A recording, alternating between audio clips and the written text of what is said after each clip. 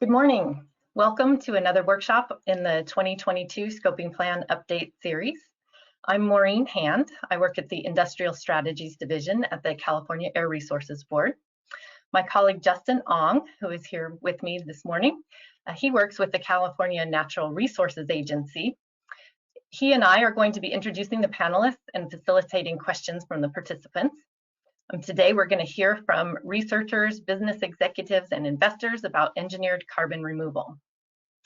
The presentations for the workshop today are posted on the public workshops link on the CARB Scoping Plan webpage. The workshop is being recorded, and we will post this recording to the webpage as soon as we can. In addition, here with me is Matt Baker with the California Natural Resources Agency, and Rajinder Sahota. Rajinder is the Deputy Executive Director for Climate Change and Research at the California Air Resources Board, and she is going to begin with an opening presentation. Thanks, Maureen, and good morning, everyone. But before I start, I want to wish Justin Ong a happy birthday. It is his birthday today, and I didn't forget. So thank you for sharing your birthday with us for this presentation, Justin. So I am the Deputy Executive Officer for Climate Change and Research, and together with Matt Baker, the Deputy Secretary for Energy at the California Natural Resources Agency, and I want to welcome you to this workshop focused on engineered carbon removal. This workshop supports the 2022 Scoping Plan Update, and a couple of weeks ago, we had a workshop on natural working lands, so we are not talking about sequestration and biological systems like natural working lands here today. I want to thank the Natural Resources Agency team for their partnership on pulling together this workshop, and also thank all of the panelists, the Justice Advisory Committee member who will be joining us for their contributions to the discussion. Next slide, please. I do want to help ground the discussion for today in science and data. The slide shows how CO2, methane, and NO2 trends have changed over time. Sorry. What you see is the sharp increase in emissions of GHGs during the period of the Industrial Revolution, and that's that shaded portion on the right-hand side. I will note that earlier this year, we saw CO2 levels hit a new high of 419 ppmb, an unwanted milestone. But we also know that once emitted, these GHGs can remain for a very long time in the atmosphere and continue to contribute to climate change. And while carbon dioxide removal can help balance ongoing emissions, carbon dioxide removal is also a mechanism to help remove the emissions that have been building up in the atmosphere that were emitted historically. I think it's also important to note that the increases we've seen in recent decades is not part of the natural cycle, and it is very unlikely that nature-based options such as forests can remove large recent carbon dioxide that is due to the combustion and use of fossil fuels in the economies. Next slide, please. This slide should look very familiar. This is California's trends. It shows that since 2000, we have made significant progress in reducing emissions per capita, per GDP, and in total, while the economy and population continue to grow. We again did achieve our 2020 target, returning to 1990 levels in 2016, 4 years earlier than mandated by AB 32. And the 2019 inventory that was posted, I believe last week, shows that we are at 418 million metric tons. So good indicators we're on the right track. Click, please. Pie chart shows what sectors contribute the most to our greenhouse gas emissions. This should also look familiar. Half of the industrial sector emissions are from oil and gas extraction and refining, which means the transportation sector is responsible for about 50% of the state's GHG emissions. Together, the industrial sector and electricity sector, totaling 35% of the annual emissions, reflect significant emissions from point sources that could lend themselves to carbon capture and sequestration if we're not able to get them to zero emissions in some other way. Next slide. This is just a reminder that the 2022 Scoping Plan assesses progress to achieving our 2030 target and will evaluate how to put ourselves on a path that ultimately achieves carbon neutrality no later than 2045. 2030 is a milestone, and the longer science-based climate goals, we must achieve those to avoid the worst impacts of climate change. So as we continue to look at 2030, it must be in the context of the larger and longer term goals, and to make sure that we are deploying technologies and strategies that don't result in stranded assets. And we must also send the long-term policy signals to continue to attract the private financing and investment in research and climate solutions. Next slide, please. This chart shows how the framework for carbon neutrality, the way that we're thinking about it at CARB. So we need to redefine our scope of sources and sinks in the framework of carbon neutrality. Simply put, carbon neutrality is achieved when emission sources equal sinks. Up until now, every scoping plan has focused on reducing the emissions from the sources defined in the AB32 inventory, which is circled down there, which focuses on fossil energy and industrial sources. We do have a separate inventory for our natural working lands. As we shift to the framework of carbon neutrality, we will expand the scope to include all sources, which means the emissions from the natural working lands and all sinks. Sinks can be natural and working lands, carbon capture and sequestration for large emitters, and direct air capture and permanent storage and use of CO2 from the atmosphere.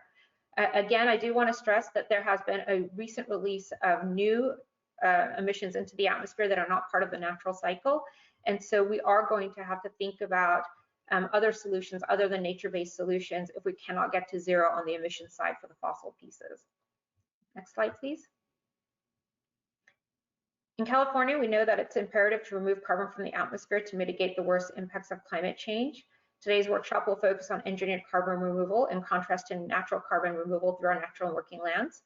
Engineered carbon removal includes technologies that can capture carbon directly from the atmosphere, often called direct air capture or DAC. It also refers to technologies that capture carbon dioxide from industrial facilities, commonly known as carbon capture and sequestration or CCS. Carbon removal, including storage and utilization, must be conducted in ways that result in real, permanent, quantifiable, verifiable, and enforceable carbon emissions reductions. Carbon removal must also ensure we do not adversely impact public health or the environment. So understanding those important aspects of any of these mechanisms is part of the scope when evaluating the use of these mechanisms or potential inclusion in the 2022 scoping plan. The last thing I want to note here is that the slide speaks to concepts, but there are different terms that are used when speaking to specific technologies. So you may hear different terms throughout the day in different presentations, but the concept is essentially the same. It is about taking carbon dioxide and permanently sequestering it in some form through technology, whether it's through the air or from the smokestack from where the emissions are occurring. Next slide, please. So I'm very excited again to host the workshop with our partners at the Natural Resources Agency. The 2022 scoping plan is a multi-agency coordination, and that because it touches many sectors and many policies fall outside the purview of ARB and also exist at other state agencies. The list of agencies on this slide is not exhaustive, but it helps to show that successful development and implementation of any plan means a close coordination and understanding of the jurisdiction of other agencies. Next slide, please. So we kicked off the 2022 scoping plan in June, and we plan to present the plan to our board for approval before the end of 2022. That is the mandate, 5 years, at least once every 5 years. We encourage stakeholders to utilize the many avenues available for engagement during the update development process. These include these workshops, the EJ Advisory Committee meetings, reviewing and commenting on materials, and attending scoping plan related board meetings. All scoping plan development information will be accessible from the main scoping plan webpage shown here. And with that, I will turn it back over to Maureen. Thanks, Maureen.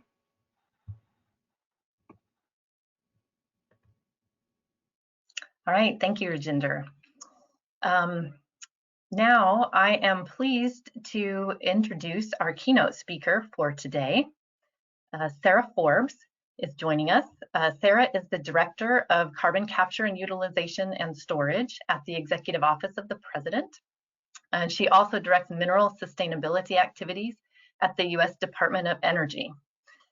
So Sarah, I know that we weren't able to get video for you, but I think we can hear you. So please, go ahead. Good morning, and thank you for the introduction. I am pleased to be here with you remotely, and I'm sorry for the lack of video. I am going to talk and divide my remarks into two primary categories.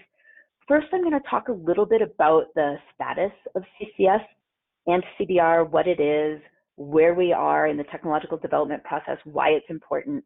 And then I'm going to pivot and I'm going to talk about what the administration is doing on CCS, and specifically what the Council on Environmental Quality is doing and why. So first, the technologies for CCS already exist, and CCS already plays an important and valuable role in the U.S. economy. Carbon capture technologies have been used by industry since the early 1900s. Carbon transportation began by pipeline in the United States in the 1970s, And injection of CO2 in the oil and gas industry also began in the 1970s. But I want to emphasize up front that like all technological systems, CCS can only deliver the desired social and environmental benefits if it is both well-designed and well-governed. So in that context, CCS must be deployed with a strong and appropriate regulatory regime, one that protects human health, protects the environment, protects workers, and also addresses place-specific concerns and issues. This type of robust government and meaningful public engagement has to happen early in the technological development process. So where is CCS today?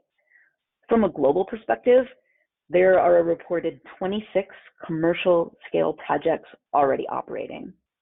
And in the United States, there's an estimated 45 facilities in operation or in development. I mentioned that we had a network of CO2 pipelines in the United States that began in the 1970s. Today, that pipeline network includes 5,200 miles of dedicated CO2 pipelines. The injection in the oil and gas industry for the purpose of enhanced oil recovery was at the scale of 52 million tons of CO2 in 2019. So I don't know if I should admit this, but I first began working on CCS more than 20 years ago when the research and development program at the US Department of Energy was first beginning. And among my responsibilities was charting out a technology roadmap. As I think about it today, while there is still research to be done and scientific breakthroughs to be made, our understanding of how CCS can be safely and responsibly stored in the subsurface has drastically improved. One thing I want to say about geological storage is that there are some common misconceptions and concerns that people have when they're first learning about geological storage. I want to emphasize that you can't create the geology where it doesn't exist. CCS projects and CDR with geological storage have to happen where you have the correct geological formations, and that includes a rock that's porous enough to accept the CO2, cap rocks that overlie it, and they also have to be well governed. You have to have appropriate monitoring and verification in place, risk assessments prior to a project. But these are things that have been studied, and a lot of progress has been made over the past 20 years. Over that time, the Department of Energy has invested more than $1 billion in its carbon storage research and development program. And that has served to develop the technologies and the capabilities that enable widespread commercial deployment today. One of the things that is important, so I mentioned you have to have the correct geology. So the only way to know if you have the correct geology is to actually collect site-specific data. And the only way to learn about geological storage is to do it. And the Department of Energy, through its program, has injected and studied the injection of 11 to 12 million tons of CO2 per year. The result of this investment has been, has made the United States a worldwide leader in carbon capture and storage. And over that time, we see that the technology for geological storage, transportation, for capture continues to evolve. For example, the costs of carbon capture have decreased by 35% when you look at a first-of-a-kind power plant with carbon capture and the second facility using the same technology. The United States may have more CCS activities planned and proposed than any other country, but if we think about the context of climate change and the scale of the challenge, additional effort is needed. I'm going to talk just a little bit about the why and about the scale. So there's long been a scientific consensus that carbon capture, utilization and storage, as well as carbon dioxide removal, will play an important role in decarbonization efforts globally. And from an American perspective, the actions that the United States takes to drive down technology costs and can help accelerate the deployment of CCS around the world. But the scale of the challenge is sobering. The National Academies of Science and Engineering, and I'm going to talk about two studies that have recently come out. So the National Academies of Science and Engineering did a study that looked at a path to net zero emissions by 2050. And what they found was that to put the US on that path, carbon capture and storage should increase by a factor of 10 above current levels. In Princeton University's Net Zero America project, they looked at CCS and found it especially important in cement production, in gas and biomass-fired power generation, in natural gas reforming, and in direct air capture. The scale in their study was at the level of 1,000 facilities capturing and sequestering 1 to 1.7 billion tons per year, supported by over 100,000 kilometers of new pipelines. We've talked a bit about carbon dioxide removal and direct air capture as part of carbon storage. That's also the way I tend to think about it. And I want to mention that in the bucket of carbon dioxide removal technologies, both direct air capture and bioenergy with CCS rely on geological sequestration. And so when I think about CCS, I think about it as an enabler to global achievement of both CCS, but also of CDR goals. So the next thing I want to do is reiterate a couple of key facts. For those of you who have worked on CCS, these are not going to be new. For anyone who's had the time this morning to look at the version of the bipartisan infrastructure deal that the Senate released, you may notice some similarities. I took these from the report that I'm going to talk about in a minute that the Council on Environmental Quality did. But I'm just going to go through them really quickly because I think they're important for framing. So CCS is needed to decarbonize the industrial sector, which relies heavily on fossil energy for high temperature heat. Direct air capture with carbon storage can permanently store CO2 emissions captured from the atmosphere, not just point sources, and that includes from diffuse sources like the transportation sector. CCS can also play an important role in decarbonizing the power sector. Including CCS in the climate change toolkit can reduce the overall cost of addressing climate change. CCS deployment can maintain and create good-paying union jobs in the US as well as globally. And well-designed and well-regulated CCS can reduce non-CO2 air pollution. So CCS deployment at any scale can't happen without a framework that includes regulations, economic incentives, and infrastructure. CCS is progressing in the United States, as exemplified by those 45 projects in development and operation that I mentioned, in part because such a framework exists and is taking shape. The Environmental Protection Agency developed a regulatory framework for injection of CO2 in 2010 under the authorities of the Safe Drinking Water Act. And under the authorities of the Clean Air Act, CCS activities are captured as part of the greenhouse gas reporting program. These efforts are designed to ensure long-term, safe, secure storage of CO2. From an incentives perspective, the Department of Energy's research and development funding opportunities play an important role. Right now, DOE has front-end engineering design studies underway looking at scaling commercial-scale CCS facilities at a variety of types of power plants and industrial facilities, and also a carbon-safe program that's looking at commercial-scale geological storage and developing the information necessary for safe and secure permitting. But there are also other important policies that are important, such as the 45Q tax credit, which provides a tax credit for both CCS as well as carbon capture and utilization projects. And here in California, the CCS protocol that was developed, as well as the pathway under the low carbon fuel standard, provides an incentive for projects to move forward. One of the things that happened in December is CCS projects were made eligible for FAST 41, or Fixing America's Surface Transportation Act, where the Federal Permitting Council can work with project developers who need to seek permits from multiple federal agencies and help establish really clear timelines for when those permits need to happen. So the administration seeks to build on all of this momentum while reducing pollution for overburdened communities and maintaining and growing good-paying jobs.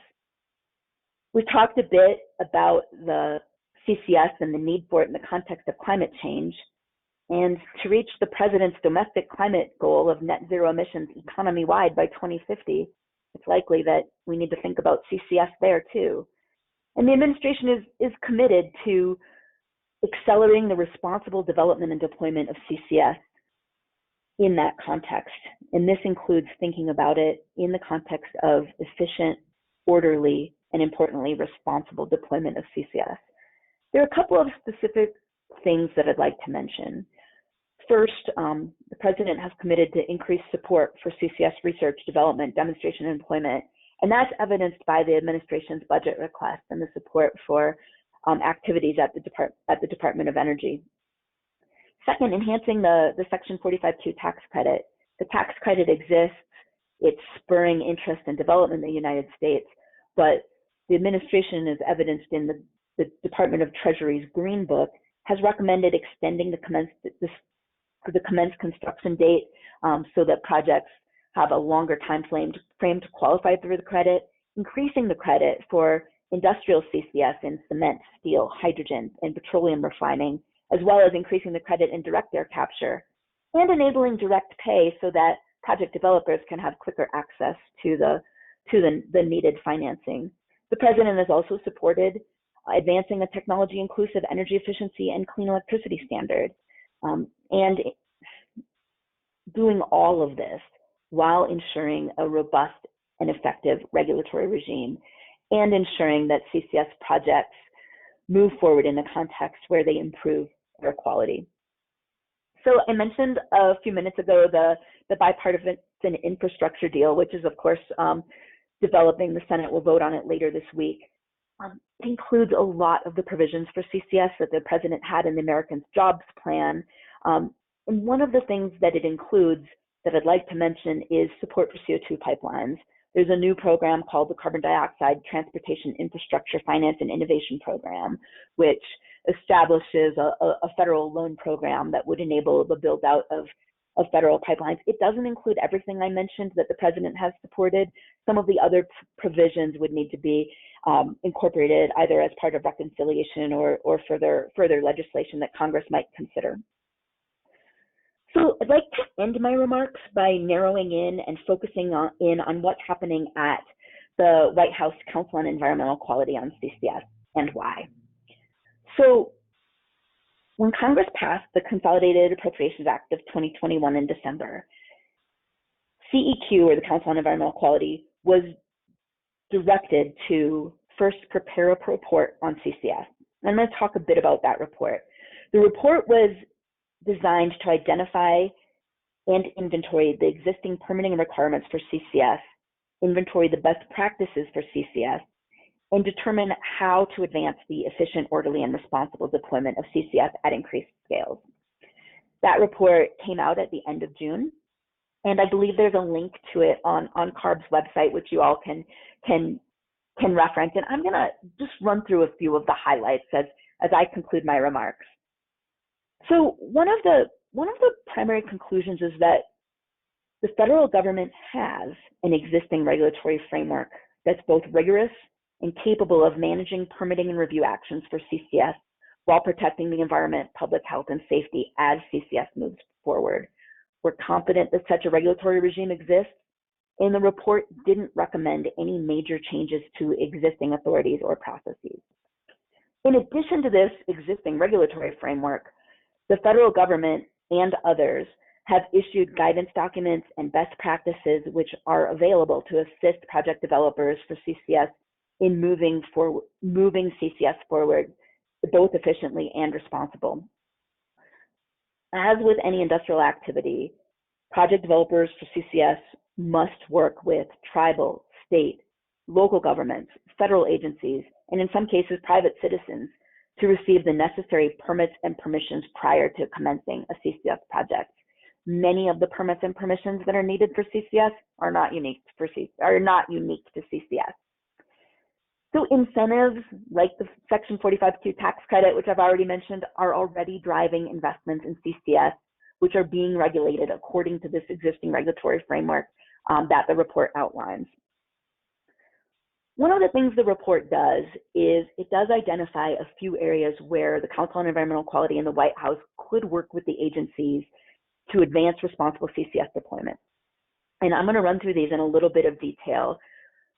But I want to mention that many of the things that we found had are pre-positioned, recently underway, like the FAST-41 inclusion of CCS projects that I mentioned. Many of them apply to all industrial efforts. CEQ has issued NEPA guidance implementation, which would apply to CCS as well as any industrial activity. And there's another bucket of these activities that were actually already identified back in 2010 in an interagency CCS report that President Obama had requested. So I'm going to talk about today and these areas that we flagged and what CEQ could potentially do. There are 5 specific areas. First of all, coordinating the permitting process among agencies. Depending on the site-specific location of a project, there may be the need for multiple federal agencies to be involved.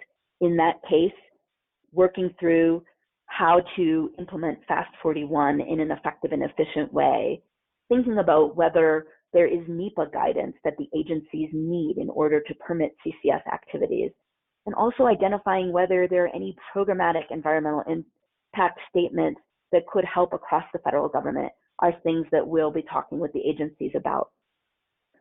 With respect to CO2 capture, we identified, first of all, a need for additional research and development, especially for the industrial sector and for carbon dioxide removal. To convene the agencies to evaluate cumulative impacts and other potential consequences of carbon capture, specifically and broadly in the context of environmental justice. To that end, making sure that as we do future CCS research and development and demonstration projects, that we're collecting air emission data and doing dispersion modeling to inform analysis of potential public health impacts. And also finding ways to promote greater transparency regarding the amount of CO2 that's captured, supplied, and injected underground in the United States. With respect to transportation and siting of pipelines, we're looking at opportunities to clarify the jurisdiction for establishing rates and access for common carrier pipelines where they may exist, to looking at how the federal government broadly can facilitate the development of pipeline networks, and also to think about permitting considerations and perhaps approved corridors on federal lands. How can the federal agencies who are responsible for federal lands work together in the context of future CO2 pipelines? The report looked extensively at carbon capture utilization, and specifically in that area, finding ways to make LCA methods and analyses publicly available, and identifying opportunities for federal procurement of products that utilize and remove CO2, really harnessing that power of federal procurement as an incentive. With respect to storage, the report identified the need to identify a process for offshore leasing and project implementation, to clarify pore space leasing and permitting on federal lands, and to increase staff capacity and training at agencies with geological permitting authorities. So the next steps, the report was the first thing Congress asked CEQ to do. The next thing will be to establish guidance based on the report for the agencies, and that guidance is to be developed by the end of the year. After that, Congress also directed the Council on Environmental Quality to set up task forces, which will inform future guidance for the agencies on the efficient, orderly, and responsible deployment of CCS. I want to acknowledge that the Council on Environmental Quality convenes the agencies, and in the development of the report, as well as in the guidance and the task forces that will follow, agencies like the Environmental Protection Agency, the Department of Energy, the Department of Interior, the U.S. Department of Agriculture, the Department of Transportation, the Permitting Council, and other components of the Executive Office of the President are going to have a major role in moving them forward. As we move forward with CCS, it's essential and imperative that we ensure that projects and efforts across government are well designed and well governed. And these efforts, as we move forward, will be designed with that as a primary goal. I want to thank you for your attention and look forward to hearing how the rest of this effort goes. Thank you. Thank you, Sarah. We really appreciate your your interest in what's happening here in California, and thank you for that overview of the federal perspectives on engineered carbon removal. Okay, we are going to move now to our first panel, and we're going to start to focus in on California and what is the potential for carbon removal here in this state. We're going to hear 4 brief presentations from each of our panelists, and then we will have an opportunity for questions and discussion. Roger Ains is the Energy Program Chief Scientist at Lawrence Livermore National Laboratory. He leads the Carbon Initiative at LLNL, which aims to understand, develop, and implement carbon removal technologies. Roger's going to give us an overview of potential for carbon removal in California. Thank you, Roger. And I think we'll get your slides up here in just a moment. All right. Thank you. Let's go to the next slide. As Rajinder mentioned, California's net neutral ambition is going to require carbon removal. And click the Lawrence Livermore, we estimated that about 125 million tons of removals per year would comfortably give us the net zero that we want. It'd give us a little bit of a cushion and of course be able to continue in net negative into the future. Next slide. And there are 3 major ways to do this. And I've drawn a little different boundaries around them than Rajinder did. Natural solutions, which we've already talked about in another workshop. Biomass solutions, which are fundamentally using plants to remove carbon and then using an industrial CCS process to remove the carbon from the plants one way or another. And direct air capture. I'm going to talk about all 3 of these and how they fit into California's plans. Next. Trees and soil, natural solutions we're very familiar with. Next.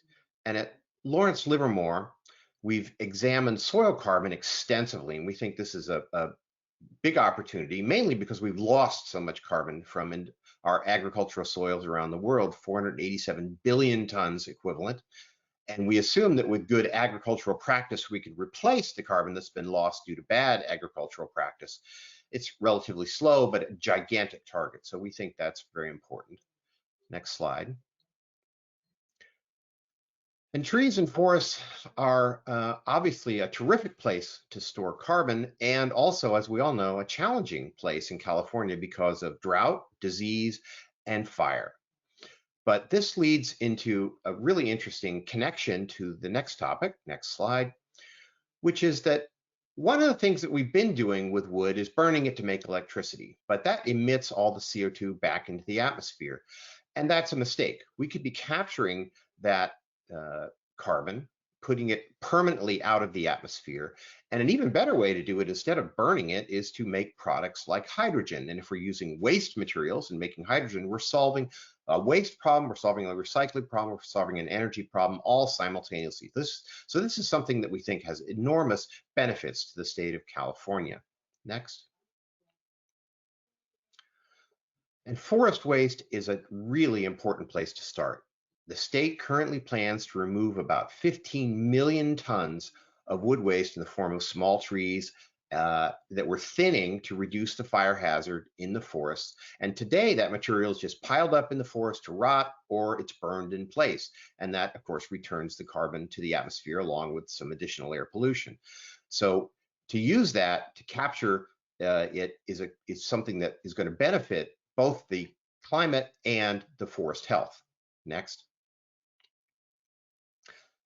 And when we look at these kinds of waste carbon around the state of California, we find there's an enormous amount of this biomass waste, 58 million tons distributed between forest waste, like we just saw, agricultural waste, like almond shells, trash, of course, mostly located in the big cities, and sewage. And all of these things have carbon in them. They're roughly half carbon by weight, and that's carbon that we could permanently keep out of the atmosphere instead of letting it return. Next.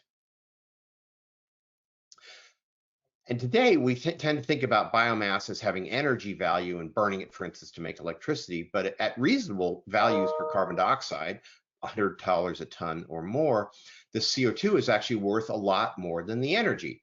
So we suggest that you shouldn't think about biomass primarily as an energy source, but primarily as a CO2 source.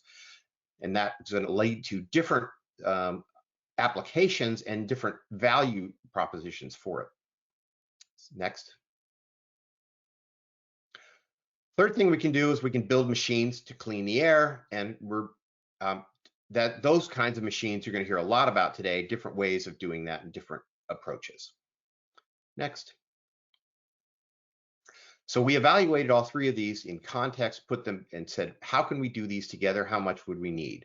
What we found was that natural and working lands are terrific. They're limited to about 25 million tons a year for California because that is as much natural land as we have to rehabilitate. The biomass methods that I mentioned, larger, about 83 million tons a year available. And then to reach our 125 million ton capacity that we estimated, you'd need about 17 million tons a year of direct air capture, the machines we talked about. But of course, that could be larger if you wanted to. Important, there's no technological breakthroughs required for that. Thanks. Go ahead to the next. And in our report, Getting to Neutral, which I encourage you to look at, get all the details of how we did this, we also looked at the cost. We estimated the cost for 2045 using our own judgment, not the estimates of the developers. Next. And we found that 125 million tons could be obtained at an average cost of about $65 a ton, a lot less than we expected. Oops, go back, please.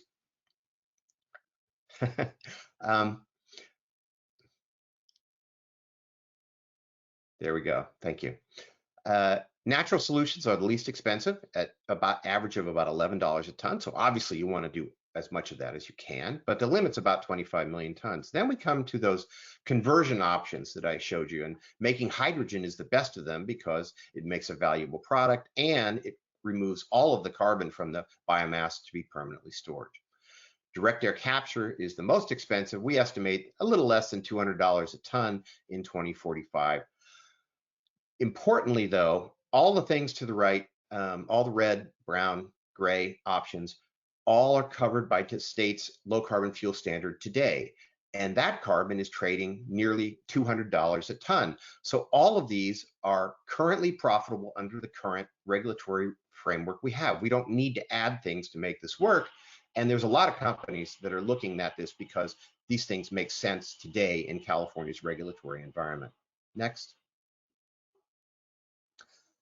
But the CO2 is going to have to go back underground. It's going to have to go back where it came from. There's simply nothing else to do with the roughly 100 million tons that is going to be captured from biomass or directly from the air. The good news is, though, that CO2's properties are very similar to oil. When you inject it deep underground, more than 3,000 feet, it turns into a liquid, and it can be stored in the same places that held oil for millions of years. And even better news is the technology and the people and the jobs required for this are the same for both. It's the same lunch trucks, it's the same mechanics, it's the same drill rigs. And so the sunset of the oil age can be the rise of the storage age. Next. Big question, is it safe? Next. We had to think about this in our report because we couldn't recommend that you store all this CO2 if we didn't firmly believe that it could be done safely. And the good news is, great depth with the regulations that Sarah talked about so eloquently. California has the most stringent storage regulations in the world. We believe this can be done safely, and it's a well-regulated and well-controlled environment. Next. Those regulations are based upon the 25 years of work that's been done by the DOE, over $1 billion invested in understanding these, understanding what the problems are, what needs to be done, and that led to the development of these regulations that are not based upon imagination, but based upon real live field data. Next. And we at Livermore took that and said, that's great. So we know that in general this can be done, but specifically, can it be done in California? And can we actually imagine we could hold all the CO2 that I calculated in those graphs that I showed you before? And the answer is yes. We looked at 2 small areas in California that are highly appropriate for this. They have the right geology to do this. and we looked field by field to see how much we could put there. Do they meet the regulations? How much will they hold? Everything in green exceeds the regulations. Yellow and orange meets the regulations. Red doesn't make it, so you can't use the red. But in the other ones, particularly in the greens, we found that California has the ability to store 17 billion tons of CO2 just in those areas. So that would cover my calculations for CO2 removal for 100 years. So in conclusion, go ahead next. There's a couple of slides here with references to reports that you might want to read. A European estimate of total security says 98% will stay there for 10,000 years. Next. A summary of the DOE work that's been done on this that Sarah mentioned, the many years of work and $1 billion spent. Take a look at that. And next, the National Academy report, which Sally is one of the authors, you'll hear from her later today, said that carbon removal is ready to deploy and that these technologies can be done for less than $100 a ton, which is our conclusion at Lawrence Livermore as well. Next.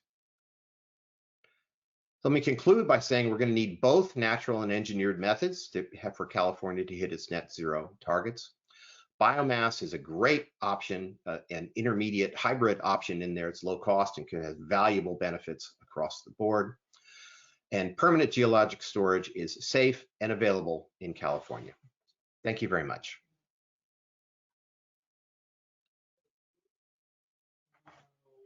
Thank you, Roger. That was very interesting and a nice opening. Let's see, our next panelist is Paula Perez-Pena. She is a principal research analyst with IHS Markit, focusing on carbon sequestration research, analytics, and insight. Paula will discuss the current market status of engineered carbon removal technologies. Thank you very much. And I think we need to go a couple of slides before. There we go. Perfect. Great. So I would like to start saying that my overview of the carbon removal potential will be more focused on the global perspective rather than the local perspective. But we're trying to cover and see what is going to happen with the market in the next couple of years. So next slide, please. And now, as Roger mentioned, when we talk about carbon sequestration solutions, we can classify them in two main groups: natural-based solutions and technology-based solutions. The technology-based solutions cover technologies such as direct air capture, that I will refer as DAC, bioenergy with carbon capture and storage, which is known as BECT, and carbon capture utilization and storage, that I will refer as CCUS, that covers both carbon capture and storage and carbon capture and utilization, CCU. This presentation and as the workshop will be focusing mainly on the technology-based solutions. Next slide, please. So if we look at the current emissions breakdown, carbon removal solutions, highlighted in green, have the potential to remove emissions from all the main sources. However, the deployment of these solutions could be challenging in some cases, as we saw before. On the other hand, CCUS solutions could address up to 54% of the global emissions if deployed in sectors such as power generation and heat, industrial processes, and transformation sectors such as refining. However, due to competition with other technologies like renewable energies or even increased inefficiencies of some processes, CCUS is expected to address between 4 and 20% of the emissions. Although it sounds like a very small percentage, in order to address this at least 4% of the emissions by 2050, the industry will need to grow multiple times its current size in the next 30 years. Next slide, please. So now let's take a look at the current market overview really quick.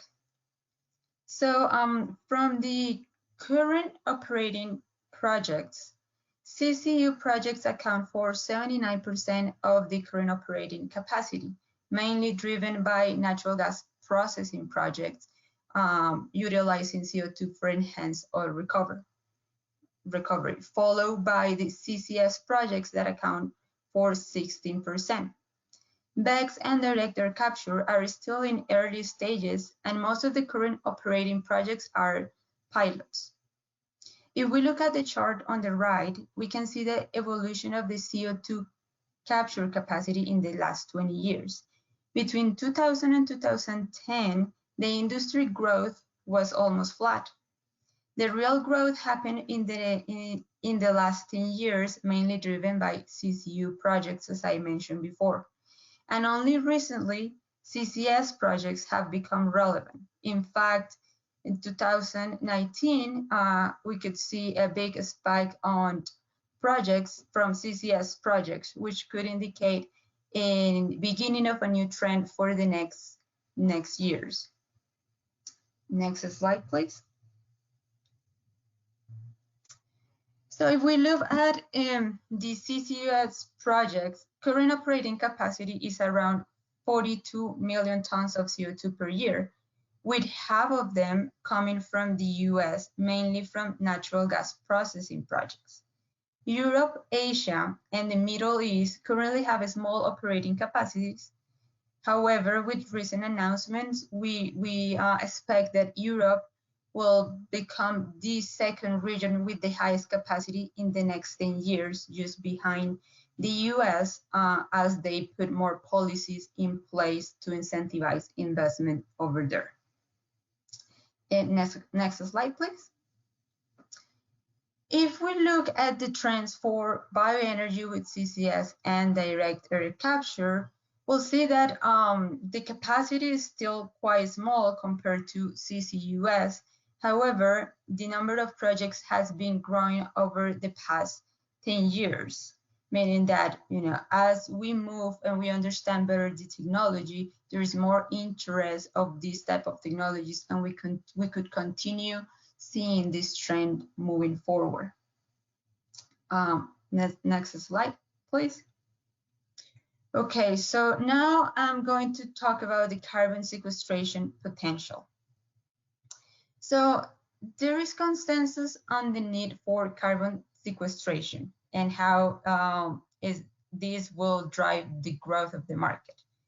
Here at IHS, we look at different net zero scenarios and how they rely on either CCUS or carbon removal technologies to meet the net zero targets.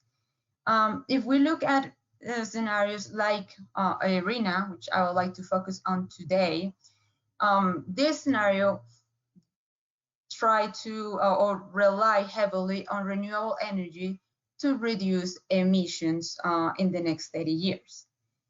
This scenario, although is heavily dependent on renewable energy, it does account for carbon capture and carbon removal technologies to meet the net zero targets, meaning that for any type of decarbonization pathway that we want to follow, even though they're heavily reliant on renewables, we'll need some sort of carbon capture and carbon removal technology to meet the aggressive climate goals. In the case of the ARENA scenario, if we look at what is the emission abatement expected from the CCUS technologies by 2050, we estimated that we will need to grow the industry at least 52 times the current capacity, which is a big challenge for the industry and quite a big opportunity for players that want to get into the market if we want to meet the climate goals. Next slide, please. Now, based on announced projects, we could be on track to double the current CO2 capture capacity in the next 5 years. Project additions are expected to increase year over year, and in fact, around 30 new large-scale projects could be operational by mid-20s. Although the project pipeline seems quite positive, 80% of these projects are still in early stage of development and will have to overcome multiple challenges before they start construction. One of the most important ones being policy. So the next 5 years will be critical for the industry. If most of these projects in the pipeline succeed, the industry will reach a historical growth rate needed to meet the aggressive climate goals. So it seems that we're on track to grow the industry as we need it. And it's also important to highlight that most of the new projects in this pipeline are coming from blue hydrogen in Europe, and also from power generation in the US. So we are moving away from the traditional natural gas processing projects that we saw in the last 10 years into new areas that have been incentivized mainly by policy support, either in the US or in Europe. Next slide, please. Now, for bioenergy with CCS and direct air capture, we still have a very small project pipeline, and therefore the capacity increase will be limited in the next 5 years. However, for direct air capture, we'll see that we have one of the big milestones from this technology coming up in the next 5 years, which is the construction of one of the large-scale plants led by carbon engineering. So this the growth in the investment into these technologies, specifically direct air capture, will be a big step ahead for the technology and will let us understand better either the cost and the pathway going forward for this type of plants as we move into large-scale projects for this type of technologies. Next slide, please. And finally, I would like to highlight that carbon capture costs are highly project specific. So if we look at the current emissions scheme pricing, they are already incentivizing investments, but for a small number of projects in the market. For projects that have higher costs, such as power plants and new technologies like direct air capture, we need very incentives in other regions. I will say California, in a way, is a leader on this topic with the LCFS that is incentivizing one of the most expensive technologies at the moment, which is direct air capture, and also is attractive enough to cover multiple projects at different costs. So as we have more of these policies in place, this will not only benefit California, but also the market as a whole, since more projects will mean a faster learning curve, and also some opportunities for cost reduction. So the potential for growth with this type of policies is quite large, and we expect that California leads this type of developments and the technologies, new technologies in the air removal space. I think with that, I'll finish. Thank you very much for the opportunity. Thank you, Paula. Thanks for sharing a lot of different perspectives of things that are happening in the world today. Our next speaker is Catherine Houston. She is a staff representative for the United Steelworkers. Her roles and responsibilities there include negotiation and arbitrations, training and education, conflict resolution, and advocating on behalf of working families. Catherine is going to share some recent experiences related to a refinery conversion project. Catherine, Good morning. Good morning. Thank you for having me.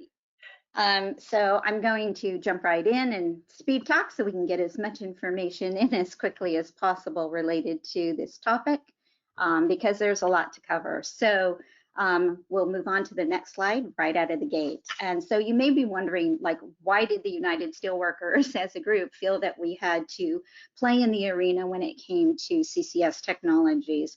And if you take a look at this and you see the industries that we represent, it becomes really self-evident very quickly. So as the largest industrial union in North America with about 1.3 million workers, we realized that we manufacture everything from COVID vaccines and masks to submarines, planes, trains, ships, automobiles, the components that go into all of those things. We represent 25% of our district is in healthcare, so everything from hospitals to EMTs and paramedics. But on the opposite end of the spectrum, 95% of the workers that do work in the oil sector. And so when we took a look at everything that was going on around CCS technology, all roads led to the industries that we happen to be in. And so we recognized that we needed to become a player in this in order to not be left behind. So we'll jump right into the next slide, please. So this gives you an idea. So if you take a look at this, what you'll see in the photos are in the upper right-hand corner, that's actually one of our refineries in Torrance, California. The center, you can see part of the steel making process. The largest steel manufacturing facility we have in California is in Pittsburgh, California. And then at the bottom, what you see are cement refineries. And so the cement manufacturing processes. And we have cement dotted about 5 or 6 different ones, and those are typically in the Central Valley, heading on into the south. And so in the transition to clean energy, we needed to look at both what are the job impacts within the affected sectors and what the impacts are to the communities that are supported by those jobs. And so I'm going to briefly touch on the unemployment or hopefully re-employment and the value that CCS can possibly add as a technology to offset some of the initial negative impacts. And it can also be part of the job growth pathway. And so I'm going to talk for a minute, of course, about the one sector most often referenced, and that is oil. So here in California, we literally have thousands of workers in the oil industry employed in fossil fuels and throughout the entire supply chain process. And so the oil workers we represent are everyone who, from the chemists who work in the lab, to the folks who are running the operations within, to the fire brigade that is on site for emergencies, to the folks that are down on the docks receiving the various products and doing the processes that they need to. And so this industry provides a ton of family sustainable jobs and wages, right? So those are good jobs, they're good paying jobs. And so as we progress, we need to make sure that the companies, communities, and workers are all equally included in the equation when it comes to transitioning to technologies like CCS. And because we need to preserve as much of the local economy as possible to ensure continued neighborhood cohesiveness. And so to cite the most recent example that I know you are all aware of, so we represented the workers at the Marathon refinery in Martinez, California. And so when the decision was made for that to switch over to a biodiesel transfer station, that displaced about 400 workers overnight. So when you convert, you don't need as many employees. So what used to take about 500 employees just to keep operations moving now translates to needing maybe 40 to 60 tops to do those to do the new jobs. And so it was a multi-generational employer as well. And so it was pretty devastating, and it severely altered the lives of those families overnight. So when we are managing these transitions, we need to be mindful of what it means to the real folks, and we need to ensure that they can also be allowed to maintain their current livelihoods, whether in the current jobs or with new comparable jobs that can ensure an equitable transition for those displaced workers. And along the way, we need to ensure there's a social safety net to fill the employment gap along the way. You probably hear of this most often referenced to as just transition. And so our hope is that the new renewable energy products utilizing CCS type technologies will be brought into those same impacted communities. So that way it lessens those. On June 10th of this year, so literally like a month ago, Professor Robert Pollin released his report, and it's a program for economic recovery and clean energy transition in California. And that report, for the first time, actually detailed out anticipated job impacts and costs associated with California's clean energy transition. Interestingly enough, the 3 counties identified as the most affected going through these processes are Kern, Contra Costa, and Los Angeles.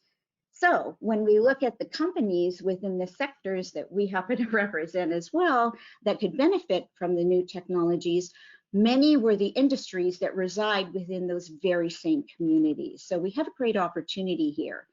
And so we have to look at it from an overall perspective, taking into consideration all of the aspects. So this is inclusive of some of the things mentioned already, the business incentivization, the investment into their technologies, the workers, the community, and hopefully the creation of the good paying jobs that will be comparable to those that were lost, or the skill sets of the displaced workers that hopefully will be readily transferable to some of the new positions that would be created by incorporating CCS into the technology.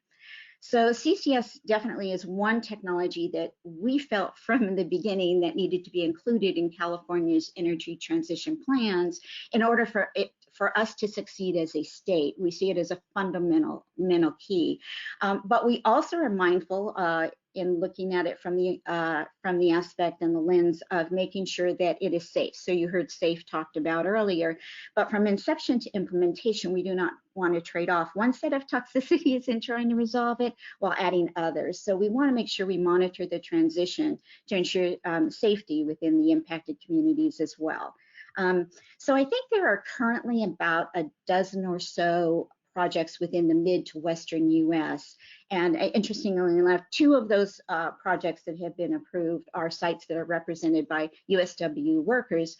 One is in cement sector, the other is in the refining sector. And so I guess percentage-wise, we're looking pretty good at being part of the process here in these pilot programs. But I will also say that it is so new to us that there's still a lot that we don't know about the jobs that it will create over the long term. But over time, we anticipate that we'll be able to see what ongoing operational positions versus more the short term construction jobs that are created, what those look like. And we know those construction jobs aren't actually like too short term because it takes a while to do this. So CCS is also the one approach that allows for many energy sites and production processes to operate to the end of their natural useful lives. And it allows for the transformation of entire industries over the longer period. And additionally, the state procurement policies that are put in place, right, that put a premium on acquiring low carbon materials for building, for the fuels, for the power that it will take, those all play in this and has the potential to sustain low carbon industries and enhance the positive jobs effects within the industries. So as I mentioned, some of our industries happen to be those that are power producing assets, currently nowhere near the end of the natural life cycle, but utilizing CCS, they can keep producing these products and adding back to the grid. And so CCS can be used to secure and perhaps even add energy sector, industrial and construction jobs along the way. So if we move to the next slide, what you're going to see on this next slide is the Rhodium Group did a study that illustrates really well what it looks like to build large-scale CCS capacity and infrastructure and the jobs that could be created in construction and new operations. And the cool thing about this report is that they broke it out by state. And so if you take a look at the slide, what you see is that it covers everything from the initial intermediate opportunities with investments and how many dollars it'll take to invest in the process, the jobs associated with the carbon capture capital investment and the jobs that are created in that sector. Then you have the annual jobs in running the operation. So those are ongoing, what we hope are those permanent jobs. And then the 1.2 billion in transport infrastructure that will be required to support them. And that is also a job creator as well. And so that's what this illustrates really well. And then moving on to the next slide. And as I said, it just happens to be, this is what it is.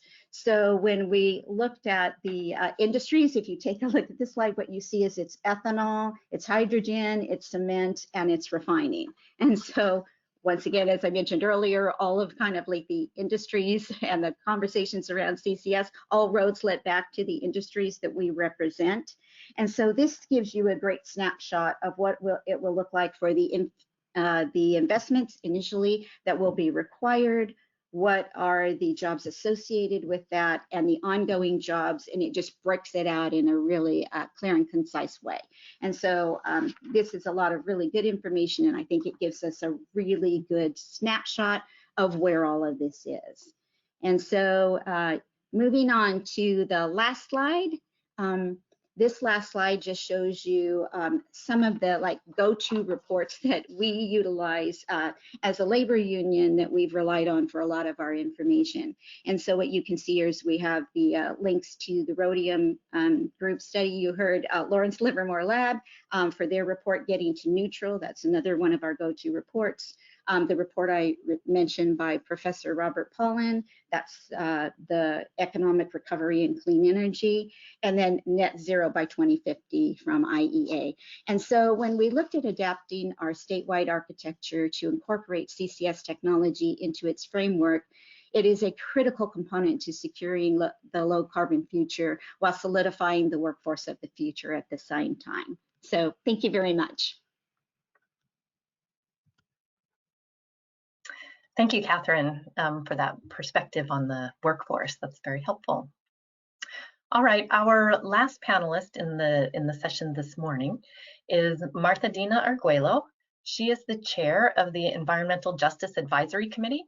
She's going to share some perspectives on what she's heard in the workshop thus far, as well as other perspectives from the EJ community. So Martha, do you want to turn on your video? And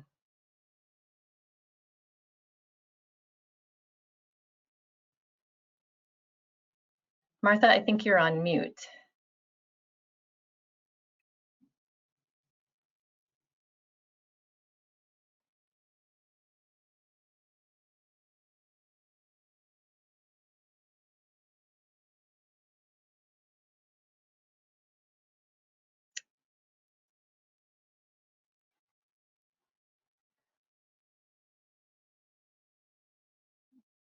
Martha Dina.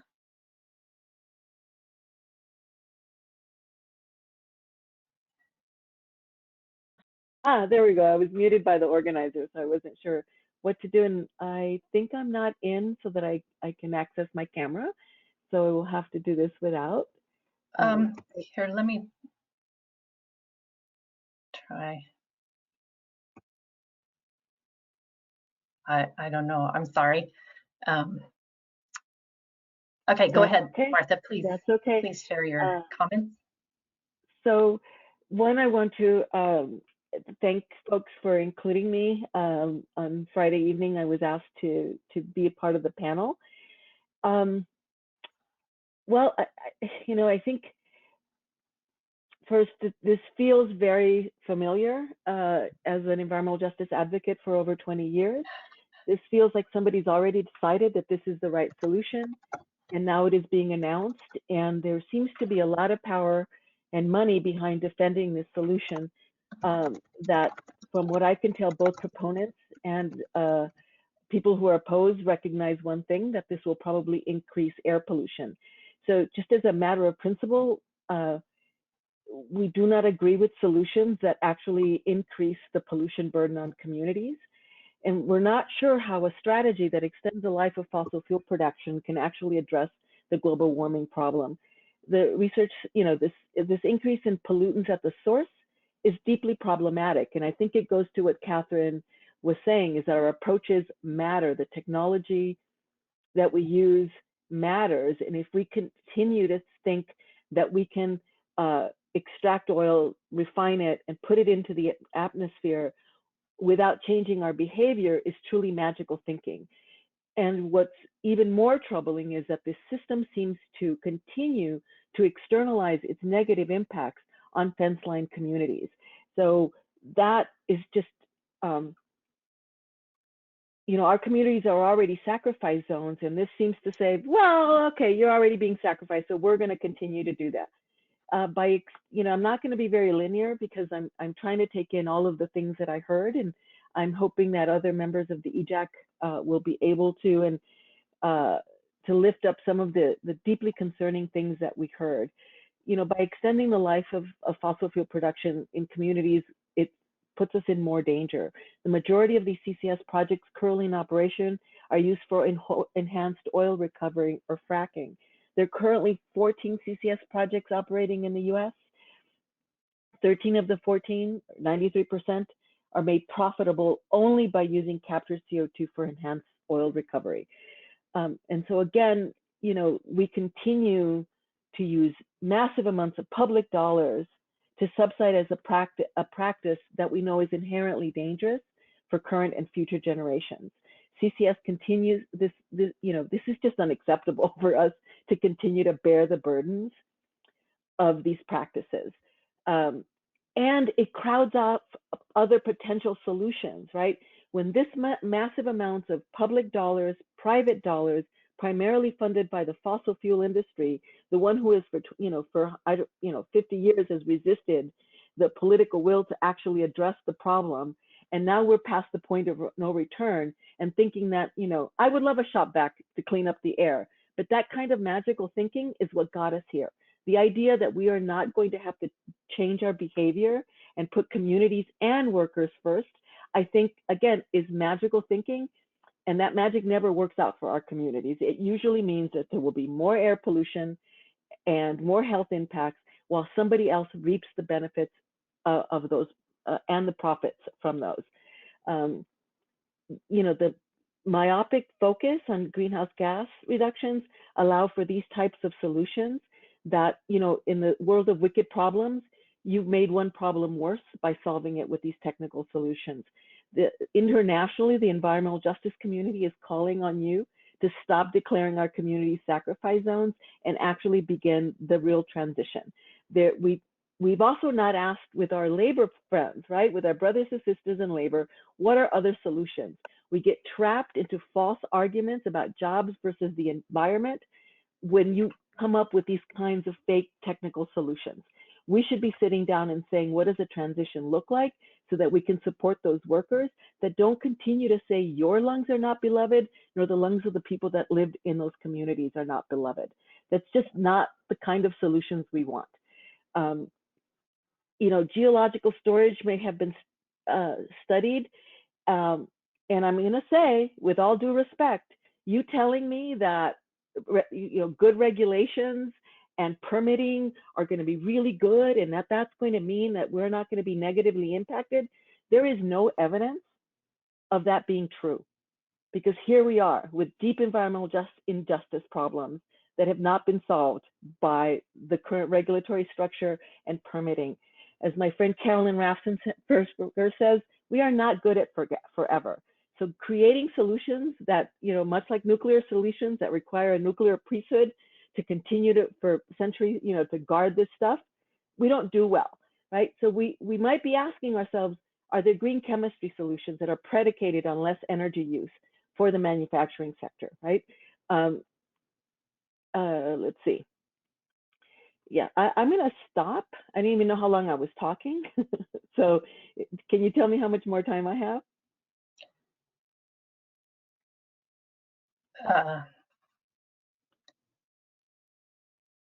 Well, I wasn't watching. Yeah. So okay, so I'm going to keep going then until somebody tells me otherwise. You know, this it worries me when we see the money that's being invested by the fossil fuel industry, and we're crowding out things like hempcrete or other technical, other regenerative agriculture, wetlands restoration, forest management, and using traditional ecological knowledge of California Native peoples to create stewardship.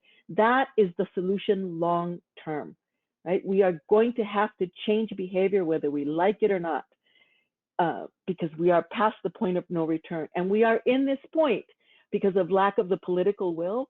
And so for us to say we are in a climate emergency and the only way to solve it is at the expense of low-income communities who are living fence line to these facilities, right? To our brothers and sisters in the Central Valley where you're going to put this, who are already overburdened, it does not make sense. It does not reach the goals of AB 32 to not make things worse in our communities. And it continues to pit labor against our communities. And we just don't want to do that anymore. Thank you.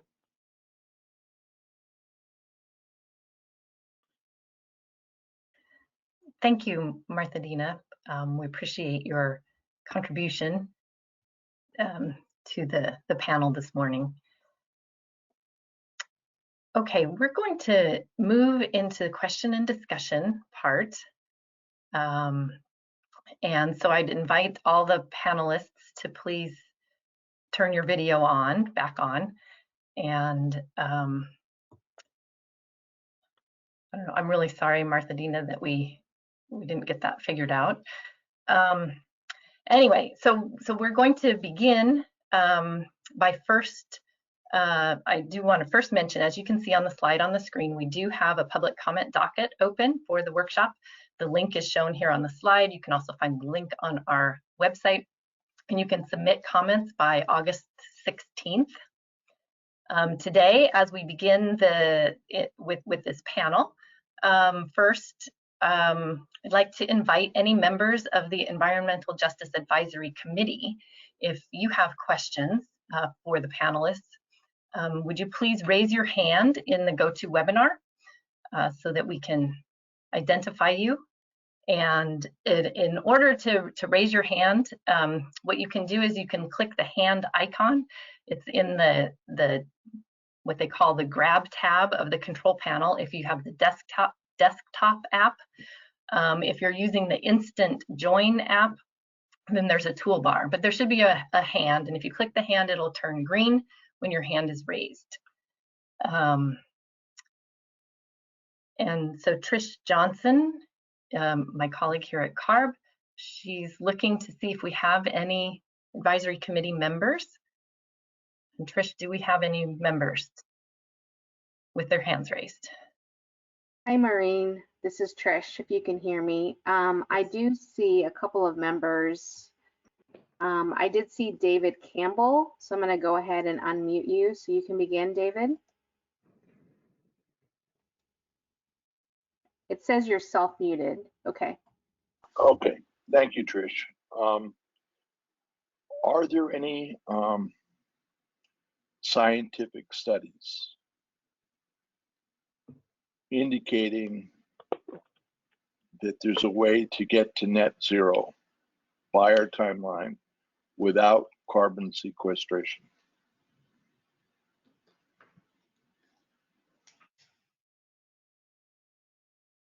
That's my question.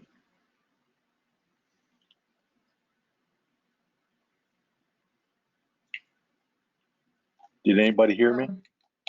Yeah, I can start just based on the analysis we've done.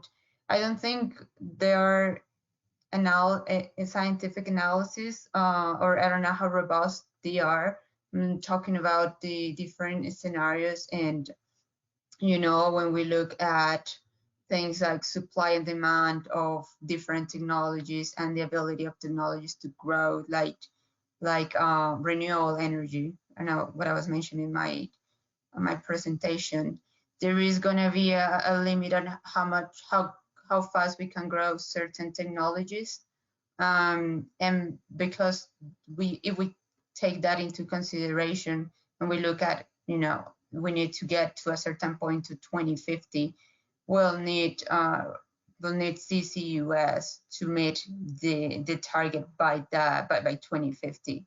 But that's based on, I would say, no scientific. It's more of like the market and how quickly these technologies can grow, right? There is always a possibility of a breakthrough technology that could change this, but that's what I can share based on the analysis we've done on your scenarios. Again, no scientific base, but more market base. And I can address the question of whether there's actually any scientific studies. There have been studies that look at the energy sector alone, that with a very aggressive build out of renewables could achieve net zero for the energy industry. But for California, we're looking at other things, including agriculture and other small-scale greenhouse gases. And there are no studies that show how to reach net zero, including the entire economy. Thank you. You said that was by 2050, net zero on just energy? Yes. Which is 15 years past our timeline. Yes. Well, and I don't know, I don't know, Mr. Campbell, that it's actually, if you will, past the timeline. It's that the timeline is going to, you know, the timelines we currently have are there as, you know, like what we hope will be achieved by that time. But to the point that both of my colleagues have made here is that it also is going to take whatever time it takes, because there's going to be the technological advances. There's a lot of the other things that are going to be looked at, right? So we know there's going to be liquid fuels. We know there's feedstock things that we need to look at. And so all of those components together are all going into all of this energy plan for the future. And so there aren't the scientific studies, I think, yet down to that granular level that you're asking about. But I think that the timelines are what we need to shoot for, because that's the trajectory that we want to go in. And 2050 is kind of like the last date out there that we're looking to seek all of the achievability of what we are hoping for. Thank you. I'm new to all this, so I have a lot of questions. Some of them may be dumb questions, so that's the way it is. Thanks. Trish, do we have other members of the Environmental Justice Advisory Committee? I do see one more with their hand up. Nina, I'm going to go ahead and unmute you, and you can unmute yourself and begin. It still says you're self-muted. Nina, if you can hear me. Yes, can you hear me now? Yes. Okay, great, thank you. Yeah, thank you for the presentation. This is Nina Mohan with the California Environmental Justice Alliance. Yeah, I have, a couple comments, questions. I'll try to be brief with them because I think my colleague Martha spoke a lot to the concerns that the environmental justice community has with CCS, particularly DACs and BECS and CCU. And so, one main thing I just want to uplift is that in all the research that we've been looking at, there's a strong indication that CCS, particularly CCU and direct air capture and BECS, are not actually going to reduce global greenhouse gas emissions. And at the same time, they're going to increase local air pollution, particularly in EJ communities. And I think we've spoken a little bit today about the concern that moving forward with this technology is only going to delay a phase out and our hope at a livable future, because we have this option to extend the life cycle of fossil fuels through enhanced oil recovery. And so that's a question I want to pose to the panelists, is how do we ensure that this type of technology is not going to continue our reliance on fossil fuels, which is also in direct contradiction to the governor's recent directive for a phase out. I also have a question around the financial piece of this.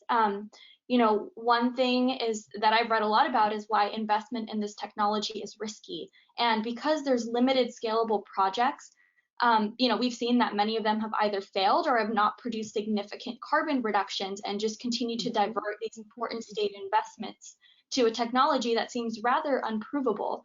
And I think Martha mentioned this, but it seems like the majority of the projects that were actually profitable were only profitable because they used this captured CO2 for EOR, which again perpetuates our reliance on fossil fuels, which we need to move away from. And the third thing, and also kind of a broad question I'll pose to the panel, is around the safety of this. I've read about the numerous, and I've also seen videos about the dangers of carbon storage in the pipelines underground, and how there's been all these documented leaks and explosions from the pipelines, and that the science tells us that we have to monitor these for over 100 years. And that's really concerning to me because, based on the experience of environmental justice communities, the state can't even adequately monitor the existing oil and gas infrastructure it has, which continues to put EJ communities at risk every day. And so it makes me concerned when we say, okay, we're going to monitor this infrastructure for a very long time, And as we saw, this infrastructure is likely going to be sited in the Central Valley, which is already home to numerous EJ communities, which, as Martha said, constantly get treated like sacrifice zones. So I have a question about how we expect to do adequate regulation when it's something that we haven't really done before successfully. Yeah, so those are just 3 points that I wanted to name. Thank you.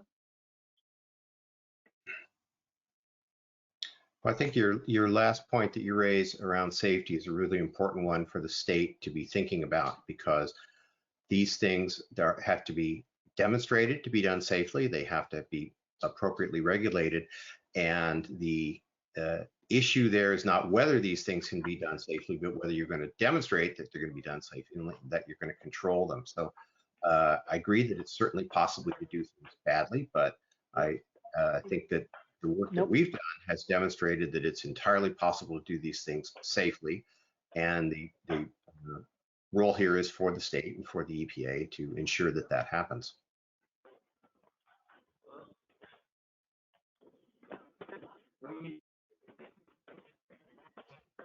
Okay, I'm going to weigh in just for a minute here as well, Nina. So I will say this: a lot of times people think that because we play in the industrial world here so much, and with our industries that we represent, and obviously that includes oil, and our members don't, go to work at a facility and then go home somewhere else. These are folks who live and work and are active members within those very communities. And so, and for anyone who knows anything about us, we don't sacrifice anything for safety and health of the employees and of our communities. So we are very integrated into the very fabric of the neighborhoods that our folks live in. And so when we are looking at these technologies, what we see is the possibilities that we can take advantage of, but it does have to be done right. And that is why I said we don't want to set off one trade of, toxicities on one end for toxicities on another end. That is not an option. It's the reason that all of us on this panel are saying that the monitoring processes need to happen. And I will say also one of the things I said earlier, which is that there's more that we don't know about the fruition that of the projects, because we just kind of aren't there yet. And so I think there's more to come, but it will take all of us working together, right? It takes a village to accomplish any of this, but what we see is the potential that could be there for it to be done right. And so I think there'll just be more to come to this, but I think that you'll see all of us being, if you will, watchdogs, because we have that as responsibility, and the state is fully aware that's the responsibility, is to ensure that the technology is safe and that it works within these communities, and that it is something that will uplift, not something that will further depress the communities that are already impacted. Thanks. I'd like to say something about the fossil fuel issue. In my presentation, you heard that we need these technologies in order to reach our goals, irregardless of fossil fuels. If we completely got rid of fossil fuels right away, we'd still need to clean up the atmosphere. We've already emitted too much. We're going to have other sources that continue to emit. We have industrial things like cement that continue to emit. And so the issue is not, should we get rid of fossil fuels? We have to transition away from fossil fuels as fast as we can, and we still need these technologies in order to meet our climate goals. There's just that when we run the math, it's just you can't get there without these technologies. No matter how ambitious you are about natural solutions and how aggressively you apply them, there's just not enough capacity available in those to solve the problem. Right, and I think I would like to echo that and add that, like when we talk about these technologies, as I mentioned also in the presentation, the emission reduction that will come from these technologies is very small compared to the big picture, right? Because we'll be focusing on other technologies. So there's going to be a move away from fossil fuel. There are in industries that are really hard to evade, where this technology could be a solution if we want to reach the climate goals. So this is more of one of the technologies in the portfolio of decarbonization. And these projects are, each of them are very unique.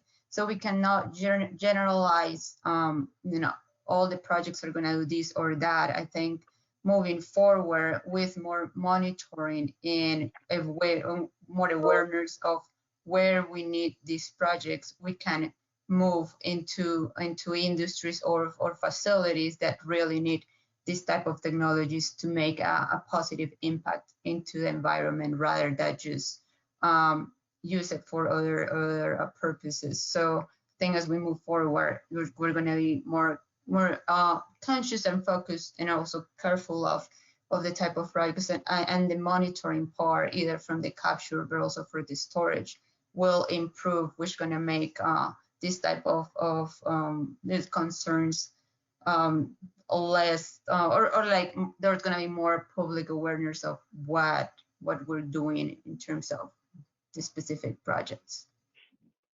Well, if I may, I mean, I think sunlight is probably the best solution to false solutions. Because I think it's not possible to monitor these things, CO2 for the hundreds of years.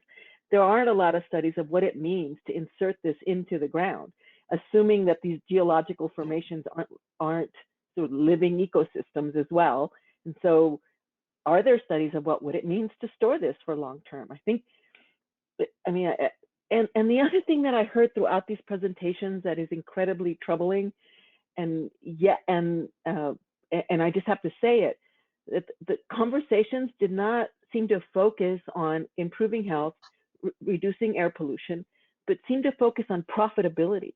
And so if your technology is only profitable if you take massive amounts of public dollars to support despite lack of information, I think that's just a dangerous perspective, a dangerous approach. So yeah,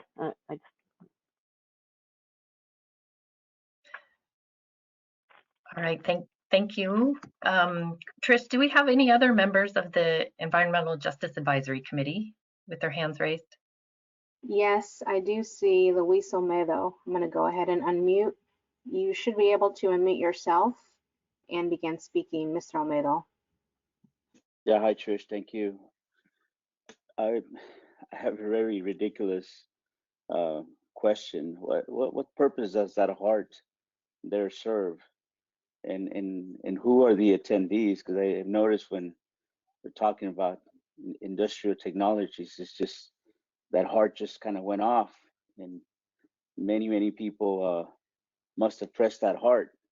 So I just wonder what kind of outreach goes into reaching out these communities that my colleagues from the Environmental Justice Advisory Committee are here advocating on behalf, certainly as experts of environmental justice.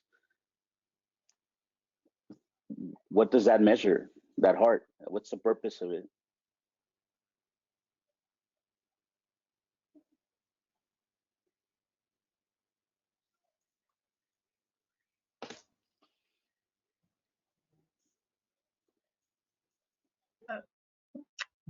I'm sorry, Mr. Olmedo, what a heart? I don't understand the question. Yeah, there's a little heart here on the screen, and I just see people just, just goes off. I mean, totally, it was kind of a ridiculous question, but I don't know. That tells me that there's people pressing the heart, and it says it's 192 hearts, 193 hearts. What is that for? What is that measuring?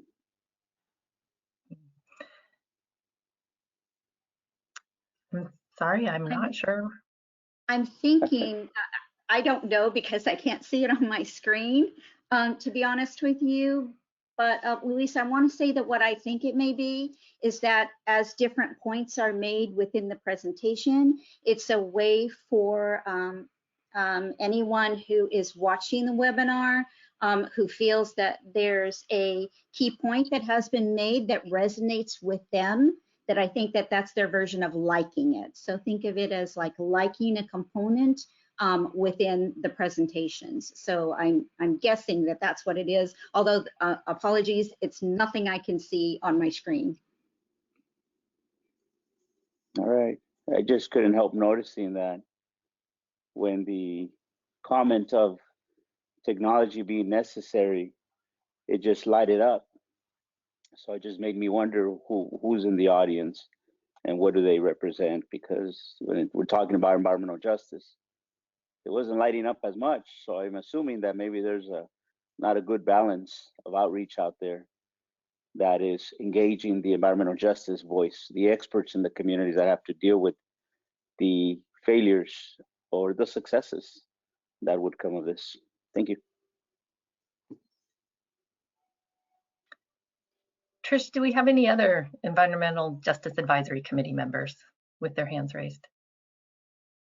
No, I don't see other EJ committee members. All right, well, thank you. We'll now open the questions up to the public. We are scheduled for about another 30 minutes here, or 25 minutes. And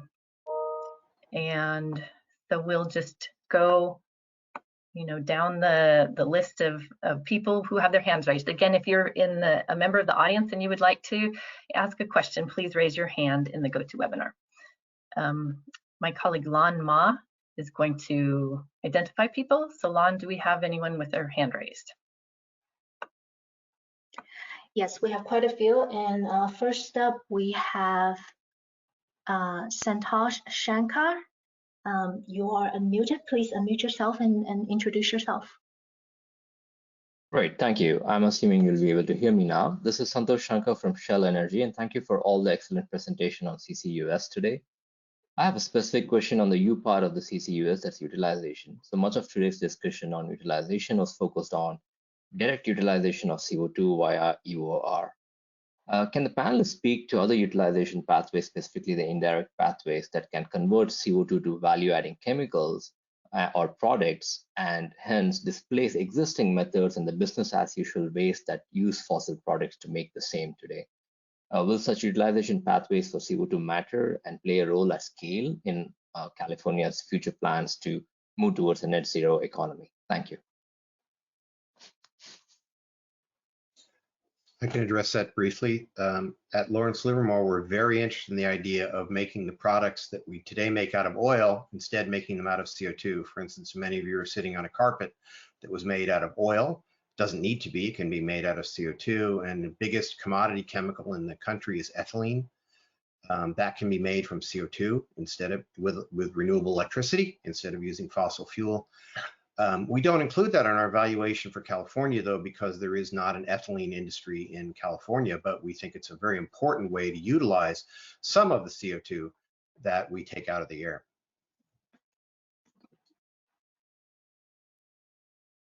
I would also like to add that, also from the more global perspective, like there's in Europe some cases of using CO2 for food and beverage, also for greenhouse or yield boosting, that we've seen a lot of pilots around the world looking into that, saying how to use CO2 to accelerate the growth of different crops.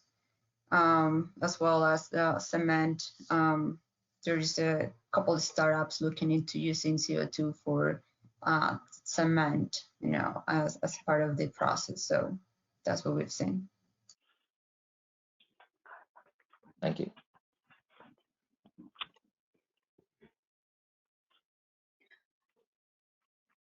All right. Next up, we have Tom Lemon. Please unmute yourself and introduce yourself.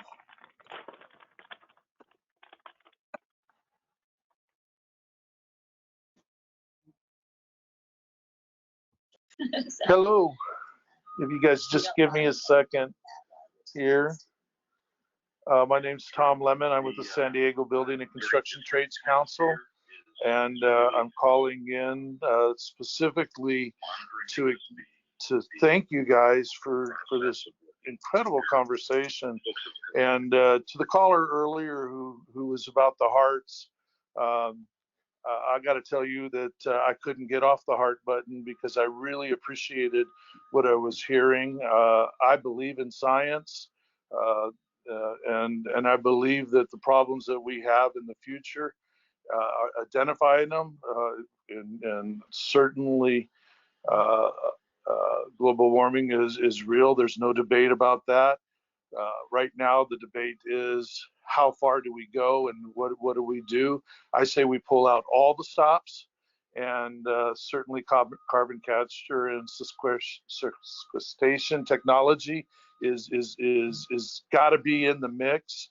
We absolutely have to focus on technologies that not only if we became zero net neutral today, starting tomorrow, we can suck out the stuff that's naturally occurring. This is a critically important conversation for our survival. And I really appreciate that smart people, scientists, everybody's weighing in and willing to have a mindset that says, let's do everything and let's look at all the technologies. And thank you so much for the opportunity to speak today.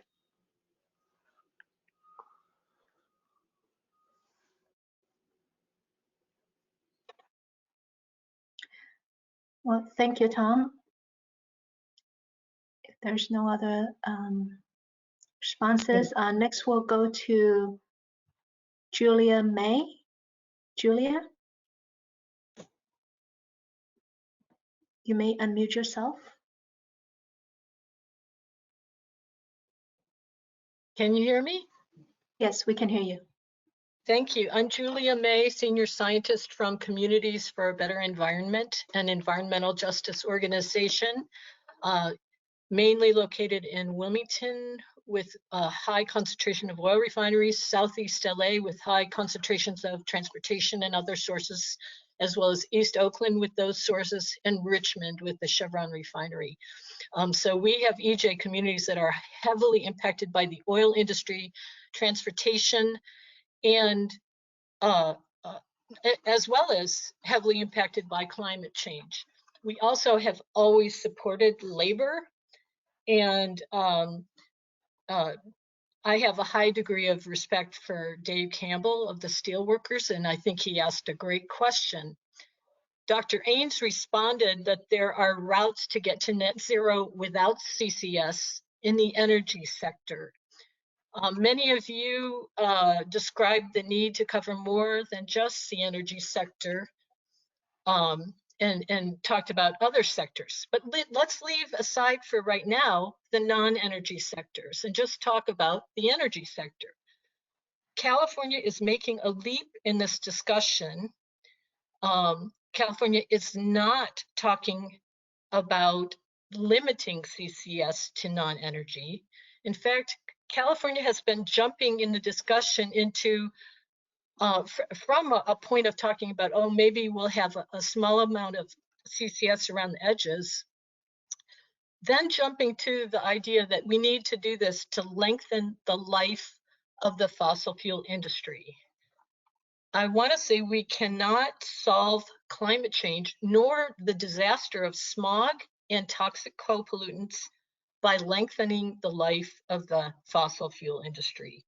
So my question for all of you and to CARB is, can you commit to at least phase out fossil fuel industry, and including oil refineries and oil drilling, as well as fossil transportation, to zero by at least 2045 with no CCS? Again, I'm referring to the comments that we can do this at least in the energy industry. We can talk some more about the other sectors, but right now I want to focus on the energy industry, which we cannot solve smog, we cannot solve climate change by lengthening the life cycle of the fossil fuel industry. So I'm asking for all of you in CARB, can you commit to no CCS for that industry? Thank you. I appreciate your hard work. Well, let me start with that one, Julia. I think it's a question of what kinds of choices we want to make in terms of investing and how we get to our net zero future and how fast we want to do this. And in the fossil energy issue in California, the largest one is transportation. The average lifetime of a car here is as much as 20 years. And of course, the longer lived cars are in the hands of the poorer communities. And so the question is, how are we going to make things like electric vehicles available to everyone at the pace that we need to do it? And it's not that we can't do that. We certainly could. It's a question of how would we do it? How would we pay for it? And those are the kinds of questions that we have to answer. And then at the same time, as Catherine said, how are we going to make sure that we have an appropriate transition of jobs for all the people who are working in those industries today? So it isn't that we can't do those things, it's that it's a challenge that we all have to accept to figure out how we're going to do them simultaneously and try to meet all these goals that we have. Well, and I would add to that, that CARB actually needs to start being serious and as scientists as well about measuring benefits and burdens before we propose these things, right? If the promise of these solutions is that we continue to bear the burdens in terms of health, that's not a workable solution. We've gotten to the point where the narrative is about a climate emergency because we've resisted doing the things that we know would work and give us the solutions. And so in that emergency kind of thinking and decarbonization at all costs, it is easy for people who are well-heeled and supported by the oil industry to continue to say that it is okay to push those burdens onto low-income communities.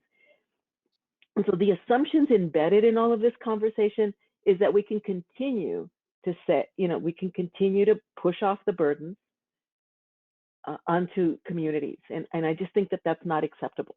Thanks. I just wanted to respond to Dr. Ains as well. And thank you. I agree that we do have to consider costs, but we can do it.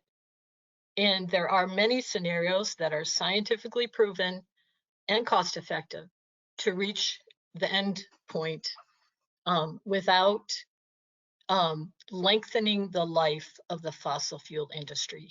And so we would argue that that's what we need to get to. And we will make some more detailed technical comments about that. Appreciate all of you and appreciate what Martha just said. Thank you.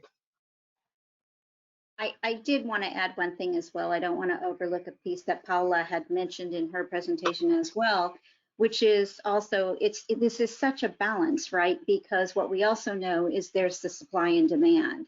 And to Roger's point of, electric vehicles and how do we get there and get them into the hands of the, the community. But when we're looking at the supply and demand, if you look at our consumption levels within California, we also have to look at it through the lens of being realistic about what will it take to get us there and what are all of the technologies that would be available to move us in the right direction. And so it's really about us as consumers, because what we don't want to do is do a ready, fire, aim, and then we end up in a position of having to import, which increases the carbon footprint across the board. And so we have to look at it, as Paula said, from that whole global perspective as well. But for California, recognize that we are terribly large consumers and figure this all out. So these are all pieces to this process that we continually grapple with, and it's the reason that we have these conversations.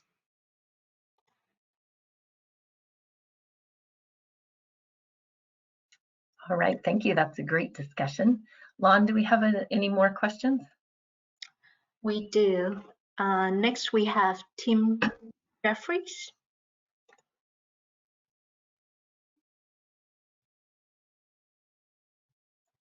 Hi, Timothy Jeffries, Boilermaker Local Lodge 549 Business Manager. I represent the Bay Area here. I'd like to just point out though is that the conversation seems to be that it's always either jobs or the environment versus I'd like to drive the conversation for jobs. Jobs are most important to the people that have been affected out there, I believe. But more than anything, rather than looking at it as job and industry, as we try to shorten our dependency on fossil fuels, the conversation needs to be addressed, I believe, that's with us as the citizens of California and the world, that we should be looking at our wants to desire our needs for those fossil fuel products that are being produced through the current refining process. So I think that my message is now is that we should always keep jobs at the forefront of protecting those jobs, not over the environment. I think it was said earlier, as a building trades member, we all want clean air, not just here in California, but worldwide. But At the same time, we also want to make sure that we're looking at all technologies, not limited to the technologies that are available to us, and keeping close eye on the jobs. Turning the fossil fuel industry over on its head won't do anything for those jobs. That when we still require or still want those products that are being refined through the current refining process. Thank you.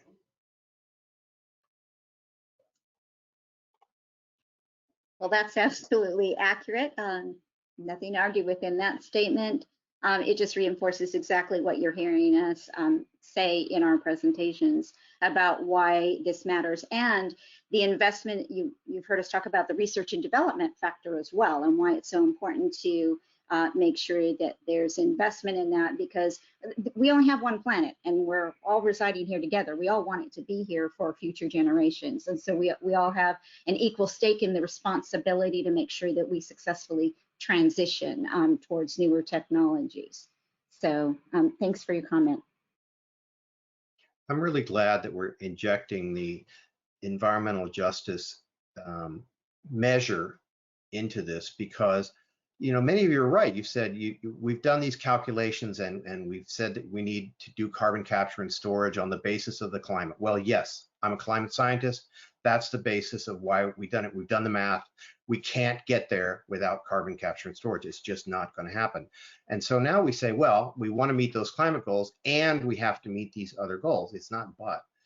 And so I think it's great that the Air Board is injecting this conversation and that we can now talk about how to meet both of these goals simultaneously, because I don't think it's negotiable.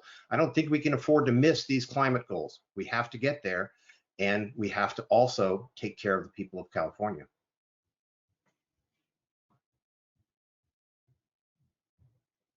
Well, thank you. Yeah, Lon, I guess I just wanted to suggest, people, please, if you have a question, while we have these panelists here, we do have opportunities later this afternoon. We have some other speakers, but please, especially if you have a question, we would like to hear from you. So go ahead, Lon. All right, next up we have Brian Koloji. Brian, you are unmuted. Please unmute yourself. Very good. Hello. My name is Brian Koloji. I have energy carbon management company called Koloji Corp. K-O2.com is my website.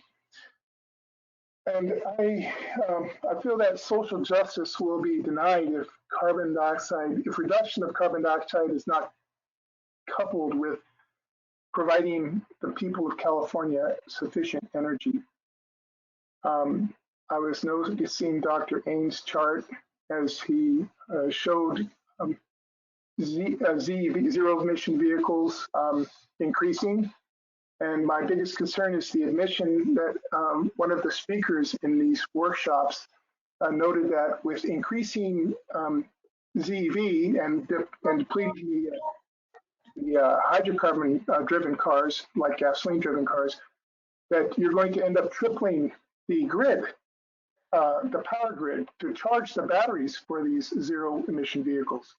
So as you get more electric cars, you have to have more power because and right now the grid is challenged, and we still cannot meet the grid currently with renewables. If we triple the grid because of ZEV requirements, we're certainly not going to achieve our objective.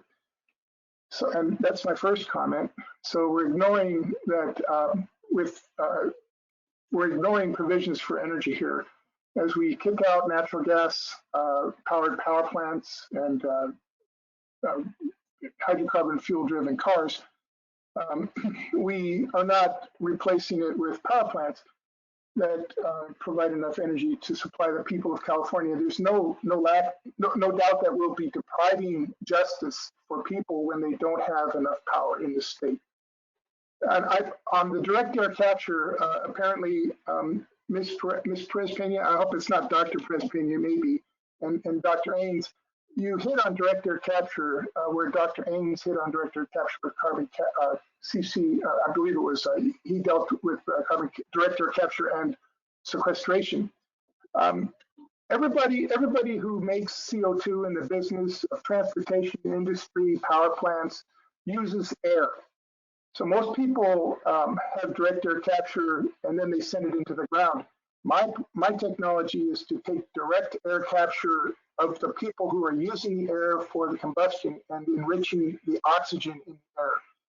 If we enrich the oxygen in the air, you can actually, as DOE has proven, as published, in fact, US DOE, that you can cut the fuel usage in half. If you cut the fuel usage in half with oxygen enrichment technology, you can actually cut the greenhouse gas provisions in half for all industries, not just the stationary source refineries and power plants, but also transportation. I see people ignoring this concept. If everybody had an oxygen concentrator on their power plant, then you would actually be able to cut the emissions of your existing infrastructure fuel systems with hydrocarbon fuels in half. And that would be a major achievement towards reducing carbon environmental releases of carbon. And lastly, my last comment has to do with natural solutions. I have recently patented technology where, and in fact, the California Department of Food and Agriculture has funded this, where I have a plant next to a refinery and we're feeding CO2 from the refinery directly to the orchard. We're enriching the environment in the orchard from 400 parts per million, which is standard air, to 800 parts per million. And this is actually almost up to doubling the crop yield and reducing the water usage in the crop by half.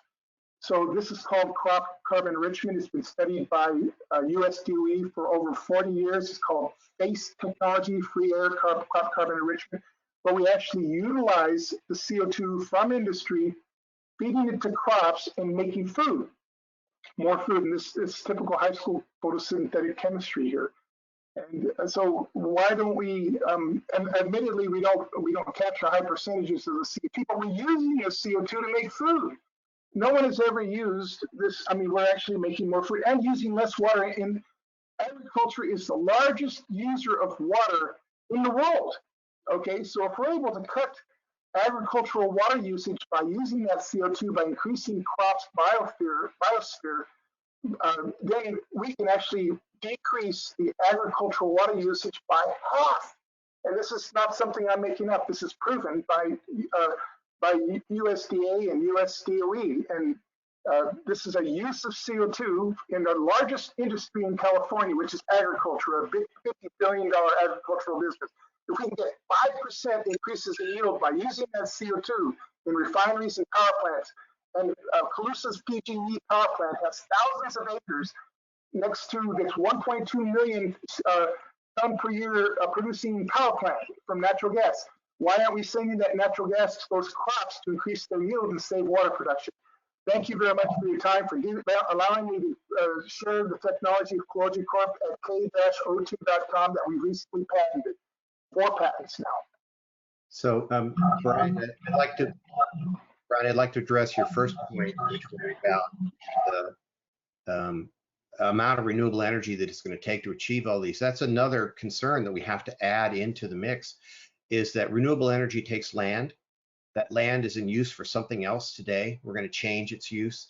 And that's a consideration that I think is actually going to be the most powerful thing in this whole transition, is where are we going to use the land to do this, and what impacts is that going to have? And I think that absolutely has to be included in this conversation. And that, you know, like all the other things, we want to reduce the impacts of this necessary transition to avoid the climate change impacts. So it's a complicated set of things that we have to do, but we have to consider them all simultaneously.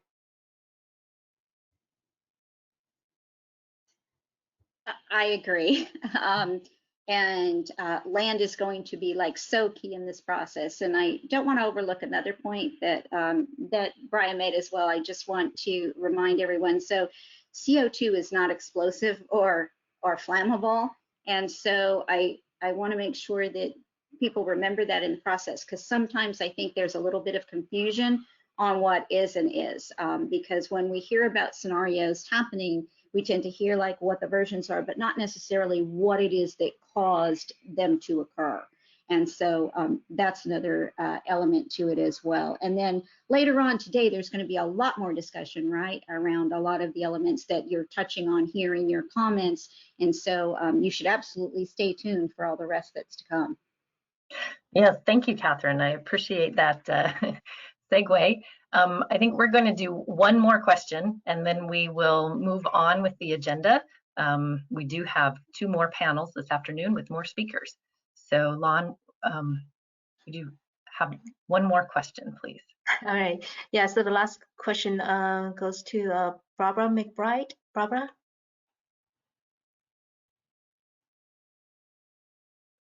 Barbara, please unmute yourself and introduce yourself.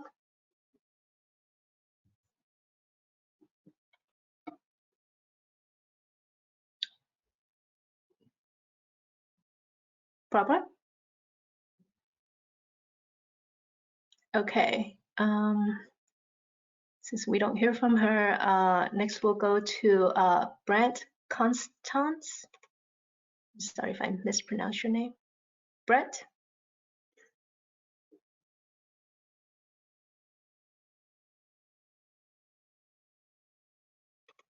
We don't hear from Brent either. Next, let's go to Julia Levin. Julia? Hi, Julia Levin with the Bioenergy Association of California. I want to thank all of the speakers and the Air Board for organizing this incredibly important panel discussion. I do agree with the speakers who expressed concern about continued fossil fuel use, but I also want to underscore what Roger and others said, which is we're going to need carbon capture and storage no matter what. And I wanted to ask all of you, well, and just given what we focus on, which is converting organic waste to energy and increasingly to hydrogen using non-combustion processes so that we move away from both fossil fuels and combustion. But we have a huge volume of organic waste in California that right now, most of it's being burned in wildfires or in controlled burns of forest and ag waste or going to landfills, all of which release a lot of climate pollution and air pollution. We know that non-combustion conversion to hydrogen not only cuts the climate pollution, but the air pollution. So I think that is a really important solution for both and an important environmental justice solution, since so much of that pollution occurs in the San Joaquin Valley and elsewhere. So my question for the panel, and I actually do have a question here, is what do you all think are the most urgent steps to accelerate advanced technology, carbon capture and storage, particularly focused on carbon capture and storage from organic waste to energy projects, not so much focused in the fossil fuel sector? Because I think there's a lot more disagreement about that, but we know we need to do something with our organic waste. So how do we accelerate BECCS? I think that the demonstration that examines all these questions in a full and open way where the community can participate in both the design and the monitoring of these projects is super important. That there's a lot of questions about how these things are going to work, and the best way to resolve that is to let people see how they work in the context of California's regulations and laws. And I think that in order to move forward, it's perfectly reasonable to expect that we make those kinds of demonstration projects available and open. Yeah, I also think that you know, transparency is key. I think there is still a lot of misconception and also different information sources when it comes to carbon capture. So if we all agree that, you know, carbon capture is a big word that engloves or like covers a lot of different sectors, a lot of different industries, and how each of them are different, and each of them is their own little world. So we can understand that there are actually some sectors, some areas that could benefit and could really provide positive impacts for the community. So providing that differentiation by sector, and also being transparent with those type of projects, like for example the waste that I've seen it not only in California seen in other parts of the world. They've seen like making available this information to the public. I think that will be good to understand that carbon capture is a big word for different sectors and it's not all the same. So we have to be careful when we talk about this. I also think there are opportunities here, right? So as we're talking about, like, what do we do with the waste? Is there another way that waste could be utilized? So in looking at these technologies, what we see is they're just looking in the plant world alone. So when we're thinking about what do we do on, you know, on biomass, biofuels, all of these things, and how can we utilize, you know, make new materials, if you will, out of waste and other raw materials to manage the entire process sustainably, right? With the ultimate goal of the removal and cleaner air. And so I think these are all components, and like I said, so I think that's the reason that there's just so much more to come in research and development, because I think there are other opportunities out there that we can continue to explore as technologies advance. Thank you. Martha Dina, do you have a response to this question? Well, you know, actually, I would like to continue to hear from folks that are asking questions. All right. Well, we are going to take a break now. First, let me thank you all of our panelists for this morning, Roger, Catherine, Paula, and Martha Dina. We appreciate your thoughts this morning. We do have, as I mentioned, we have 2 more panels this afternoon. So we have the public comments docket is open, and so please submit written comments if you can. Thank you to our panelists, and we will begin again at noon, so in about 20 minutes. Have a good break. Thank you. Thank you.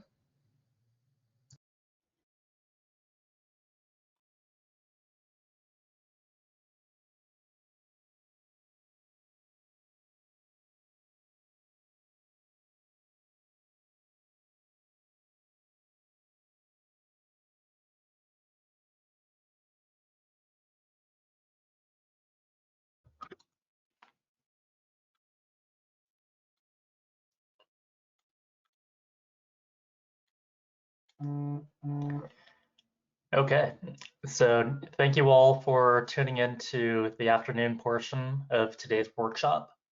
My name is Justin Ong, and I'm a senior fellow at the California Natural Resources Agency. We will jump straight into our next panel on carbon removal technologies.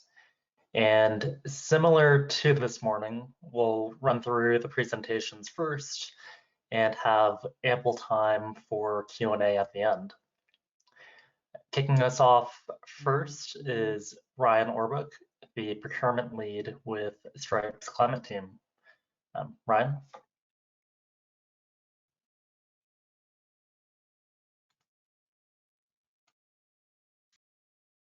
Hey, folks.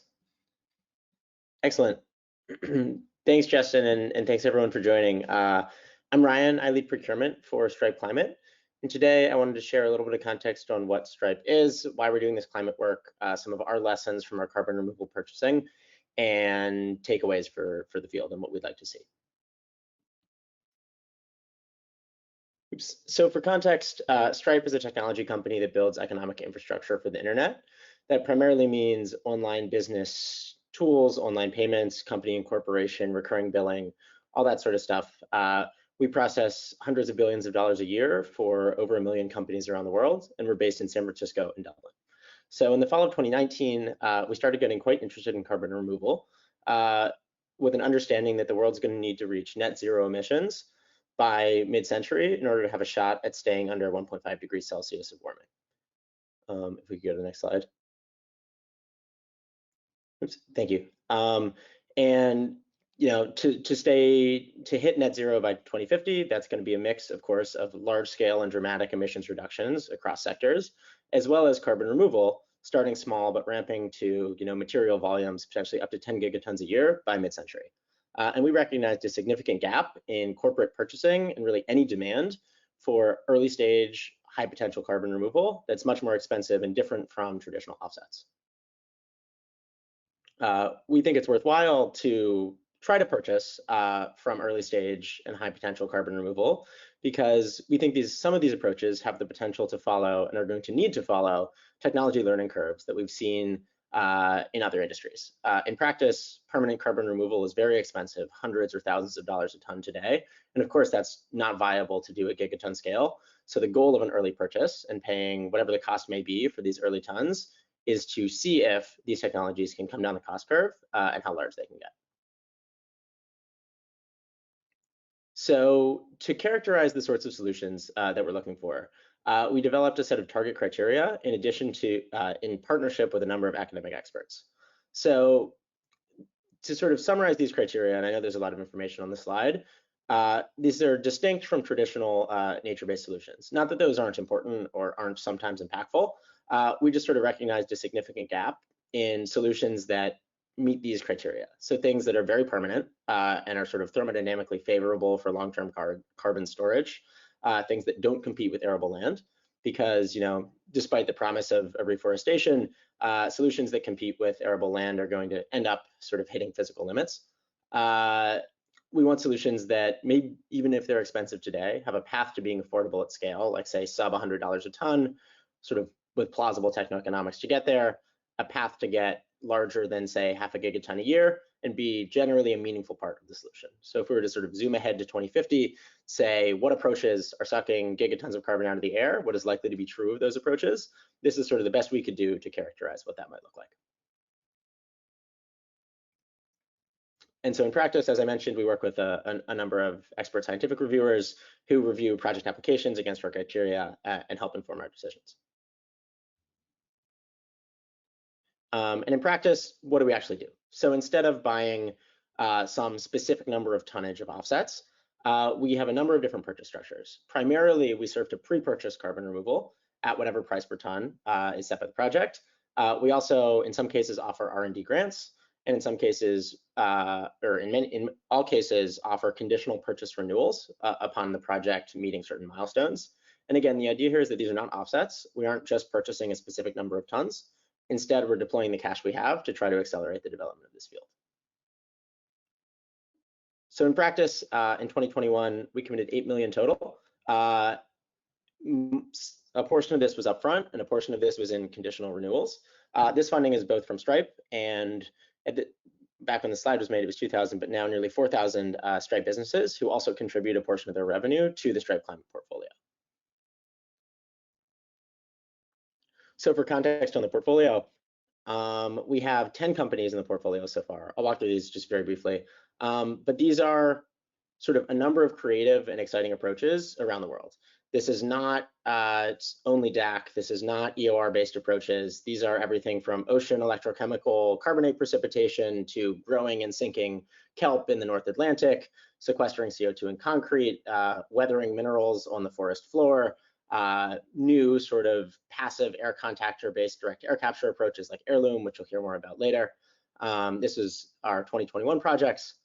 And next, the projects we purchased from in 2020, including companies like Charm and Climeworks, and you'll hear from Charm later as well. A few takeaways, because I know we'll have plenty of time for questions. First off, some approaches are making really great progress despite being quite early. Charm, less than a year after they got started, delivered on our carbon removal purchase ahead of schedule, and this is a novel new method that you'll hear Peter speak about soon. And Climeworks is nearly complete now with a direct air capture facility in Iceland that's 10 times larger than their previous plant, of which we bought a portion of the capacity. So these are some sort of real bright spots, even in the last year or so. But in practice, the field is growing way too slowly. I think there's a footnote that got trimmed off here, but for projects that meet our current criteria, last year we got something like 14 applications. This year we got 26, and that's trimmed to sort of our new set of criteria. But in practice, that's too few. And despite the very promising work of some of the projects in the portfolio so far, there aren't enough companies getting started in this space, and there aren't enough new creative approaches being tried, given both the sort of physical scale required, how difficult this problem is, and the need for sort of novel approaches. So main takeaway I want to leave folks with is that we'll just simply need more and more creative attempts, and that the regulatory environment can significantly assist in helping this field scale up. So first off, carbon removal isn't just DAC, and it's not just enhanced oil recovery sort of coupled DAC. In practice, we've seen really promising and have purchased from really promising approaches in macroalgae sequestration with running tide, growing and sinking kelp, in ocean electrochemical approaches like sea change, and air electrochemical approaches like Mission Zero. There's a number of interesting attempts in surface mineral weathering to accelerate Earth's natural long-term carbon cycle, and more. We could see sort of even more approaches throughout, and we hope to, because our criteria are not based on any specific technology pathway. They're based on what is likely to be true of systems that can scale up, and we'd like to see so many more attempts in this. And in practice, these companies need de-risk demand for permanent sequestration. Stripe's purchases and purchases from Stripe's users, as well as other sort of forward-thinking companies like Microsoft and Shopify, can certainly help to establish a market. But in practice, as you'll hear about from the other companies, the area under these cost curves is really large. They're going to need tens, if not hundreds of millions of dollars or more to come down these cost curves. And it would be really, really meaningful if the compliance markets could help play a role in helping these technologies scale.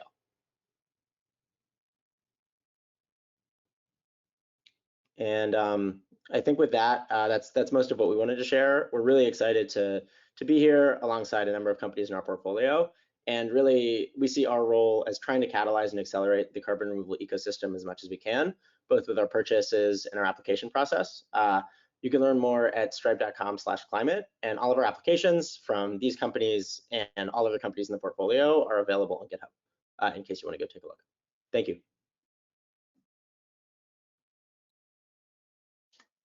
Yeah, thanks for that, Ryan, and really interesting discussion on your procurement strategy.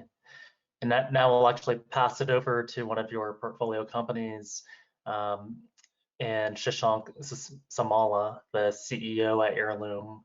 They're a startup direct air capture company based out of San Francisco. And he'll discuss the company's mission, technology, and development plans. Awesome. Thank you so much, Justin, for having us. And it's really an honor to share a little bit more about our story. We're Heirloom. We're a direct air capture company that uses carbon mineralization, minerals to capture CO2 out of the air. I'm Shashank. I'm the CEO here at Heirloom. Before I jump into Heirloom, I just want to share a little bit about my story. Let's see here. Whoops. I grew up in Southeast India, and growing up saw firsthand impacts of climate change on incredibly vulnerable people. In fact, my hometown of Hyderabad, just about 6 months ago, was in a once-in-a-century flood, and a lot of folks, 95% of the GDP in this town is driven by small businesses, and their inventory was gone. Personally, I got a big break, moved to the U.S. mainly given for my sacrifices of my parents, and went to good schools, and eventually started a company called Tempo Automation, which modernized hardware manufacturing in California. We now build electronics for satellites, robots, reusable rockets, medical devices, Mars rovers, and we created lots of manufacturing jobs in California. Former inmates now are lead technicians on the floor. Former Uber drivers or Southwest Airlines baggage handlers now are leading inspection specialists in inspection on the floor. And what I've learned really from this experience is, with perseverance and also just the right type of technology, you can really create powerful economic opportunities and transform lives. And I think that's the case even more so with carbon removal. About 4 years ago, I started learning a lot about how I can sort of bring my skills and resources to help on the climate challenge. And what I couldn't unlearn was just how important carbon removal was for this carbon, for the climate challenge we have. Even if we decarbonize incredibly quickly and give everything we have we need lots and lots of carbon removal, which I'm sure you've learned over and over again today. And this is not a nice to have, this is a must have. And, and then started realizing, hey, this is sort of where I should lend my effort. And started learning about lots of different approaches to solve this problem, and started a company, Heirloom. So what is Heirloom? Heirloom means it's a precious object passed down from generation to generation. And in this case, it's our planet and it's our species and nature and that we get to protect. And we think this is sort of the most precious and vulnerable object we have that we have a duty to protect and preserve. Our mission is to remove 1 billion tons of CO2 out of the air by 2035. So specific, I think it's important to make this distinction. I'm sure you've seen this already today, but very important to distinguish carbon removal from carbon capture. This is adapted from Carbon 180's fact sheet. Carbon removal is about creating negative emissions by pulling CO2 out of the atmosphere, whereas carbon capture, it's about avoiding emissions by stopping greenhouse gases from entering the atmosphere. We're talking exclusively about the left here. So Heirloom, our approach, we combine the best of natural and engineered solutions. So what does that mean? We really have, sort of six criteria. There's a lot more, but I'm going to focus on these.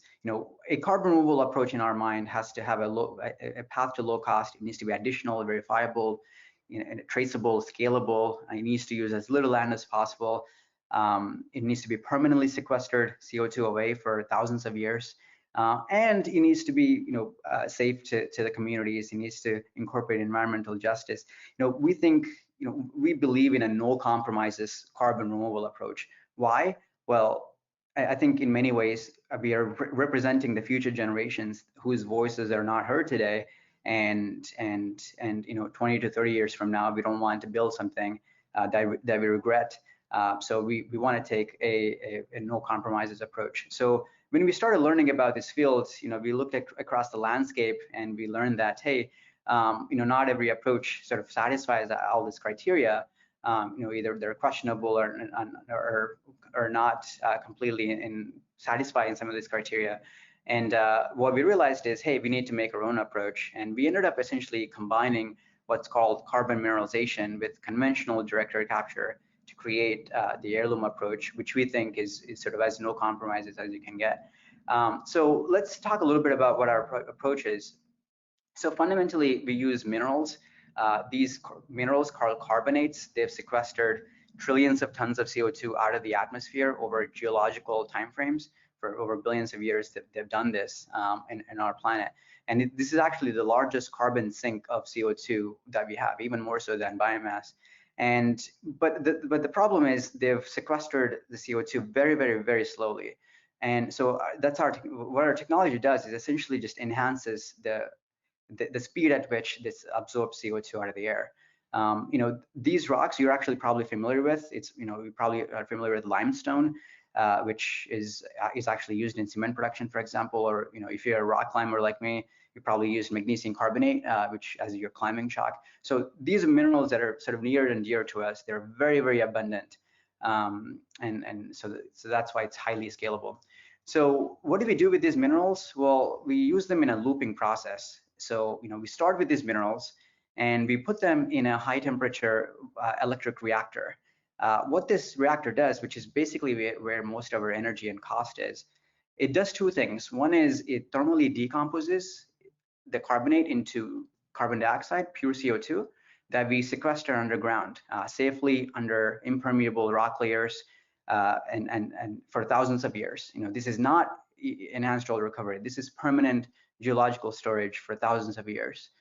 And the other thing this does is it produces oxide minerals. These oxides, because you put in a bunch of energy, it's highly reactive, highly thirsty for CO2 in the air, right? So, if you actually put them on your desk, it starts carbonating. So, what we do is essentially enable them to do exactly what it wants to do, which is increase the surface area through which it can react with CO2 in the air. And what it ends up being is you have thin layers of these rocks stacked on top of each other. So you can imagine a cafeteria rack, right? You have a bunch of trays with a bunch of powder and stacked on top of each other. Why? Well, we want to also limit land use. So we want to instead build in the sort of height, the Z dimension. Naturally, it takes about more than a year for this to carbonate, but we found ways to accelerate this to 2 weeks. Sorry, I don't know what happened there. Whoops, it's bopping back and forth. Okay, there it is. Yeah, so we found ways to accelerate this to 2 weeks, which means that we can, reuse these minerals much faster, about 20 times faster. So after they capture the CO2, they become carbonates, which is exactly what we started with. So we get to reuse this over and over again. And fundamentally, this is actually one of the important things, which is like, how do you reduce toxicity of after you use these minerals, right? And so you want to be reusing this as much as possible, fundamentally. So that's our process. And I want to talk a little bit about environmental justice, and there's a lot to talk about here. But we prioritize environmental justice, and it's core to what we do in many levels. And why even care about this, right? I think we've learned a lot from the sort of the traditional industries and oil and gas industries. They've made a lot of mistakes that we can learn from. And fundamentally, even our motivation to start this company is one of deep equity. My upbringing in India is all about sort of seeing negative impacts of climate on incredibly vulnerable, disadvantaged people, and that's sort of why this is core to us. So we really look at it in 3 levels. One is local, and this is all about community engagement. All our deployments, we want to engage with affected communities and California Native American tribes during all phases of planning and siting. We want to limit impacts to built and natural environments by minimizing land use, like I talked about, and operating with renewable energy. So why renewable energy? Well, one, we don't want to perpetuate the fossil fuel industry, and also it also contributes to much better clean air. And we want to provide transparency to the public about our technology. This is new, not a lot of folks know about this, so we want to prioritize the education as well as prioritizing employee and community safety. On a regional level, we think this creates jobs in disadvantaged communities, particularly those impacted by changing climate, and we can rescale the California workforce for climate positive jobs. On a global level, we think obviously sort of we counteract climate change by improving air quality through a reduction of atmospheric CO2. But we also want to prioritize diversity, equity, and inclusion in our own workplace and with our partners that we work with, because we want to bring voices from folks who are not traditionally heard, because we're building this for the future of the planet. So we think California can be one of the centers of carbon removal, and we are committed to building in California. We're headquartered here in the Bay Area. We're planning our first deployment here in 2022. We want to be selecting the site this year, breaking ground next year, and scaling up the year after.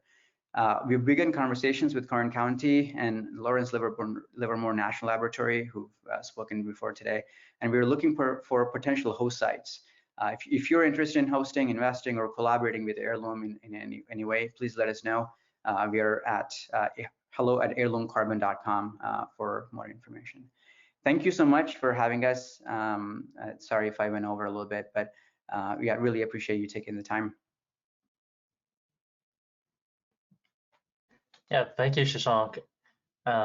Really interesting background on your company and your next steps. So up next, we'll have Peter Reinhardt, a co-founder of CHARM Industrial. CHARM is another startup carbon removal company based out of San Francisco, and they have a fundamentally different approach than most in the space. So Peter, to you. Well, thank you so much for having me and for having us here at CHARM. I'll just wait until you get the slide deck up there.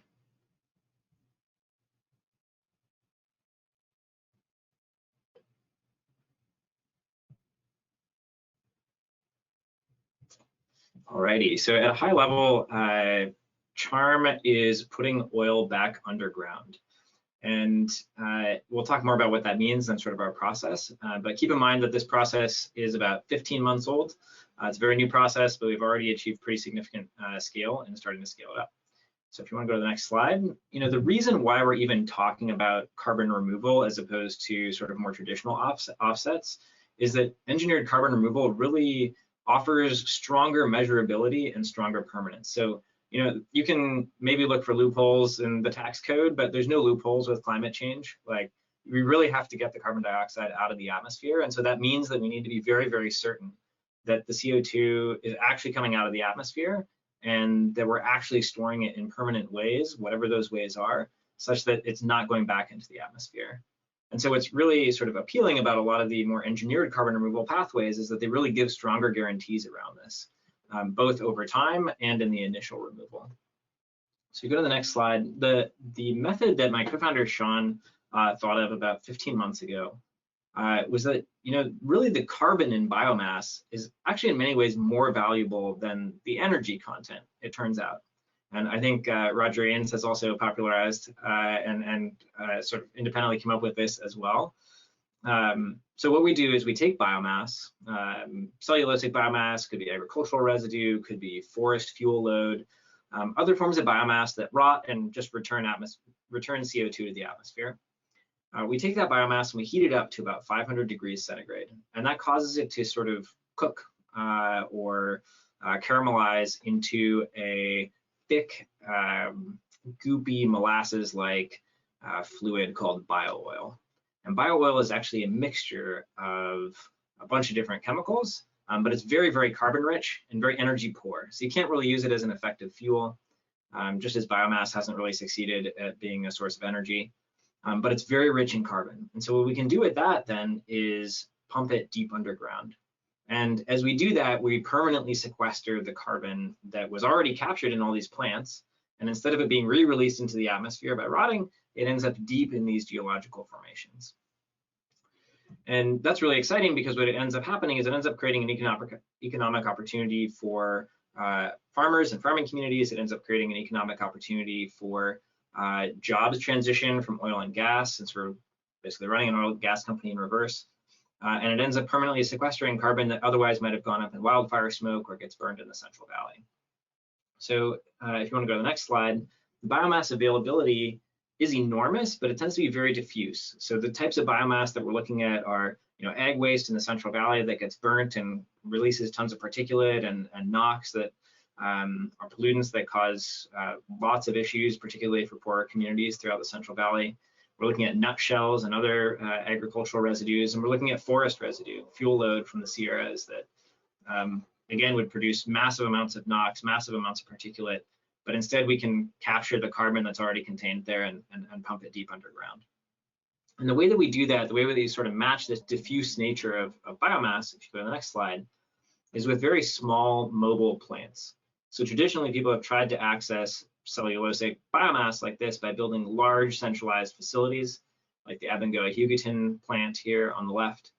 And the problem here is that it really blows out the local supply-demand curve. And so, this facility pictured here on the left went bankrupt in about 6 months after it was opened.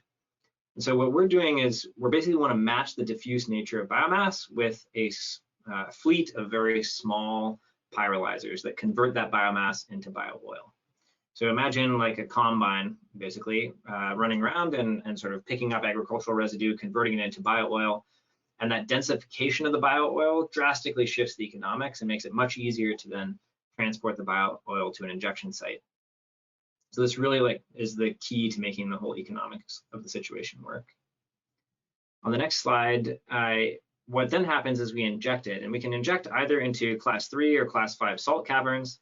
This is a cross section of Kansas where we're beginning operations today. We can also, the blue line is a salt cavern. We can also inject into class 1 wells, like the green layer here, deep sedimentary formations, typically existing oil reservoirs. And it's important to note that when we inject into one of these deep oil reservoirs, bio-oil is not retrievable. So it is an irreversible process. When we put it down into these deep layers, it actually sinks in the formation. So unlike supercritical CO2, which is buoyant and wants to return to the surface, bio-oil is very dense. It tries to sink within the formation, and then it actually does something called autopolymerization. So basically it reacts with itself and turns into a sticky semi-solid. And that's really important because it means that actually, for the most part, that oil formation is, and certainly that well, maybe nearby wells are not going to be useful, because we're effectively sort of, the plume becomes plugged over time by all of this sticky semi-solid bio oil. So it's not retrievable back to the surface. Ultimately, then we seal off the well, and that area is completely closed. We're also happy to talk later in questions about the injection cycle and how you ensure that aquifers aren't affected and so on. It's a very mature program with the EPA. So happy to talk about the engineering behind that. In terms of Earth's carbon cycle, what's really happening here is you've got biomass, or sorry, you've got carbon dioxide coming out of the atmosphere into biomass, so into the green biosphere here on the right. And then before it goes through respiration, which is rotting, or through fires, we are capturing that embodied CO2 and pumping it back into these original fossil fuel deposits.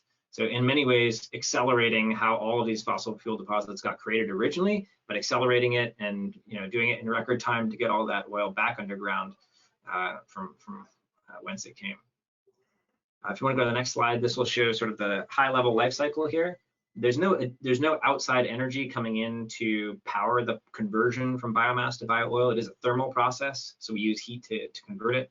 But we actually use some of the thermal energy, or some of the energy in the biomass, chemical energy in the biomass, to drive that thermal process. So every 1 ton of biomass that comes in has 1.65 tons of CO2 equivalent.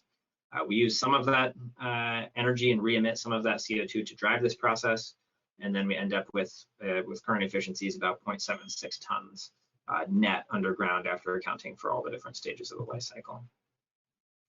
On the next slide, you can see some of our initial operations. Again, Sean, who's pictured here on the left, had this idea about 15 months ago. We completed the first injection 10 months later, and super proud of how fast we've been able to develop this and begin to scale it up. It is worth noting that as of today, this method is already 40% cheaper than direct air capture, and we've now completed sequestration via this method of about 15x more volume. So scaling than direct air capture to date. So really excited about how fast we've been able to scale it. And that's really been made possible by 3 sort of major voluntary purchases on the next slide. One from Stripe, thank you Ryan, who just presented as well, Microsoft and Shopify. Each of these companies has very rigorous scientific advisory boards, like Ryan should for Stripe, behind how they analyze these projects. So very proud to be represented across all of these RFPs, and excited about some recent purchases that have been made too that are going to allow us to scale up. But to date, we've removed over 3,000 tons of CO2 equivalent. On the next slide, you can see the sort of projected cost curve here. We are currently operating about $600 a ton, and really relying on the voluntary carbon removal market to help us come down the initial cost curve. And you can see that for this sort of middle section here, how important the low carbon fuel standard is to us being able to continue scaling up and get to these lower price points that we think unlock real like gigaton or up to 10 gigaton kind of scale impact in the future. So anyways, thank you so much for having us. Very excited to be here and looking forward to questions later. Thank you. Thank you, Peter. And routing us out on this panel is Jen Atchison from Ion Clean Energy.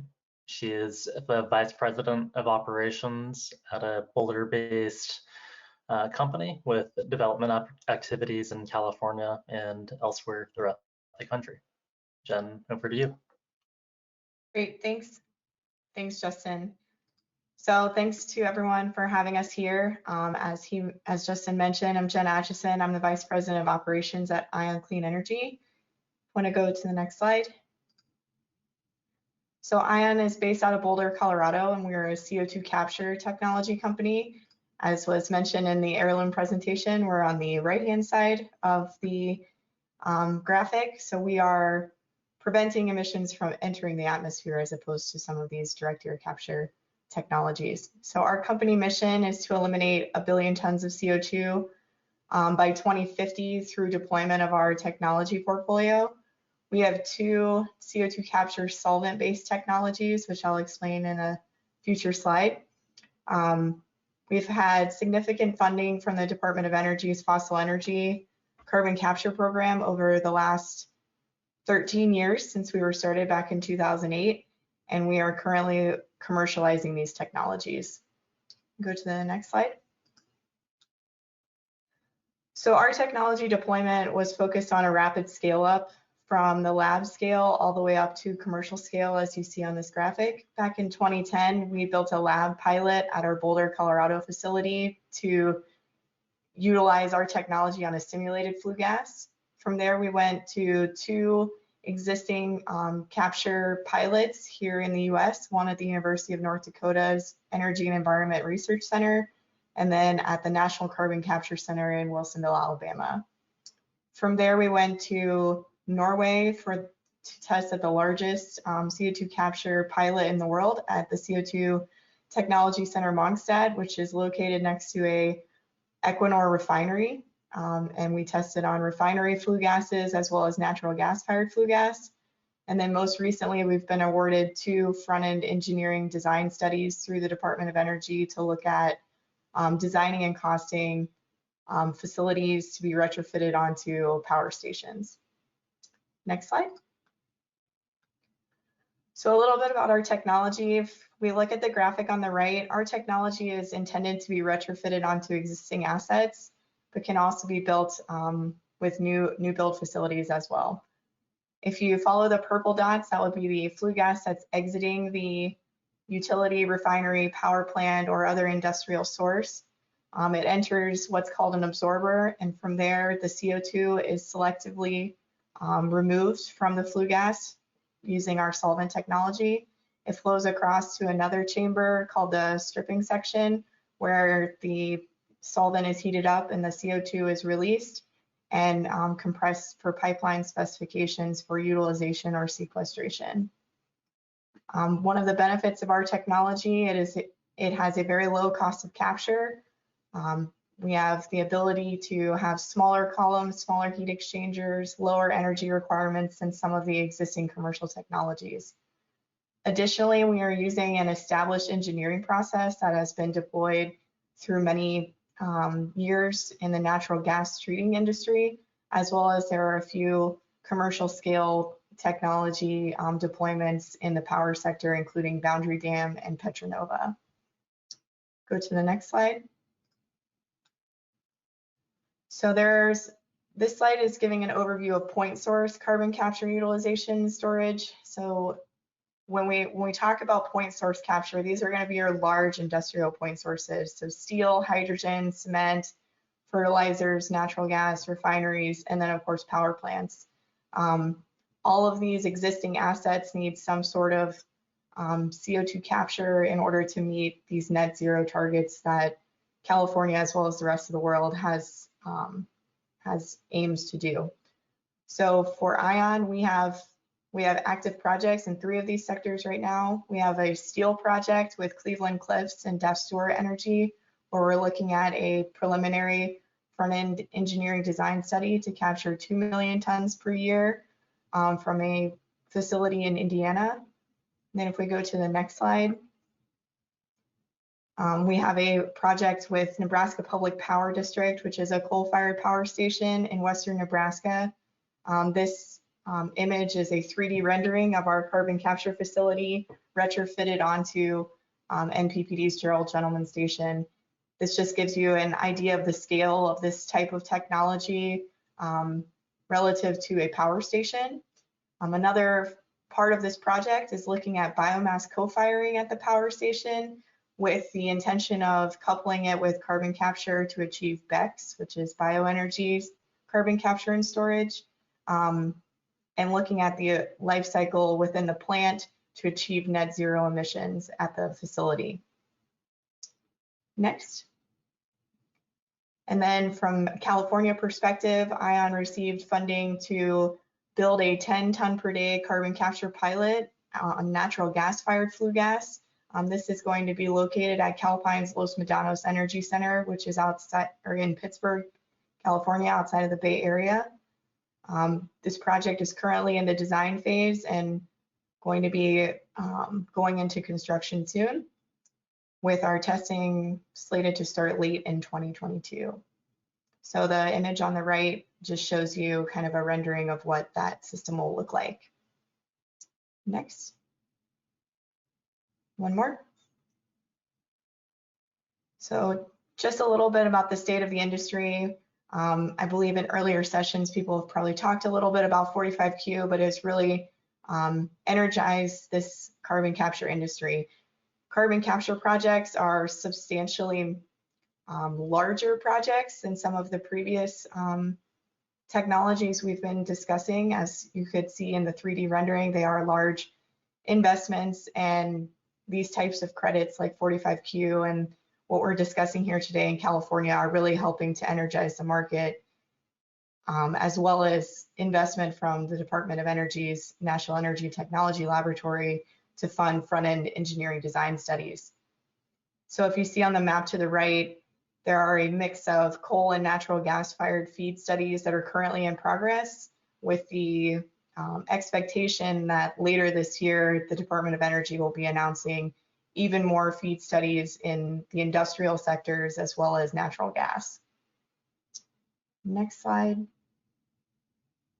So then the biggest part of putting together the whole CCUS value chain from a carbon capture perspective is tying the carbon capture to utilization and storage opportunities. That's always the question that we get is, what are you going to do with the carbon after you capture it? So your two options at a high level are either to use it or store it. There has been more of an interest towards storage and geologic storage, especially given volatility of oil prices, as well as in a lot of these activities in the carbon capture space, you're talking about large volumes of CO2. So with those large volumes, we're still looking within the industry to have more innovation around utilization opportunities that can actually absorb the volumes of CO2 that some of these industrial sources are producing. And next slide. But in California, there's a really unique opportunity for sequestration, especially. If you look at this map that's provided by Cal Berkeley, you see that the green area on the map, the light green area on the map, is basins that have carbon sequestration opportunity, and all the dots on the map are showing CO2 sources. So that's really the holy grail of carbon capture, is being able to tie those sequestration opportunities to the carbon capture facilities to be able to reduce transportation costs and sequestration costs to make these projects work. So I am very excited about California as a CCUS opportunity, and we look forward to any questions during the session. Thanks. Awesome. Well, thank you, Jen. And so that rounds out our formal presentation portion of this panel. So we'd like to move into Q&A.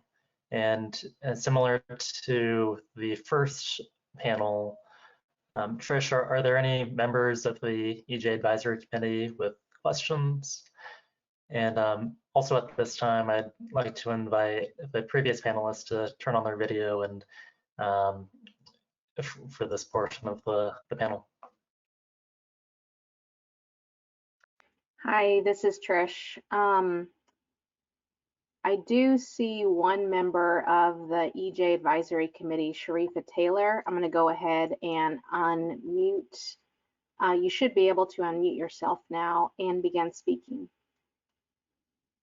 Thanks, Trish. Can you all hear me? I can hear you. Okay, perfect.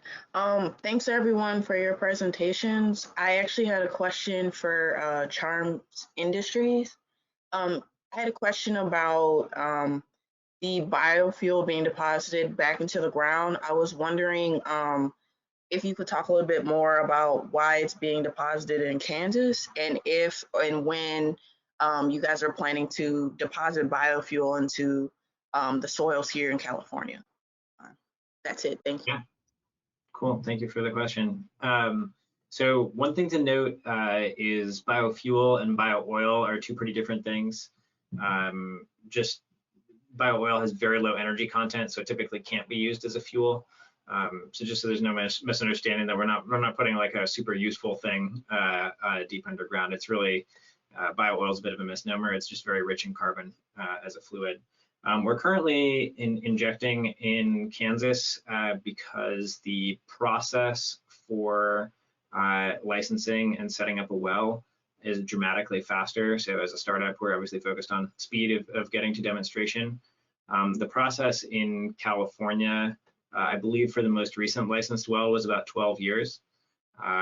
So I think one of the challenges that a lot of companies are facing in trying to figure out how to scale up a lot of these climate tech carbon removal solutions is that the time to permitting is extremely long.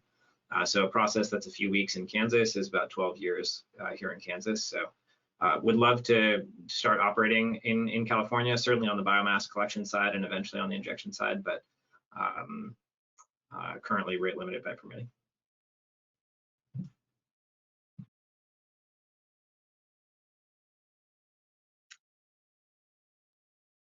Hi, Trish, this is Maureen. Are there any other Environmental Justice Advisory Committee members with their hands up? I don't see other EJ committee members at this time. All right. Well, let's move into the public comment part. So if people would please raise their hands. I think the first person is Michael Carr. Michael, you are unmuted. Can you ask your question? Yeah, actually, I had my hand up from last time. Can you hear me? Yes, we can hear you. Yeah. Well, I think I will ask a question. Heirloom's presentation was quite interesting. Couple of things. Where do you get your energy for the high temperature reaction? And then describe what's different about the underground storage aspect of what you do, or is that the same as CCS? And then finally, you're California based, you're bullish on California, but if California can't get this very clear and crisp for you as a way forward to adapt your technology, what are you going to do? Are you going to have to go elsewhere, keep fighting? Just kind of what are your thoughts around the a few weeks in Kansas versus 12 years in California dilemma? No, thanks for the question, Michael. So the first question, the energy for us comes from renewable sources. So that's solar, wind, geothermal, nuclear. And that's actually really the only way you can actually have a negative life cycle. You need to ensure that the energy comes from renewable sources. And that's actually why our reactor is also electric, which is sort of different than traditional high temperature calciners. And our energy requirements are quite lower. We actually released a paper in Nature last year talking about the thermodynamics for this. So happy to share that. So that's the energy question you had. The second one is around, sorry, remember the second one?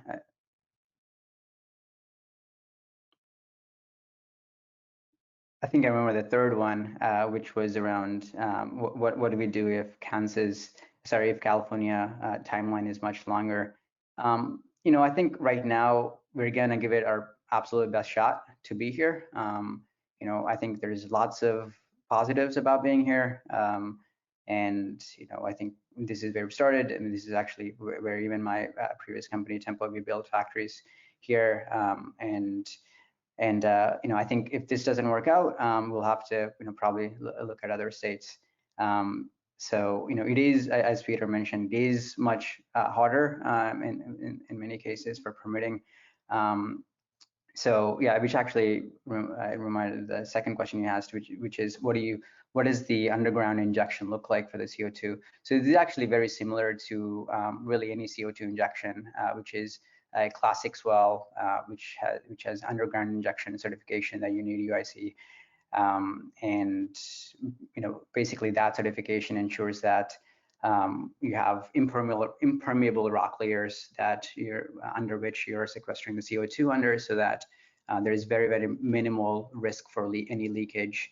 And it's, we have 50 years of data that shows that there's 50 years of evidence that shows that there's very low risk of CO2 leakage through that source. So, we don't plan to invent anything new. We plan to just leverage the Class 6 goals for now. So hope that answered the question.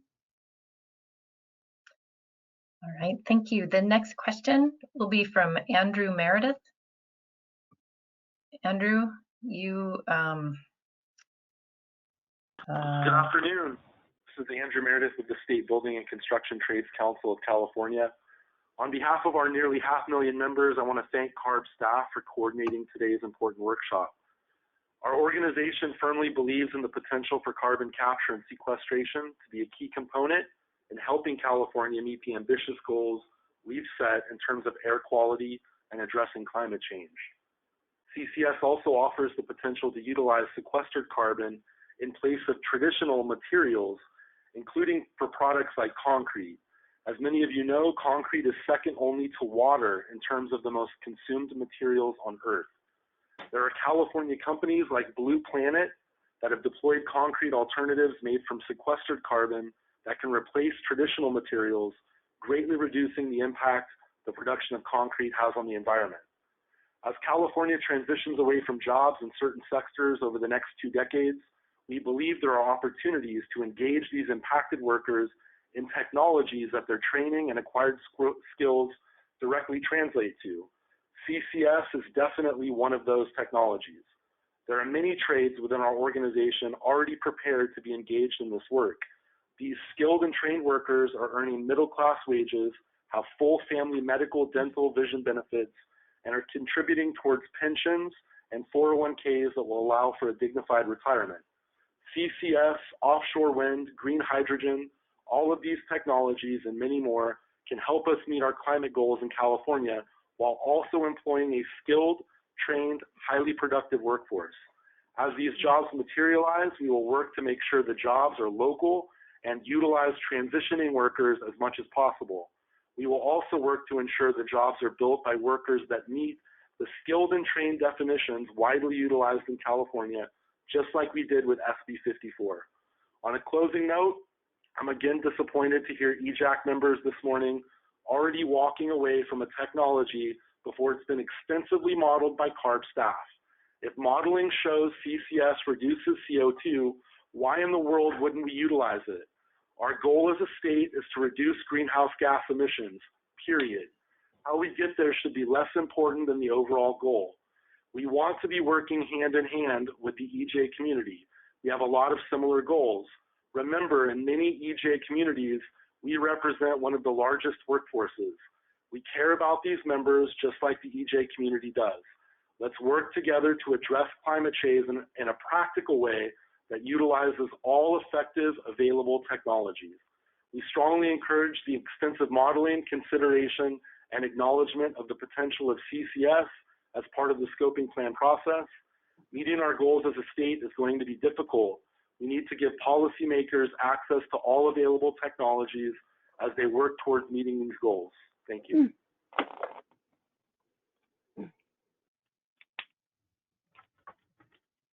All right, so I don't think there was a question there. So let's move on to the next person to ask a question for the panelists. Theo Pajos. Theo, you need to unmute yourself and introduce yourself, please.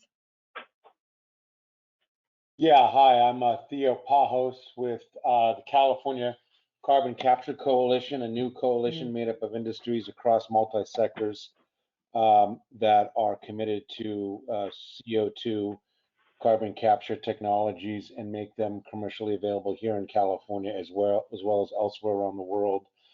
Didn't really have a question, so don't want to take up the panel's time, but would like to say for the record that none of our members are talking about carbon capture only. Everyone recognizes there has to be very significant emission reductions, and I make that comment to assuage some of the concerns we've heard voiced on this webinar today. We appreciate the opportunity to make comments and participate in this very important CARB proceedings, and we look forward to working with you in the future. Thank you.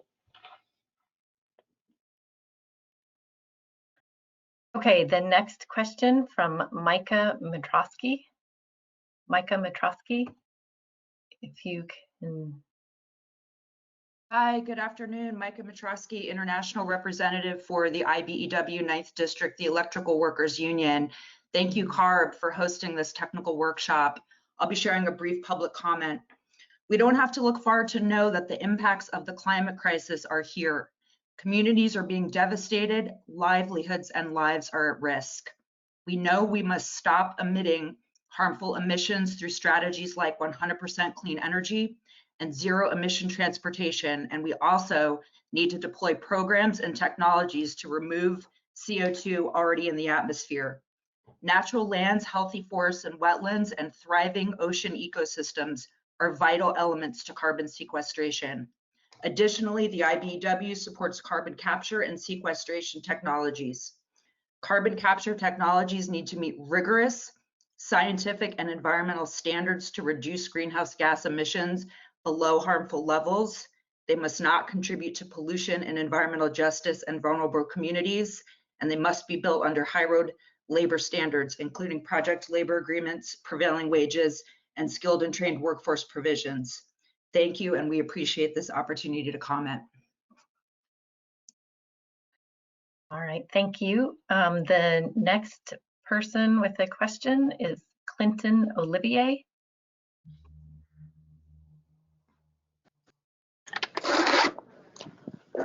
Hello, everyone.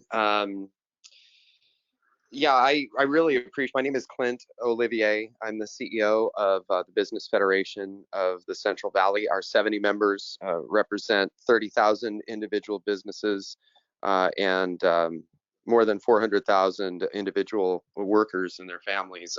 Again, thanks for the opportunity to provide comments today.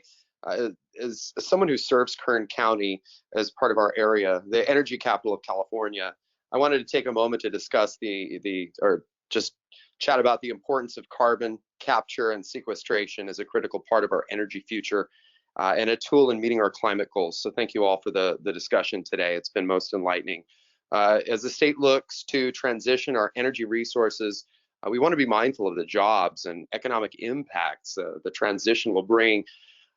In order to prevent disruption to our local economy, thank you for looking toward technologies that maintain good jobs while continuing to support our tax base and our local economy. CCS is a great example of a technology that can help decarbonize our energy sector while maintaining high-wage jobs. Several recent studies have shown, and you all know them, the importance of having CCS as a component of meaningful climate action. We've seen this technology successfully deployed all over the world. We do things well in Kern County. We like to think we do it right. And we want to see the state support it here at home, where we have some of the best geologic sequestration sites available. Kern County and our citizens look forward to continuing to work with CARB to ensure that CCS can play a meaningful role for the future of our community. And again, I'm one of those that does not have a question because the panel's time is valuable. And I've learned an awful lot by being here today. So thank you all for giving me an opportunity to participate. Thank you. All right, the next question from Colin Miller. Colin, you can unmute yourself.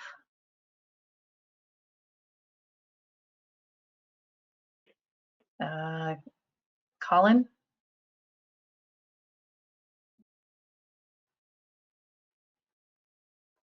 Okay. We will go to Dan Fahey. Dan Fahey.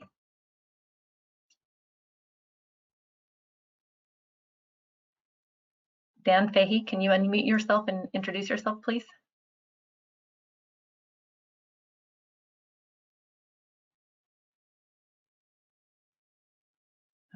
Okay, let's try Emma De La Rosa.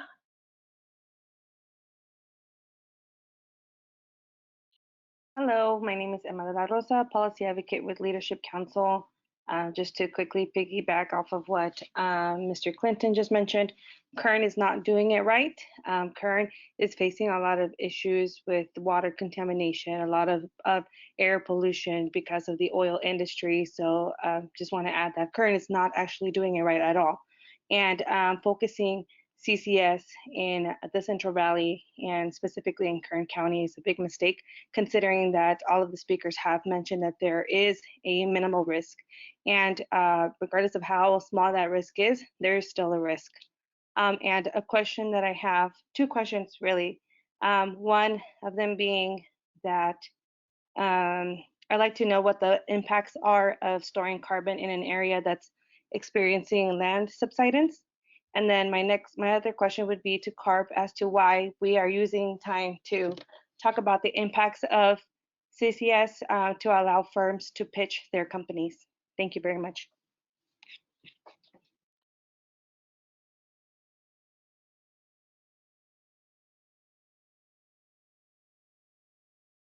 Well, I guess I'll step in on the subsidence question. When we talk about injecting bio-oil deep underground, we're talking about injecting it about on the order of like 5,000 feet down. So we're talking about very, very deep sequestration into porous sandstone structures. So we're not talking about injecting into soil or other softer layers near the surface. We're talking about very, very deep, rocks that are 10 to 20% empty space or porous. Where oil may previously have been extracted. And we're talking about refilling that pore space with something that converts into a semi-solid. So in many cases, actually, including some of the caverns that we're working with in Kansas, we're actually permitted to help stabilize those caverns and reduce the risk of subsidence. So anyways, I'll leave it at that for charm and bio-oil. And this is Rajendra Sahota. I can help respond for CARB. The purpose of the panels from this morning and the two panels this afternoon is to share information about the work that's ongoing out there and efforts that are being put in to understand and develop technologies and ways to remove carbon and sequester carbon in a more permanent way. So this is not really about companies pitching themselves. It's about the innovation and the work that they're doing and money that's being invested by them to actually look at this issue and be part of the solution. Thanks.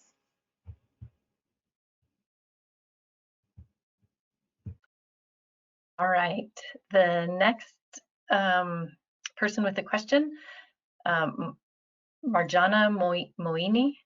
Marjana Moini. Hi, I would like to actually allow Professor Jacobson to speak if it's possible. If you can use my time for him.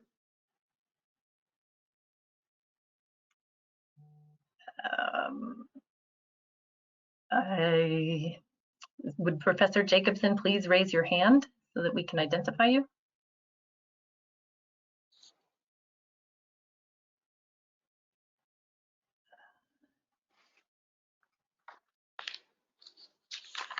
I don't see him.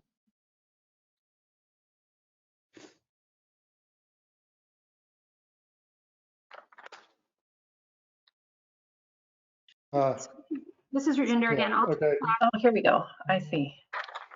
Yeah, hi, I'm Mark Jacobson at Stanford University, and I work on understanding the effects of different energy technologies on climate and air pollution, and I've evaluated direct air capture and carbon capture quite extensively, including in a recent paper on evaluating a specific direct air capture and carbon capture plant, the Petronova plant in Texas, and the carbon engineering direct air capture.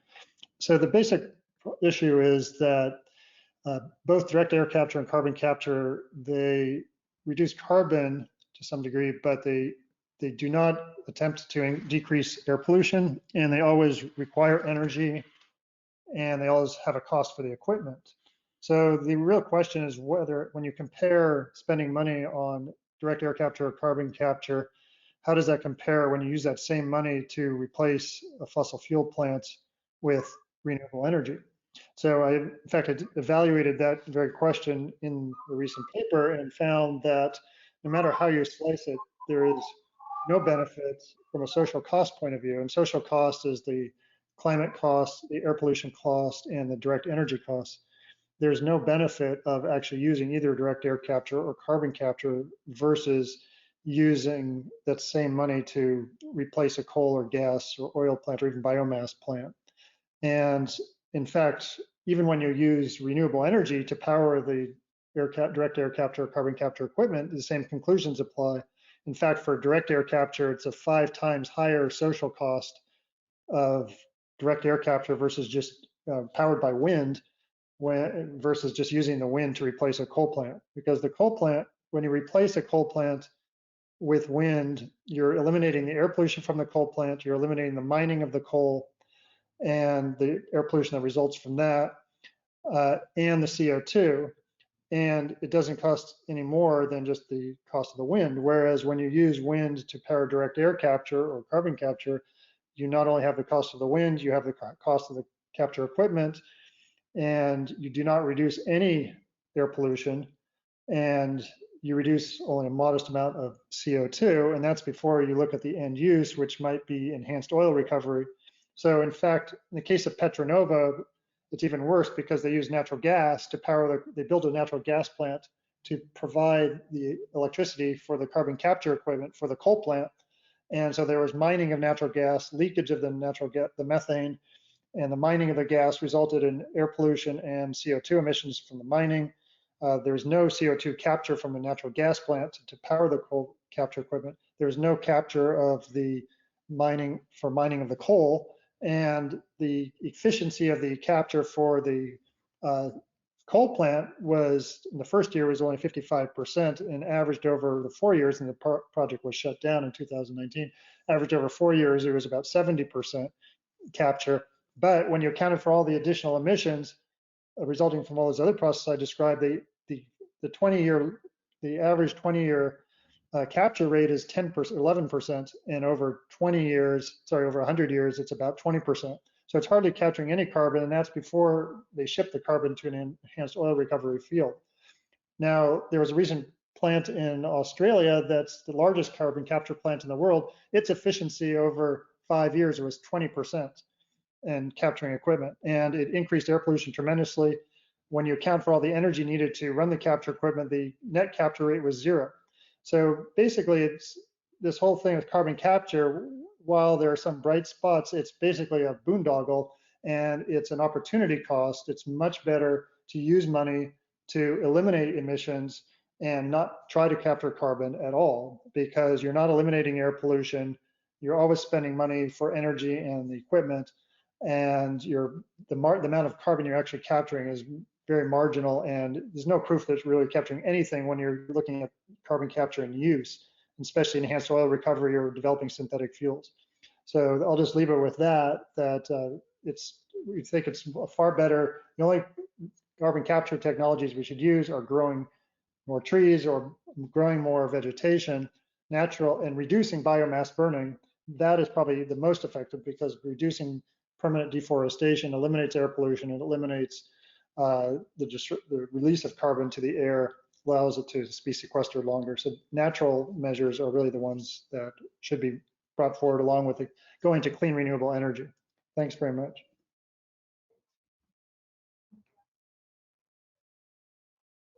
I guess I would just comment briefly that there's other research out of Stanford as well that shows that about 85% of the natural offsets that are sold today are not additional. So anyway, I think there's conflicting views about whether natural offsets are as effective as you're saying there, even from your own university, as well as from Berkeley and Oxford. In terms of, I would draw a pretty significant distinction, I think, between the type of carbon capture that you're talking about and necessarily all of the carbon capture technologies or carbon removal technologies that we're talking about here. What you're talking about is a pretty narrow example of a single plant, or maybe 2 plants that you're analyzed. I would point out that for the biomass pathway that I'm talking about, at least for CHARM, is talking about preventing biomass from going up in flames in the Sierras, which we know chokes all of us here in California with particulate and NOx, and instead converting that into sequesterable carbon. It's like a 99% plus reduction in NOx, 99% plus reduction in PM 2.5, as well as the carbon removal along the pathway. And the energy for that process isn't coming from electrical grid anywhere, it's coming from the biomass itself. So I guess I would just encourage that may be true for the 2 plants analyzed there with whatever specific carbon capture mechanisms were looked at, but I don't think that is generically true in any way of the broader carbon removal space or technological solutions in general. Yeah, I would just also add that what you mentioned regarding electrification, moving to renewables, we absolutely need to do that. I think no one here debates that at all. I think we're just in a position where time is of the essence, and I think it's sort of I think we've basically come to a place where it's it's an and instead of a but, or instead of, so we need to do renewables, we need to plant trees, we need to do everything we have, and we need to sort of, in our case at least, use the properties of minerals to capture CO2 and enhance them. So yeah, and I think if we are worried that if you're worried about opportunity costs, what we can do is have twin goals, right? A lot of the research, a lot of it coming from Stanford, also shows that we need lots of decarbonization and lots of removal. And if we think that they may conflict with each other, we can just have twin goals. One goal for negative emissions that we know will need to play a larger and larger role over time, and a goal for decarbonization. So I think that ensures that we have sufficient parallel efforts going on, both carbon removal and decarbonization. So, and another comment on enhanced oil recovery, I think, I don't think anyone here is talking about enhanced oil recovery today. For us, it's injecting CO2 underground and staying there for thousands of years under impermeable rock layers. So, and I think, thank you for the comment, but I think those data points that you mentioned are from the past, and I think the way we are approaching it is sort of differently, and with hopefully a new or innovative approach for removal. Yeah, I would also add that from a carbon capture perspective, you can't just focus only on power.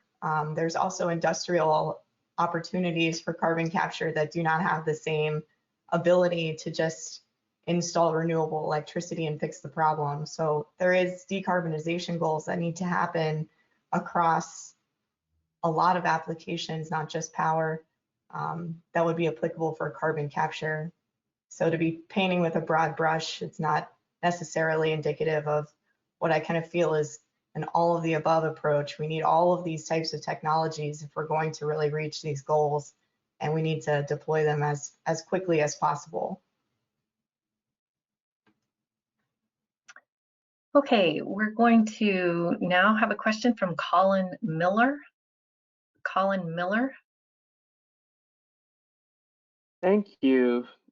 Good afternoon, everyone. So my name is Colin Miller, and I am with Environmental Justice Solutions, an environmental justice consulting firm. And I do want to support the comments that were shared by Environmental Justice Advisory Committee members Marta Dinar-Arguello with Physicians for Social Responsibility in Los Angeles, and Nina Mohan with the California Environmental Justice Alliance, as well as Professor Mark Jacobson from Stanford University. I want to acknowledge, I do have questions, but I want to make a quick comment first. I want to acknowledge that unlike engineered carbon capture and sequestration or storage, there are proven solutions, natural solutions that pose no risk to communities, that do not extend the life of fossil fuel extraction, refining, burning, and emissions, as engineered CCS does, and want to name that spending public dollars on engineered CCS would be a serious mistake for CARB, that these are false solutions that move us away from true, real regenerative solutions that would not only sequester and remove carbon from the atmosphere, but also support climate resilience and reduce the impacts of climate change that are baked into the system. And I'm talking about things like regenerative agriculture, wetlands restoration, and restoration of marine and aquatic ecosystems, such as kelp forests and seagrasses, which were not included in the Lawrence Berkeley National Laboratory's Getting to Net Zero report.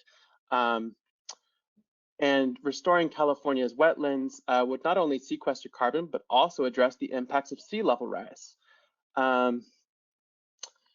So it's really critical that we consider the holistic approach, both of climate resilience as well as mitigation and sequestration.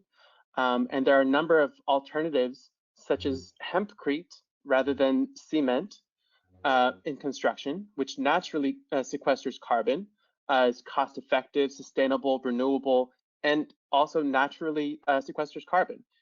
That's what would advance a just transition from our current fossil fuel-based economy and would support our brothers and sisters at the United Steelworkers and other building trades to create and sustain long-term, good-paying and family-sustaining jobs. So now to my questions. Responding to Peter Reinhardt's presentation about bio-oils, he said, converting cellulosic biowaste such as rice straw, which is typically burned, contributing to greenhouse gas emissions and further polluting communities in the Central Valley. But he did not mention how it's heated up to 500 degrees Celsius without oxygen. My understanding is that the only viable way to achieve such high temperatures is by burning fossil fuels, by only creating further emissions and further polluting communities, EJ communities. I have the same question for Shashank Samala and your mineralization process. How are you heating up those minerals at such high temperatures using renewable energy? Finally, Peter, you said that bio-oils would be safely injected into underground wells and salt caverns. And how can you be sure that this would not permanently contaminate underground aquifers, poisoning precious drinking water for millions of people? Thank you. Well, thank you for your questions. Maybe I'll answer 1 and 3 and then pass it to Shashank to answer the second one.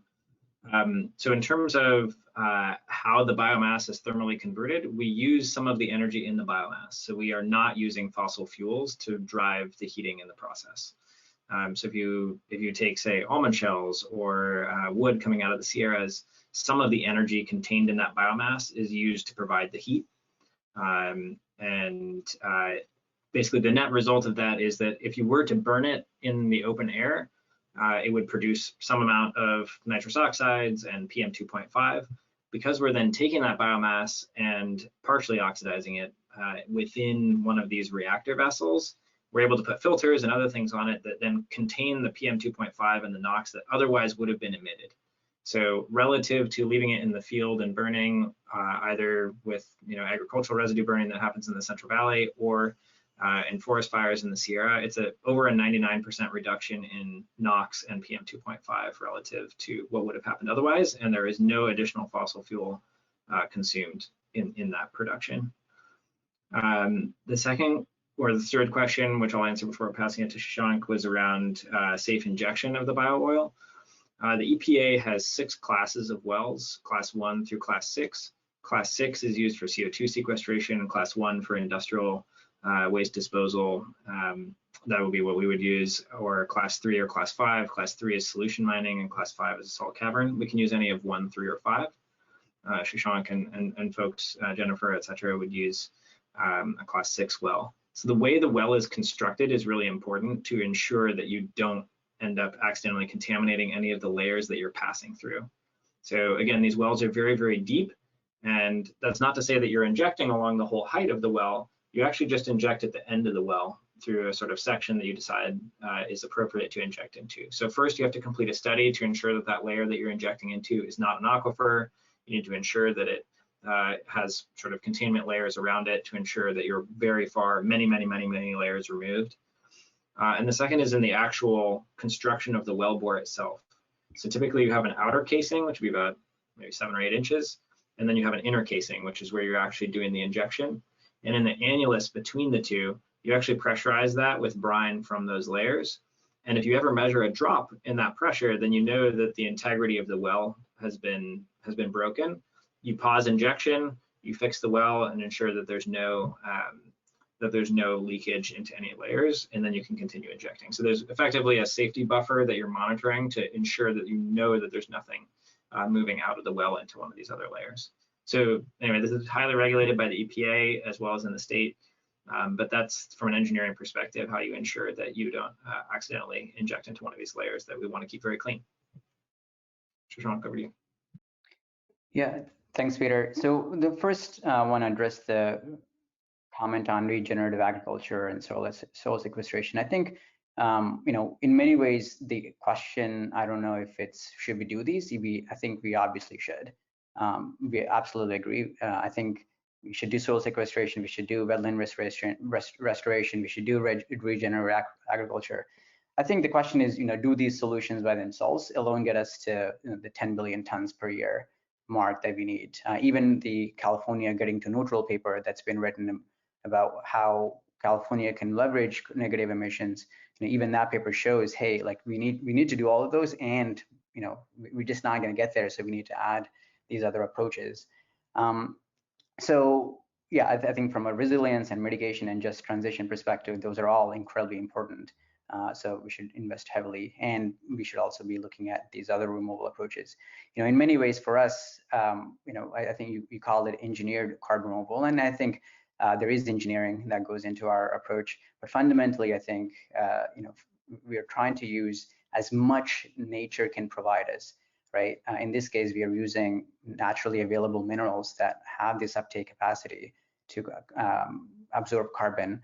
And because there's some drawbacks around verification and additionality and monitoring, we add just enough engineering to make it such that it checks all of those boxes and ensure that we can permanently sequester it for thousands of years. Because yet some of the other approaches you mentioned, unfortunately, don't get us the permanence and the additionality that these approaches would. But at the end of the day, we need all of them. So the question on temperatures, so we use electric calcination fundamentally, and this is different than sort of traditional. I think when you think about high temperature, it's like, wow, we need fossil fuels and we need we need oil or natural gas to burn. In our case, no, it's actually electric calcination can actually go up to 1350 Celsius. We actually don't need temperature that high anywhere close to that. So we're able to build a process that's able to comfortably be driven just through electricity and using renewable sources of energy to power it. And so that's the high temperature part. The other part is, unlike some other approaches, we don't use energy intensive fans to blow air. We fundamentally, again, use the natural ability for these minerals to absorb CO2 out of the air, so we don't need to spend energy on that. So, I think you're totally right in that we need to minimize as much energy requirements as possible. And, I think we view, unless we are actually fighting against laws of physics, or laws of thermodynamics, we haven't done our job in reducing energy requirements. And, that's, one of the reasons why we don't use fans, for example. So, but thank you for the question.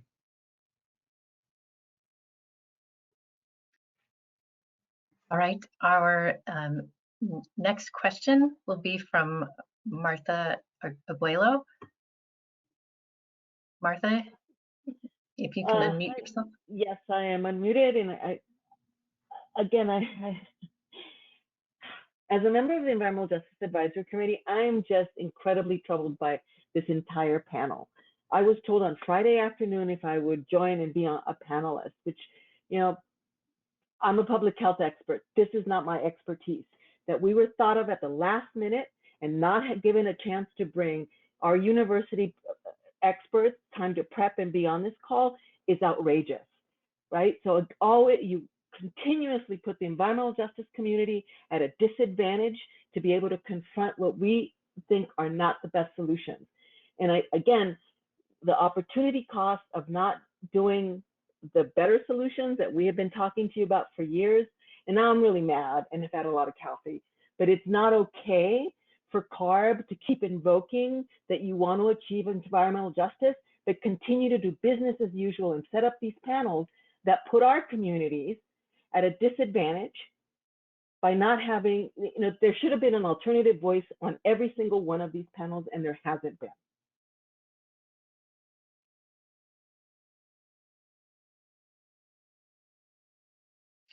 Hello, this is Rajinder, and I just want to have a quick response to that. I'm sorry that you feel that you were rushed on this discussion. My understanding is that there was an effort to reach out to members of the Environmental Justice Advisory Committee at least a week earlier. I think it was around July 23rd. We will definitely try to do a better job of coordinating with all of the members to ensure that there's ample time for prepping on the topics that we're going to be having at the workshops, but also that we have an opportunity to work with you on getting familiar with the platforms that we're using, the GoToWebinar platform, So we will be trying to do better there. Thank you.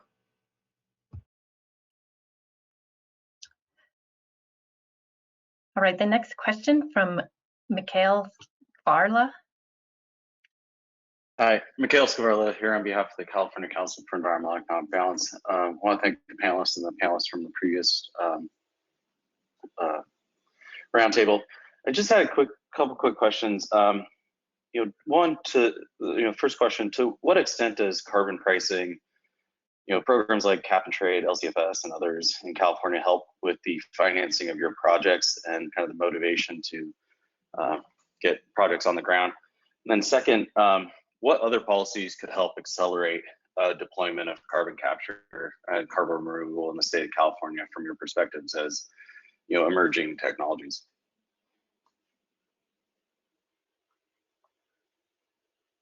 I can start from a carbon capture perspective.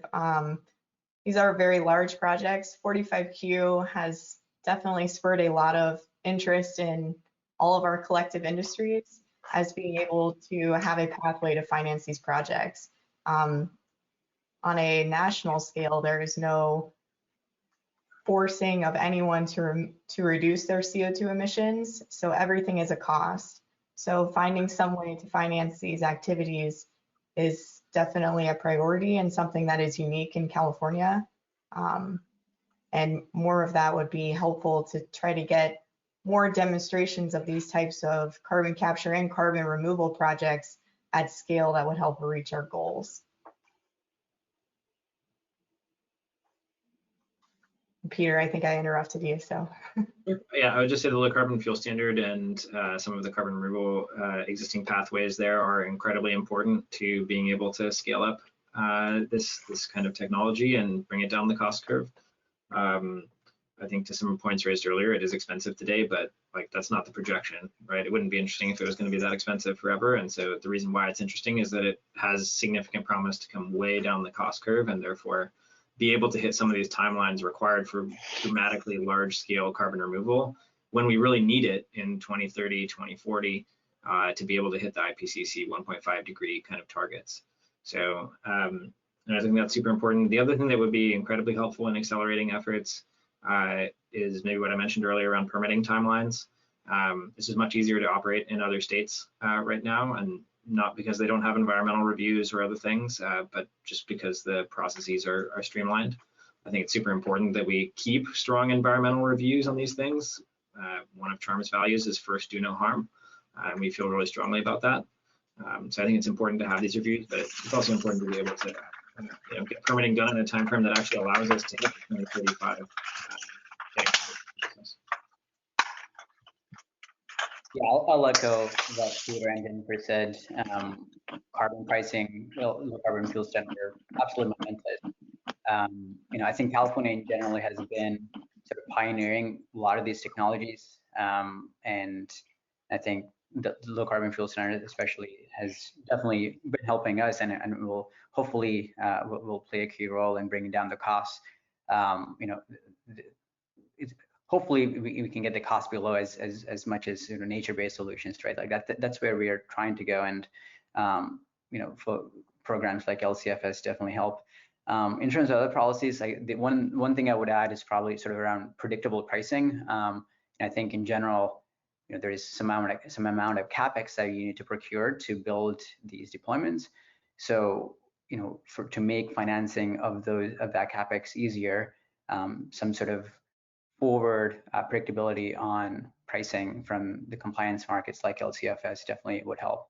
And obviously, like Peter said, permitting and making it easier and a bit faster to deploy in California would help as well.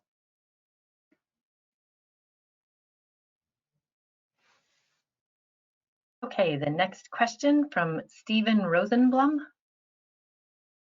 Hi, my name's Stephen Rosenblum. I'm a retired chemist, and I've been really working very hard on the environmental movement and climate change for many years now.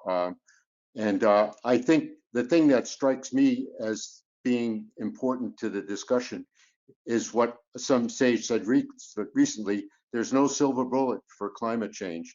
There's only silver buckshot. and we have to do everything. So I think I really appreciate all the presentations that were given, and I'll have to contradict Professor Jacobson, who is one of the leading people in research in this area, to say that I strongly support research and development in the area of air capture, direct air capture, because as Shashank Samala pointed out in his presentation, we're not going to get to the IPCC goals by just getting to zero by 2030, zero emissions. So we have to use everything in the toolbox. I don't know which technology is going to work out. I don't know, but I found the presentations very impressive. And I have a question for the panelists as well as the CARB staff. Would it be possible to have a sliding scale of support for the different methods? For example, to me, CCUS, where the carbon is captured from a smokestack and either pumped into the ground or reused, should have a much less subsidy. For instance, if it's reused, it should have practically no subsidy. It should, in fact, should be required to remove it. Whereas taking carbon out of the air is a much stronger help to solving the environmental problem. So do you think that would be a possible way of accelerating the use of direct air capture to give that an even larger share of the pie? Thank you.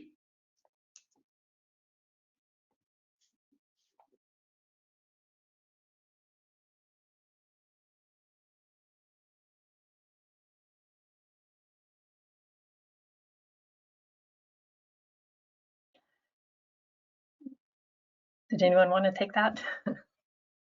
Probably a question for CARB on the relative subsidy side of things, but in general, I agree in that we're not removing carbon out of the air is fundamentally it's an incredibly hard problem, right? Like this is a legacy emissions problem where there's billions of tons that we've emitted into the atmosphere, and CO2 is actually fairly diffuse in the air. There's a lot of it, but it's only about 0.04% of the air. So there's not a lot of good low cost approaches to get there, and especially doing it in a permanent way. So at the beginning, as we figure this out, the cost is going to be high, and it would be very helpful to have higher price for these types of technologies at the beginning before we bring them down the cost curve. Actually, like from an engineering perspective, I don't see why it wouldn't come down the cost curve. I think it's really about a lot of R&D that goes in at the beginning. But yeah, CARB can probably answer the other part of that question.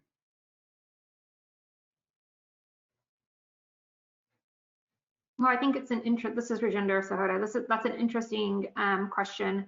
I don't think we've thought about it. We're not ready to talk about it here, but we'll take it back and consider it. Thank you. Okay, we've got time for one more question. Rachel Glauser.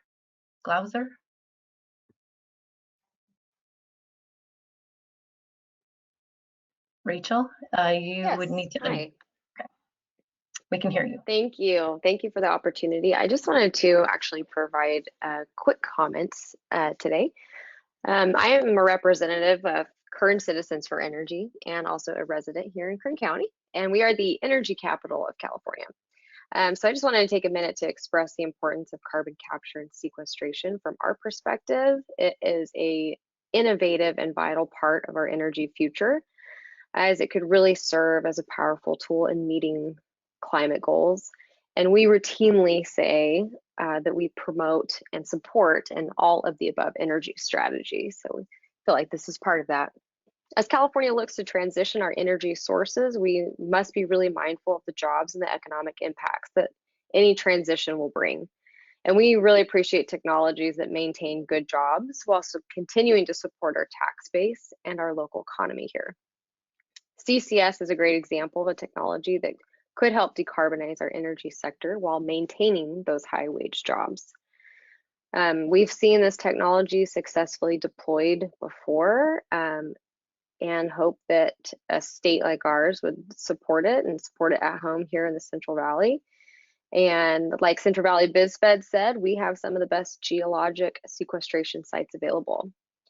So Kern County and Kern Citizens for Energy look forward to continue to work with CARB to ensure that CCS could play an important role in the future of our community. Thank you very much. Okay, Justin, back to you. Okay. Yeah, thank you all for tuning in to this panel. We're going to take a quick break for about 15 minutes and reconvene at 1:45 p.m. And we'll wrap up with a panel on carbon utilization and storage. So we'll reconvene then. Thank you.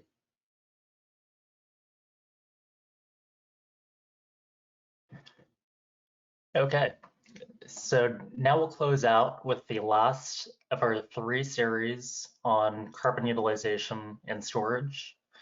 Thank you all for tuning in for the entire day on carbon capture and carbon removal technologies.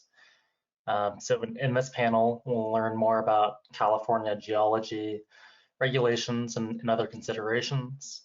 And in case you weren't here for the prior panels this morning, we'll run through the presentations first and save questions for the end. And again, anyone is welcome to raise their hand and ask a question at that time. So to lead us off is Sally Benson. She's a global thought leader in carbon sequestration. She is the co-director of Stanford's Center for Carbon Storage and also a co-director of Stanford Center for Carbon Removal. So Sally, over to you. Okay, thank you very much. Anyway, great to be here. A really fascinating set of talks. I really enjoyed all of them. Thank you for pulling this together. So what I'm going to do is I'm going to talk about geological storage in California. I'll start out with a general discussion about what makes a good site, and then I'll talk about some of the recent work that we've done in California looking at the potential. So if we can move on to the next one, that would be terrific. Okay, all right, so the question is like, what makes a good CO2 storage site? Well, there are a number of criteria that are really important. The first is we'd like the depth to be greater than about 3,500 feet. And the reason that we want that is we want to have the CO2 be in a liquid-like form. We don't want it to be a gas. And if we put it deep enough, it actually compresses and it very efficiently uses the pore space. And it has a density almost as much as water, but not quite. So the second thing is we want the salinity to be greater than 10,000 parts per million total dissolved solids. This is a law, actually. The EPA prohibits injection into anything that has less than that much salt. The third one is that we want to have a thick and continuous shale rock to permanently trap the CO2 underground. So shale, you can think of shale as basically mud that gets deposited on the bottom of the ocean, and then it gets compacted and it gets weighed down with lots of rocks above it, and eventually it becomes very hard and impermeable. And so it's very difficult for fluid to flow through that. So if you look at the little picture on the left, you'll see that there are some dark bands. Those correspond to sort of an illustration of a shale. So we want these to be thick, and we want these to be continuous over the entirety of the area that we want to store the CO2. So the next thing that's important is that we want to have an underground reservoir where we can put the carbon dioxide.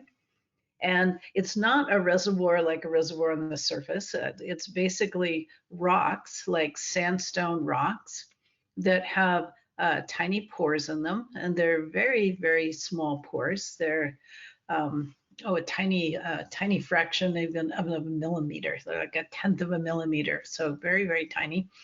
But it turns out that there are a lot of them in the subsurface.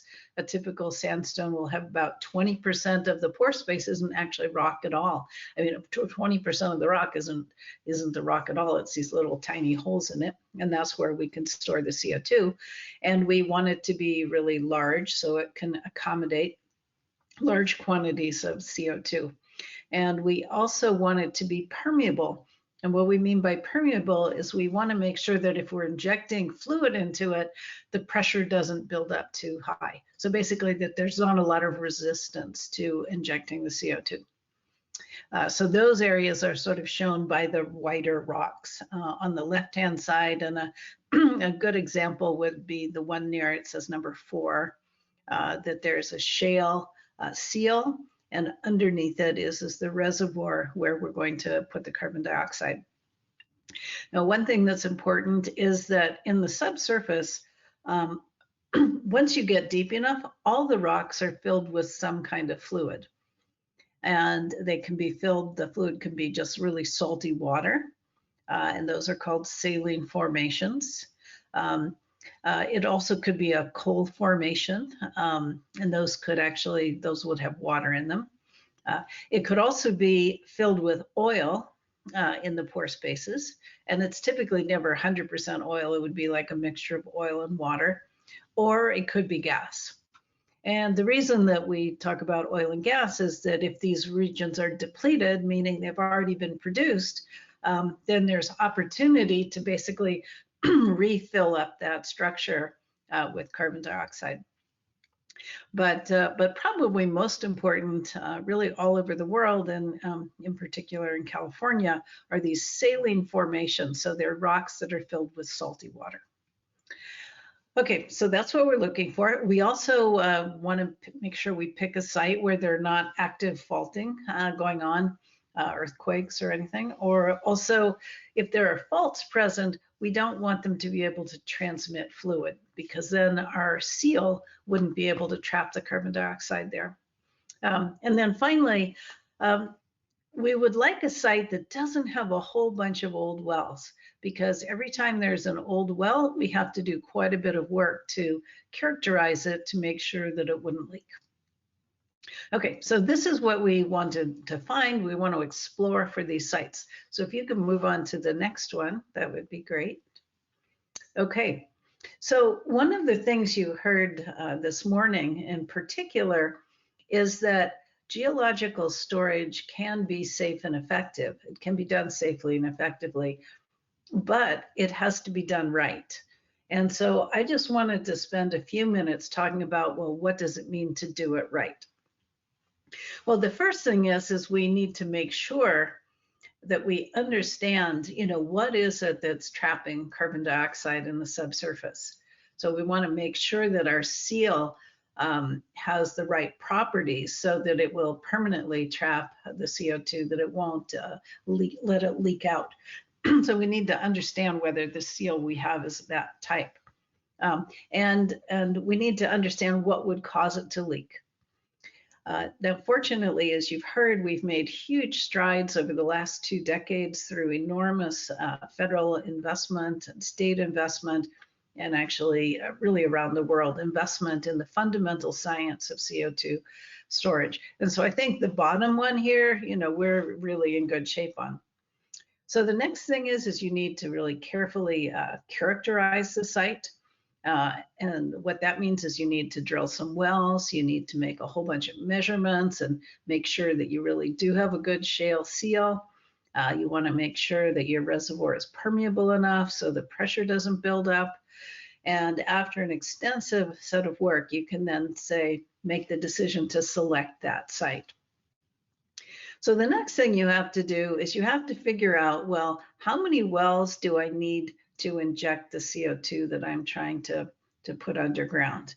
And where should those wells be located? How deep, how close to other wells? And if you do that right, then you can assure that the operations themselves will not do anything to harm the storage reservoir. Of course, safe operations is really important. There need to be all kinds of procedures for the on-site workers so that they're safe. And the next on the list here is monitoring. There are all kinds of ways to monitor CO2 storage sites. There are two that are most important, really. Well, actually, there are three. The first one is you have to monitor the well very carefully. So you monitor the pressure in the well, you carefully monitor all the CO2 you're putting down the well. But beyond that, what you want to do is you want to know where the CO2 is. You know, you're not just putting it out underground and, you know, that's the end of it. There are actually methods you can use, imaging techniques, where from the Earth's surface, you can make measurements of the speed of the wave propagation of like acoustic waves. And that can tell you where the CO2 is. And also if you have pressure sensors underground, that will help you figure out whether that site is leaking or not.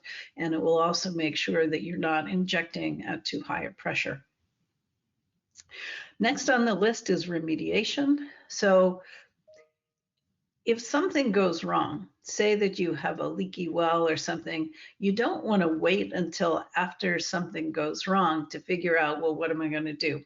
So as part of the permitting process, you need to develop a remediation plan, which would basically indicate that you're prepared with a good action plan should something go wrong, like it start to leak. And then finally, we need regulatory oversight. And basically, the job of the regulatory oversight is to make sure everything on this list has been done. And regulatory oversight comes in the form of a permit to do the project.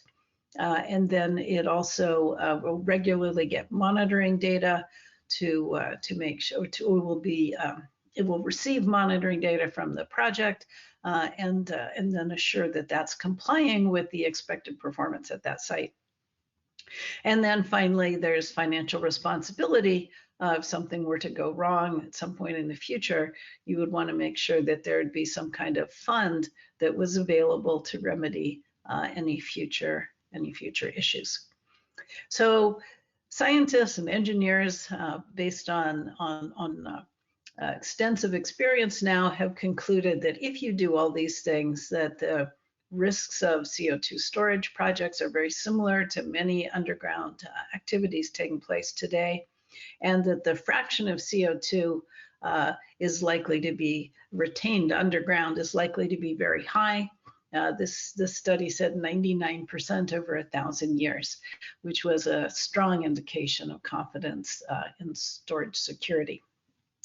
Okay, we'll move on to the next one now. Okay, well, what about California? We actually know an enormous amount about the storage potential for CO2 in California. There have been a number of government-funded studies, one by the Department of Energy, the CARB program that went on for 10 years. The U.S. Geological Survey did its own independent assessment over a several-year period. Lawrence Livermore, in their Getting to Neutral report, did a deep dive on 2 particular sites to classify or characterize the potential there. And then most recently at Stanford, we did a study looking statewide to further constrain and evaluate the storage potential. So if we can move on to the next one. So this is just an example. I showed you that cartoon of a layer cake geology. Well, here's California's layer cake geology. And the way to look at this is those gray layers are shale. So there's plenty of good seals present. And the yellow are the sandstone reservoirs where you can put carbon dioxide. Now, just to put this in perspective, this is what we call a cross section. This is basically running from the west side over to the east side of the Sacramento Valley. So this is an enormous area with just a tremendous amount of pore space available, or underground reservoirs for CO2 storage. And most of these formations are filled with salty water, so they're saline formations, though there are some oil and gas reservoirs that are available as well. So if we could move to the next one. Okay, so I mentioned that we'd recently done a new assessment. And what I want to do is I want to start with the map on the left. So what you can see here in all of the light green colors and the dark green and red colors, those are all areas which are considered to be prospective for CO2 storage, meaning that if you were to do an investigation, that you would be highly likely to be able to find a good storage site. So all the green, light green are saline formations, the dark green are oil and gas reservoirs, and the little red dots are actually existing underground gas storage projects that are operational today. Okay, so what we wanted to do is we wanted to look at some California specific factors to see how they would impact the potential for CO2 storage. In particular, we don't want to do a storage project in the immediate proximity of a fault. So the map on the upper left there is where all the faults are, and we put a buffer zone around all those and excluded those from potential storage sites. We then looked at all the earthquakes and we made a buffer zone on any historical earthquakes to avoid those zones. Next, we applied a screen for sensitive habitats that provide important ecosystems for critical species in the state. And then finally, we applied a last screen for population density with the idea we probably didn't want to do these projects in places that had a lot of population for a whole number of reasons. One, just being it's inconvenient to do sort of construction kind of activities and operations when you've got a lot of people around. So we applied those, and if you can go to the next one. So we applied all of those screens. And so everything that was eliminated is shown in the pink color here, and everything that you can see through the pink color are what's left. And you can see from the light green colors in the middle of the state and the gray colors and the blue colors that there are a large number of prospective regions in the state for CO2 storage, even after you apply all of these exclusionary layers and you make sure that they would be compliant with both California state as well as federal regulations. So from this, then we can come up with an overall capacity in the state, which we determined to be about 70 billion tons or gigatons of CO2 storage capacity in saline formations, and about 1.1 to anywhere up to 2.1 in oil and gas reservoirs. So those are just numbers, but a better way to think about those numbers is that this means we have storage capacity that would be sufficient for storing more than 1,000 years of CO2 injection at about 60 million tons a year, which was a target number that we were looking at based on industrial sources of CO2 in the state. So moving on to the next one. I just want to wrap up with a quick discussion about source sink matching.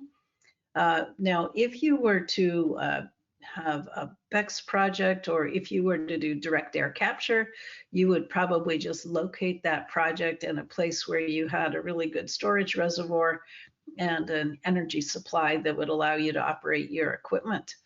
And so you have a lot of flexibility about where you go. But if you're trying to capture from existing sources of CO2 emissions, you need to do something called source sink matching. So the sink means the storage reservoir, the source is the point source emission. And we had identified, as I said, 60 million tons of CO2 that could be captured in the state of California. And in fact, it would be very difficult to eliminate those emissions in any other way. And we decided to look at some kind of optimal network of hubs or storage sites that would accommodate multiple sinks, multiple sources, so you could do it efficiently. And we had identified 5 types of sites. So the first one would be just if you have a co-located CO2 source with an underlying reservoir, that's the easiest thing to do. And so we identified about 16 sites like that in the state. And then second, we said, okay, but there's some areas where they're not co-located, and particularly in Northern California and Southern California, also where the cement factories are. And we identified an optimal pipeline network, optimal meaning just the shortest pipeline network that used mostly existing rights of way and didn't go through sensitive habitat or anything, and came up with the location or general notion of what would be a location for 4 different hubs: a Northern California storage hub, a Southern California hub, one out in the Salton Sea region, and then one in the Central California. So together, these 4 sites and the co-located plants could accommodate 60 million tons a year. So anyway, that was hopefully give you some sense of the kind of work we do when we're trying to find the best storage sites and come up with a plan for how we would actually do this. Okay, well, thank you very much. Terrific. Thanks, Sally. And so next up, I'll cue Adam Peltz. He's a senior attorney with the Environmental Defense Fund. He specializes in oil and gas and carbon capture and sequestration regulation and policy, and we'll be discussing some of the main state and federal regulations relating to carbon removal. Great, thank you, Justin, and thanks to all the organizers of this workshop and the other presenters who have been giving fascinating presentations all day, and especially to the audience for sticking it out and also asking critical questions as we consider this technology and how it fits into a carbon neutral future. So I can start with the next slide. And so what I want to talk about today briefly is how carbon sequestration is or would be overseen in California, talking a little bit about the various governance structures that are in place. And so I'm going to talk about both compliance mechanisms, this is related to permits, and then credit mechanisms, which is related to getting paid to do this activity, which after all would not happen in the absence of subsidies. And so these compliance and credit oversight mechanisms work together to create a mesh of oversight and points where there is transparency requirements where government steps in. And there's quite a lot of them, and they take many forms. So we'll see if we can get a little bit of insight into that. So on the compliance side, there are federal, state, and local entities who all are all paying attention to one aspect of CCS projects or another. And because these projects writ large have a capture component, a transport component, and storage component, it just multiplies the number of agencies and types of permits that are needed. But some of the agencies that are involved on the compliance side, on the federal side, include the Environmental Protection Agency, which has permitting authority over saline storage wells, and the Bureau of Land Management and related federal land governing agencies like the Forest Service when one of these projects touches on that kind of land. And I should say that tribal governments also play a role when there's a nexus with tribal land. On the state side, I bet this is not even comprehensive because California has so many state agencies that deal with various environmental projects, but there's the State Lands Commission, the State Water Resources Board, and I should say the regional control boards as well. Geologic Energy Management, formerly known as DOGGR, the Oil and Gas Agency, and of course the Air Resources Board. And local governments have a role to play as well in siting and certain other permitting, and especially with the local air districts. And we'll get to each specific type of activity and who oversees it in a moment. And then on the credit side, so this Section 45Q federal tax credit is an IRS credit that came into being around 10 years ago and was recently increased. And so a lot of the recent interest in carbon capture and sequestration from industry has been a result of that. But what's really driving a lot of attention is the California Air Resources Board Low Carbon Fuel Standard Carbon Capture and Sequestration Protocol, which is both a mouthful and a pretty hefty regulation to be able to qualify for carbon credits under the LCFS, which are substantial in size, and we'll talk about that too in a minute. Next slide. So I want to walk through some of the types of permits that CCS project operators in California would need to seek, and I wanted to give a hat tip to George Paradis at Lawrence Livermore National Lab, who recently published a study that looked at the life cycle permitting that's required for these projects, and is probably the single best place to look if you want a comprehensive view of everything that a project operator would need to do in order to get a permit. So starting with land use at the top, that's often or pretty much always a local government question. Where are these things going to go? We saw from Sally Benson's presentation, they could go in all sorts of places. And then moving on to pipeline siting and safety. So if the injection site is not located at the same place as the source, whether that's a facility or direct capture from the air, then pipelines will be needed. And where they go and how they're operated safely to ensure that they don't leak CO2 or cause some other kind of problem has local, state, and federal oversight related to it. This pore space question, which is those little microscopic holes in the rock where the CO2 will go, there's a state law role for that question. Some of it in regulation, but a lot of it in case law. And this is also an area where private law, i.e. contracting, really comes into play because people own that pore space and it can be used for various things, of which CO2 storage is one. And so it is something that project operators need to either have or buy in order to move forward. Air permits related especially to the capture side of CCS projects are a big one, and there are state and federal actors involved there. And then you actually get to the well where you're going to be injecting the CO2, and there's two main forms. There's the CO2 enhanced oil recovery wells where CO2 is injected for oil production.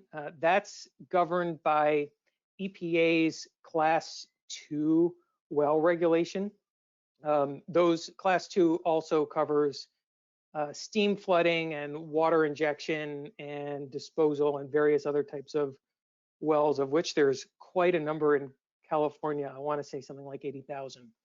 But there are no CO2 EOR wells operating in California right now. The other form of injection well is into a saline formation or into another formation that's not for oil recovery. Those are EPA Class 6 wells. And so those are regulated also by the EPA. Class 2 wells can be regulated by state agencies. CalGEM has primacy for Class 2 for some of those other forms I was talking about, the disposal wells and the steam floods and cyclic floods and water floods. But for class 6, only 3 states have, or 2 states at the moment have primacy, which means can regulate class 6 wells themselves, as are North Dakota and Wyoming. Louisiana is in process for getting class 6 primacy. California is not at the moment, and so an operator who wanted to operate a class 6 injection well in California would have to get a permit from the EPA to do so. And discharges, so whenever you drill a well, there's stuff that comes up that needs to be dealt with. This is also true as a well is operating over time, because there's things down in the subsurface that will travel upwards, often salty water that needs to be dealt with in some fashion. So there would be a role for CalGEM, but there are also roles for environmental agencies as well. Endangered species, can always be impacted by any project. That has state and federal oversight. Waterway alteration is state, although if you alter the right waterway, you could end up in federal territory. And greenhouse gas reporting also has both state and federal oversight, and that involves, how much are these projects producing of CO2, and how much are they reducing?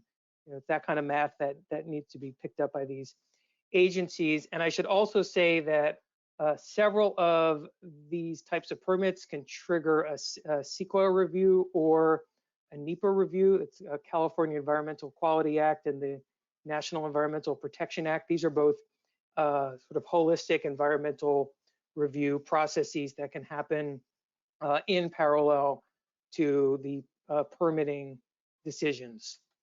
Next slide.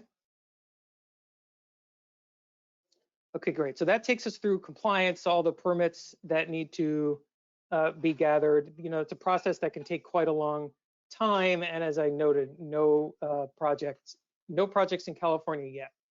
So on the credit side, the regulations or protocols or requirements of the credits don't have quite the same legal standing as the permit requirements, but because pretty much every operator is going to try for at least one of these credits in order to make their project economical, they more or less operate as real substantive requirements for the operators as part of the project. So I'll talk a little bit about the IRS credit first. So this is under Section 45Q of the tax code.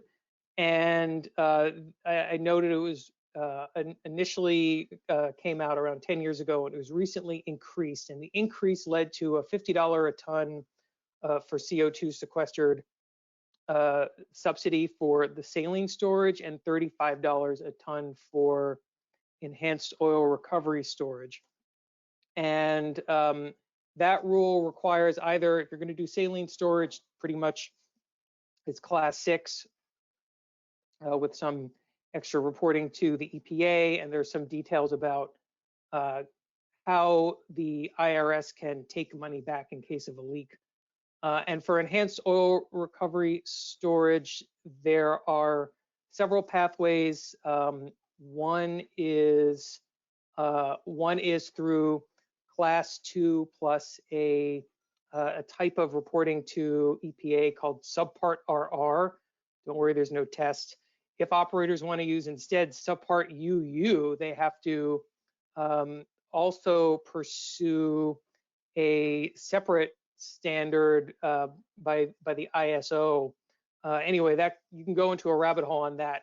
Not too relevant for California, since it doesn't look like there's too many enhanced oil recovery CO2 storage projects on the horizon, but the $50 a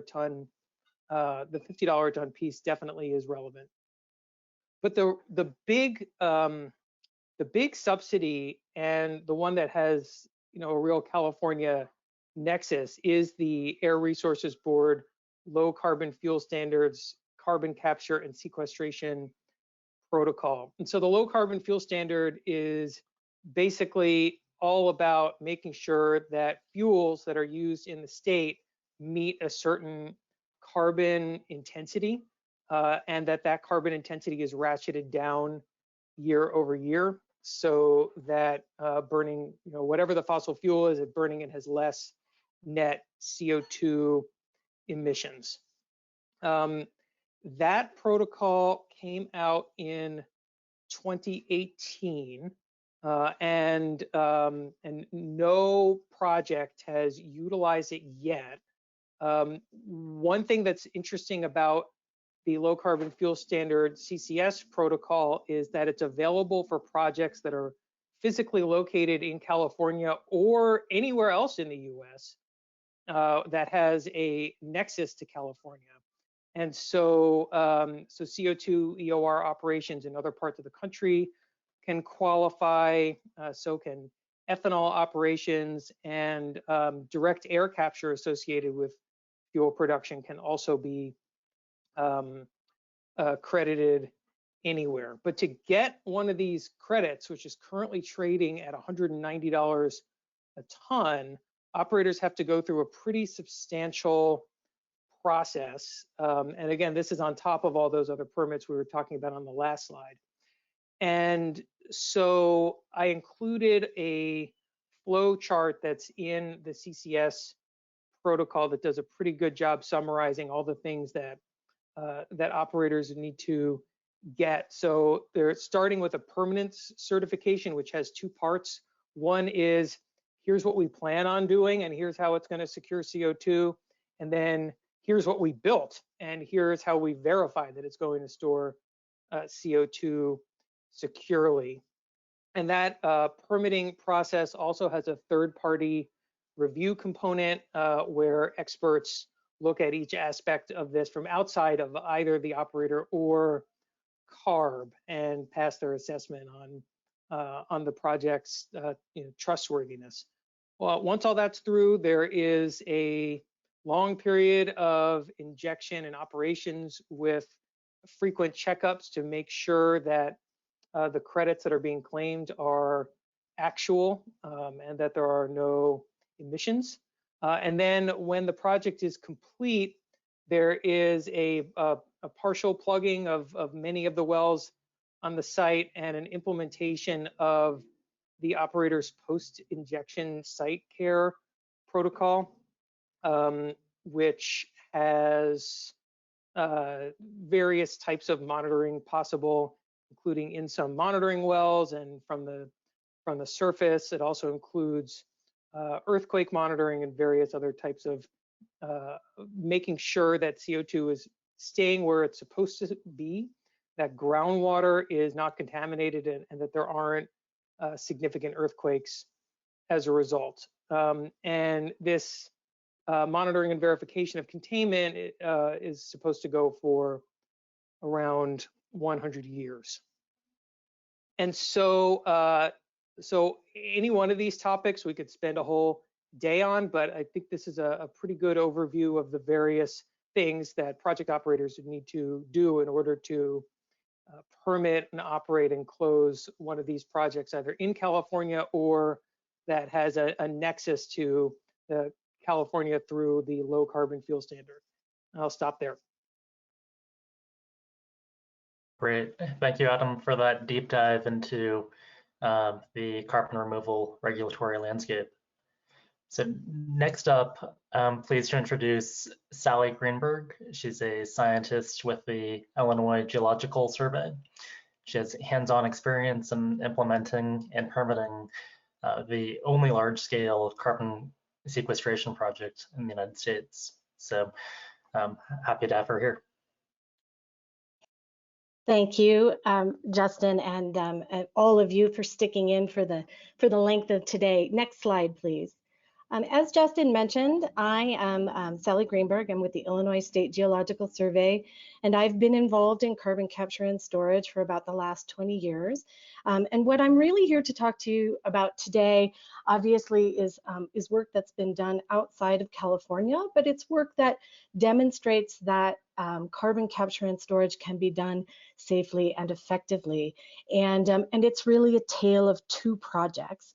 During the course of the last 20 years, many of the pieces of the puzzle that relate to our ability to demonstrate and execute carbon capture and storage have come together.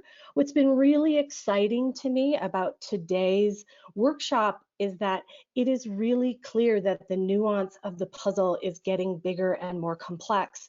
And all of the discussion around the environmental justice components and other justice components of how and if we deploy carbon capture and storage are the next steps in solving this puzzle. And so I would say, given this slide, that this is where we are today, but this is not where we will be in the next several years. So with that, I'll turn to more specific information about the projects that I've helped lead in Illinois. So next slide, please, Justin.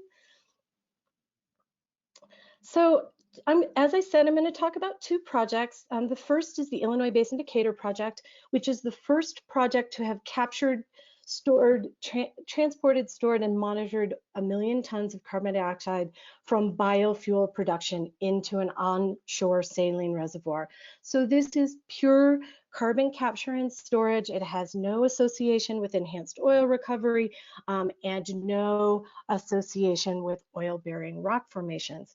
We executed a first-of-a-kind monitoring, verification, and accounting program, met and exceeded all of our technical and non-technical challenges while conducting successful underground injection control Class 6 permitting, and we'll talk a little bit about that later.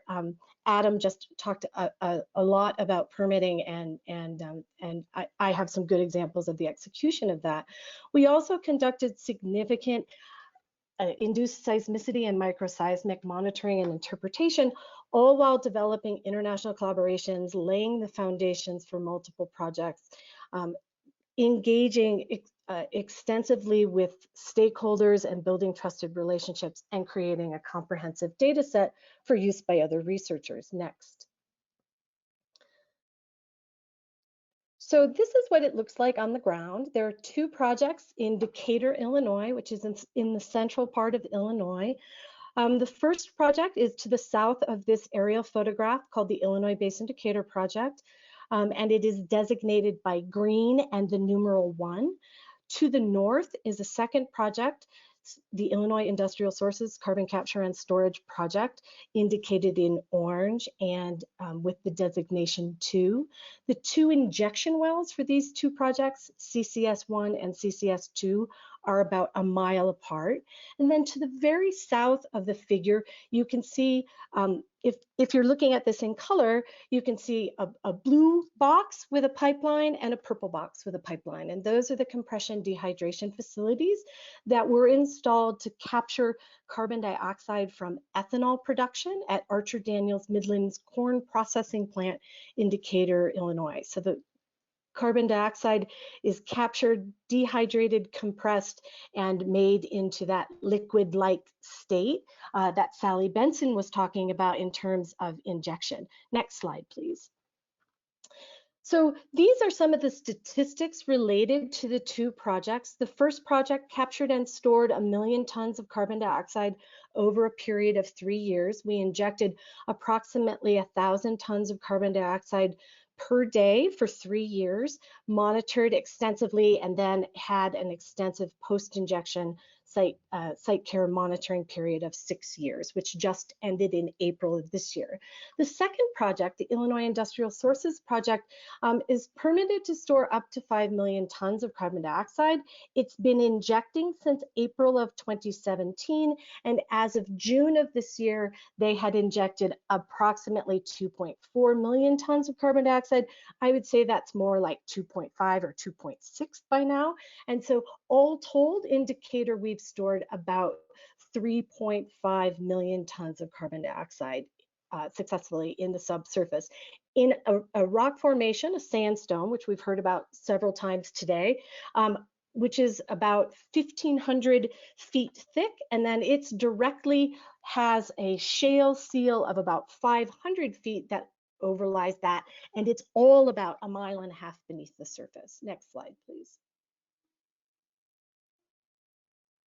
So we had an extensive monitoring program, and one of the advantages of having these two projects juxtaposed with each other is that we used the first project as our research and demonstration project, which enabled us to do an extensive monitoring program, in which we had high density monitoring, which enabled us to determine which monitoring technologies really were most suitable for our site area. And then we could extrapolate those up to the larger project for regulatory purposes so that we could ensure that we had a robust and rigorous monitoring program, but also that one that was effective given the environmental conditions. Next slide, please.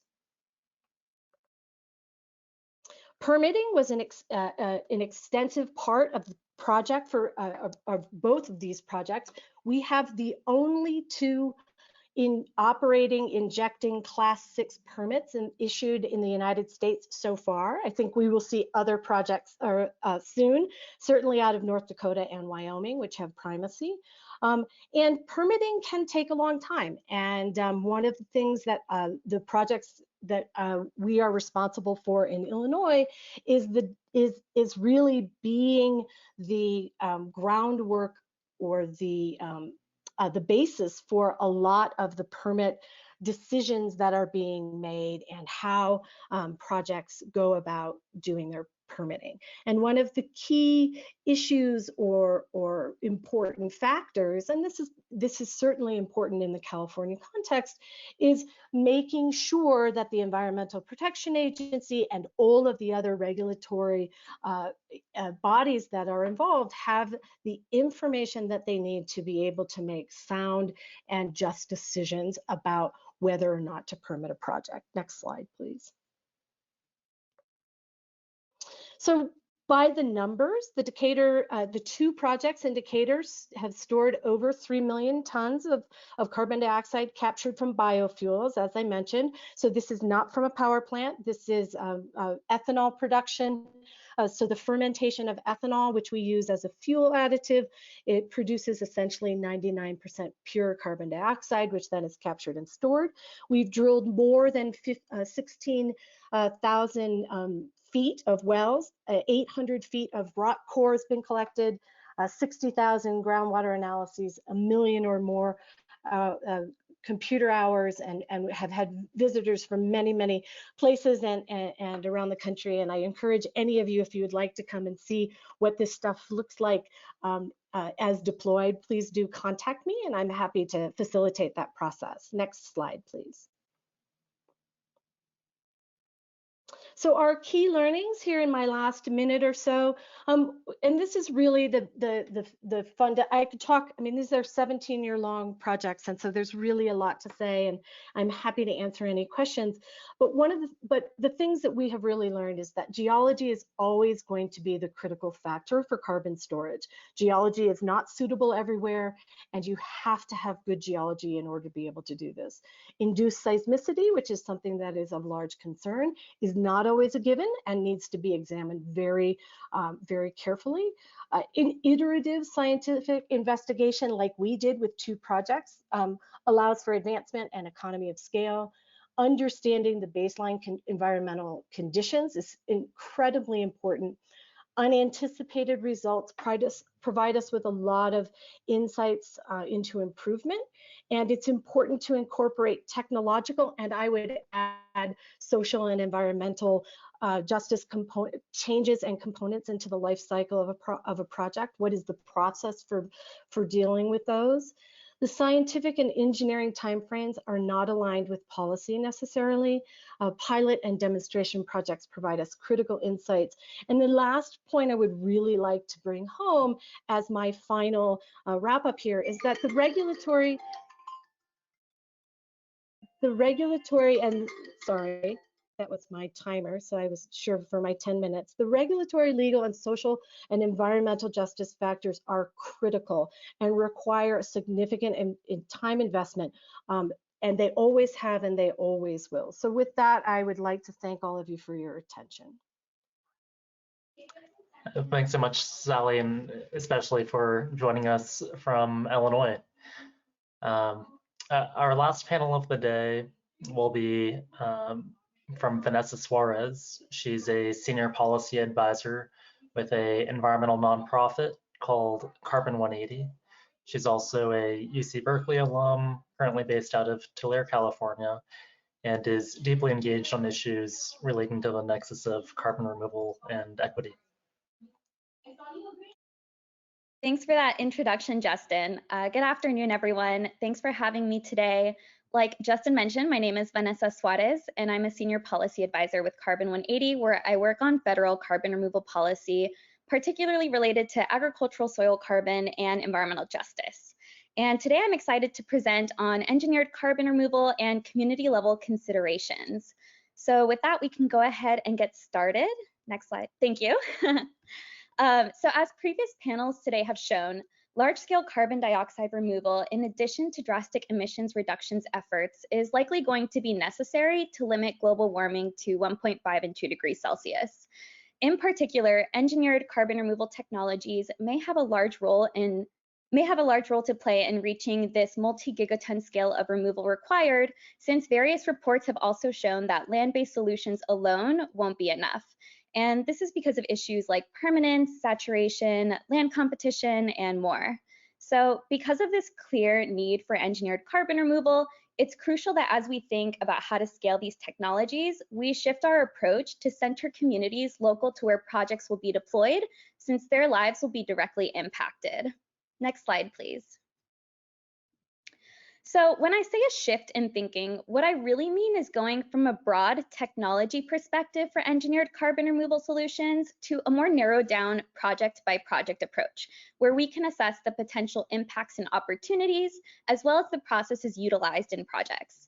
And ultimately, each carbon removal project is going to have its own unique opportunities, benefits, trade-offs, and risks for the communities that they're located near to. And because of these reasons, each project should be assessed individually.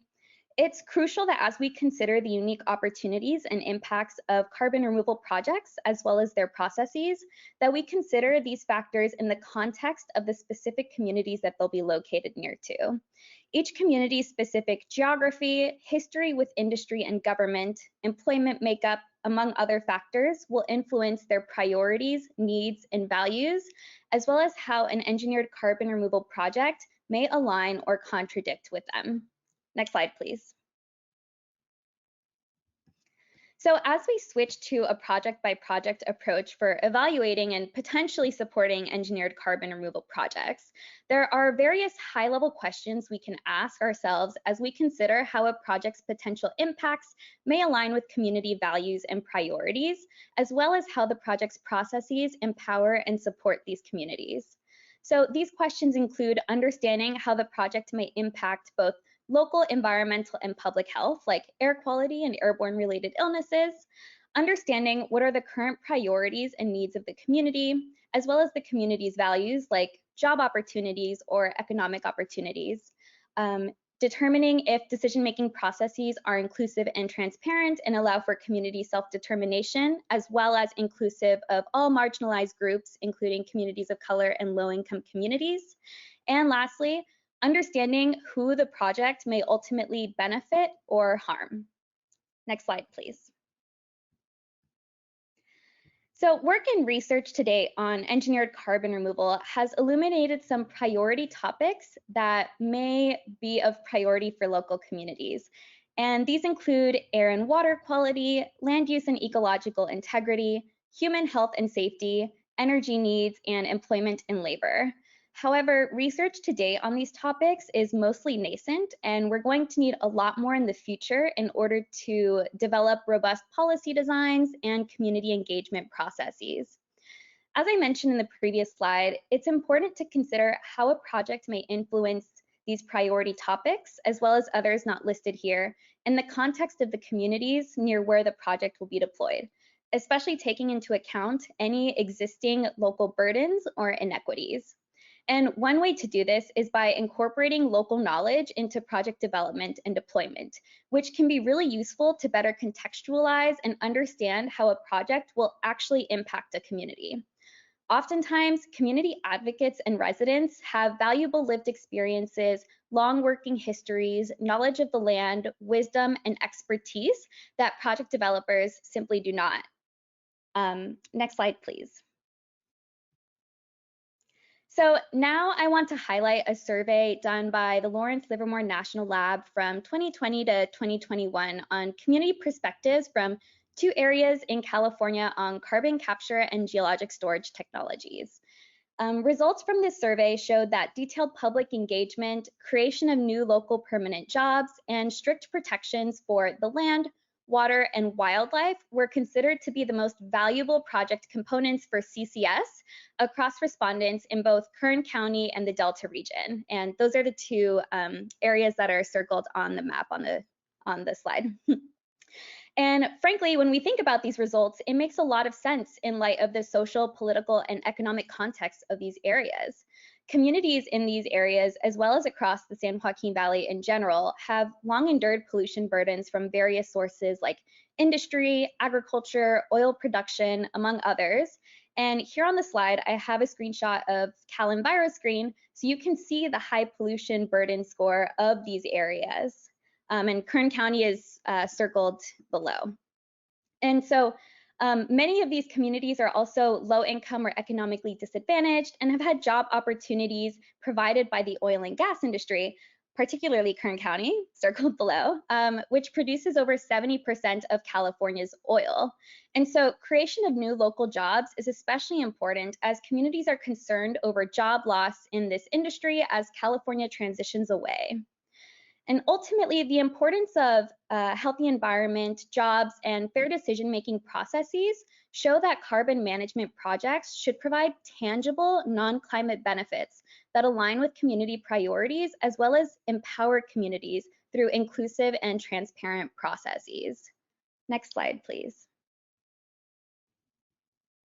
So there are different dimensions of justice that we can integrate into the development and deployment of engineered carbon removal projects to ensure that they empower communities as well as align with their priorities.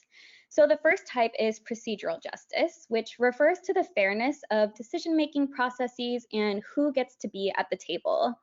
The second is distributive justice, which refers to how resources, benefits, or harms are divided and shared. And another is reparative justice, which refers to how previous harms are amended. Next slide, please. Okay, but you're likely asking, how do the variations of justice in the previous slide apply in real-world contexts? And so incorporating procedural justice can help ensure decision-making processes are transparent, inclusive, and honest between developers and local communities, as well as provide opportunities for local communities to voice their concerns, priorities, and opinions. It's also important to ensure representation of historically marginalized groups in decision-making processes is present, including low-income communities and communities of color. Furthermore, procedural justice also includes making decision-making processes accessible to all, and this can look like a lot of different things, including providing transportation to meetings, providing informational materials, and hosting public workshops in all languages commonly used by local communities, or directly compensating individuals for their participation. And lastly, in my opinion, true procedural justice includes empowering communities to shape project features directly and ultimately decide whether to go or no go a project. And this last piece I want to emphasize because giving communities ultimate decision-making power is very distinct from consulting them and incorporating their feedback as deemed appropriate. Shifting gears a little bit, incorporating distributive justice into a project can include ensuring any potential harms from a project don't fall on already marginalized groups. So making sure that if a project has potential air quality impacts, that project is not sited near a community that already suffers from poor air quality. It also includes ensuring that the benefits from a project are distributed fairly across groups. So if a project will create new local jobs, making sure that those jobs are available to all communities, including historically marginalized and low-income ones. Next slide, please. So in the big picture, there are a number of steps we can take to ensure that communities are centered in the advancement of carbon removal solutions.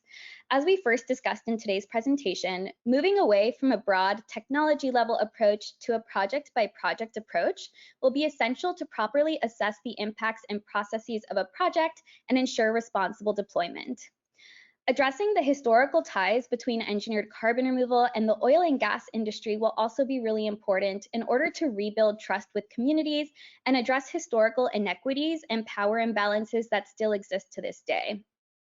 We also must ensure projects employ fair decision-making processes that fully empower communities, promote self-determination, and include the voices of marginalized groups, including low-income communities and communities of color.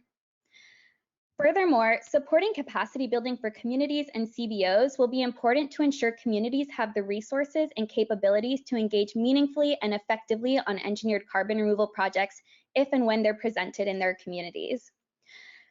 Promoting projects that provide tangible non-climate benefits can enable engineered carbon removal to address community needs and priorities like job creation or improved air quality on top of addressing the climate crisis.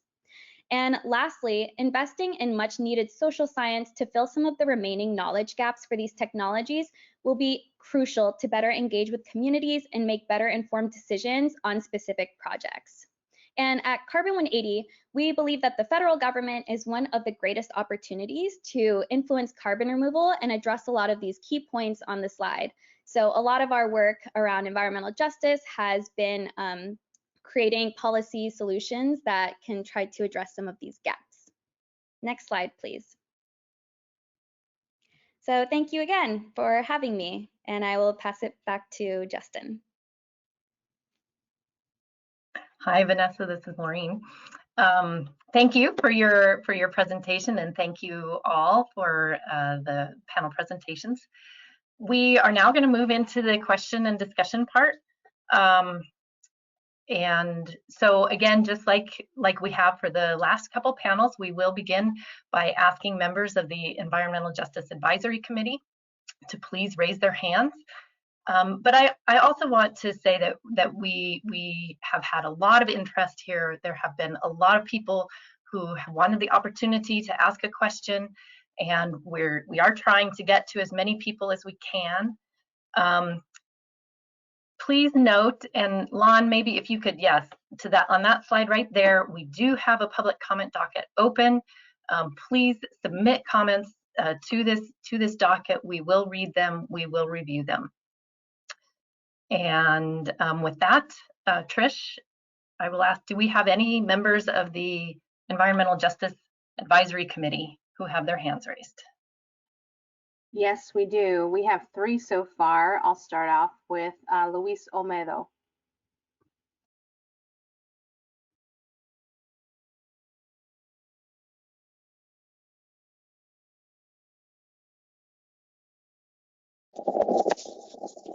Okay, looks like, am I unmuted now? Can Yes, I be heard? I can hear you. Yes. Yeah, hi. I have a very general comment. I mean, it's a lot of information, but as a member of the Environmental Justice Advisory, it just seems there's so much talk about social justice, about environmental justice, and the very fundamental question is, what purpose does the EJAC serve if we're not advising how to put these agendas together? What's our role? What is the logic used to put together these workshops?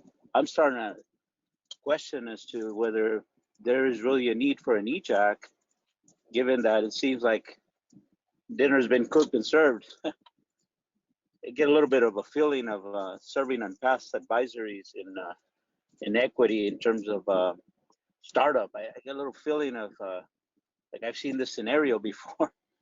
So what's the logic? I guess that's a couple of questions, and they don't have to be answered right now, but I would like to get information as to who are all the organizers that continually get applauded for putting it together, and what is the rationale and logic put together that informed these workshops?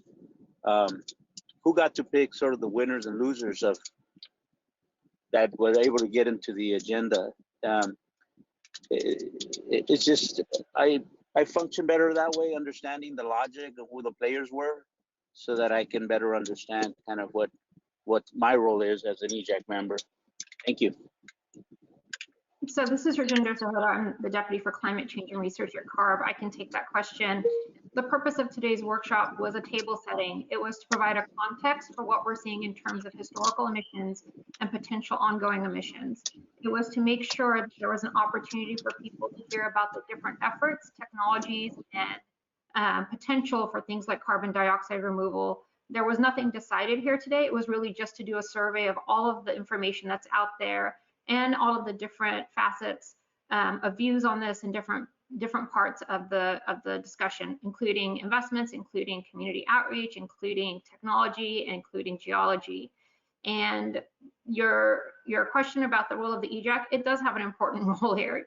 This is so that you all can also get the same information at the same time that we're all getting and other stakeholders are getting, so that we all have a common place from which we're starting from in terms of the knowledge base when we're thinking about how to build out a scoping plan and the potential role for carbon dioxide removal. So much of the information presented here is new to everyone. It's not just new to some people, it's mostly new to most people here. And so that's really the purpose of today. It's table setting on something that has been not really talked about in terms of climate change, carbon dioxide removal, something that gets discussed in the context of carbon capture and sequestration only. But there's broader applications and there's different technologies in the space, and we wanted to make sure that we could provide that perspective to all of the audience members. In terms of winners and losers, there's no winners and losers here. This was really about making sure that we had a variety of people who are working in the space and experts that we could bring forth and share their perspectives with all of us and all of you. That was really the goal here.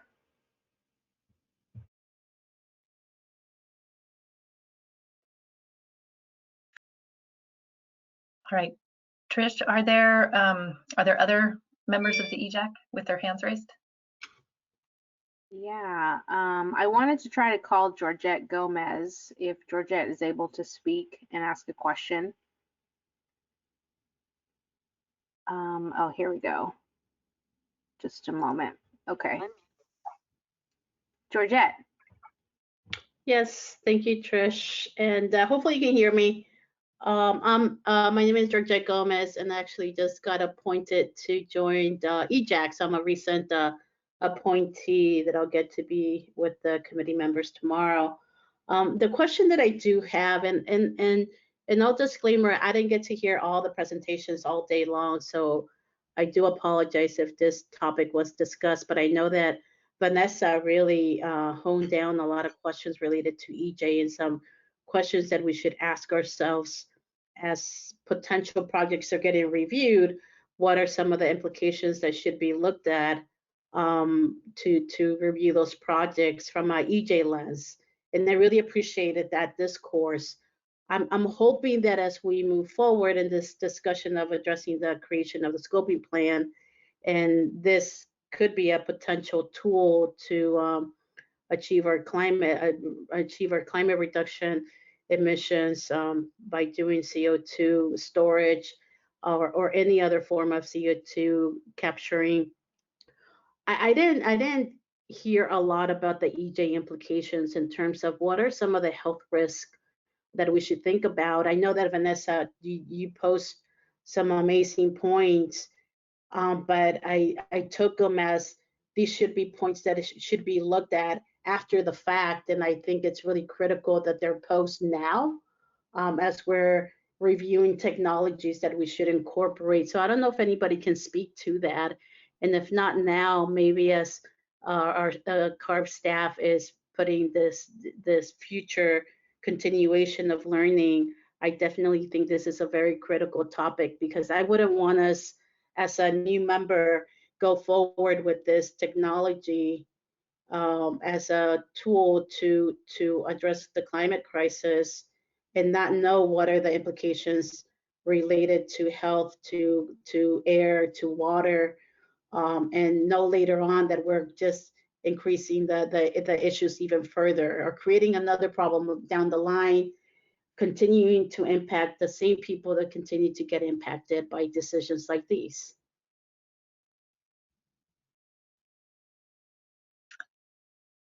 Right. Did you want to respond, Vanessa? Or? Yes, am I allowed to? Yes, of course, yes. Oh, okay, great. And if folks want to hop in after me, go for it. I think you're raising a lot of really great points, and I think we're trying to, at least what we're doing at Carbon 180 is trying to get a feel for what all of these impacts could be, so that, you know, from now we're thinking about, okay, what are the potential project impacts on, you know, air and water quality, on a lot of the things that I laid out in my presentation.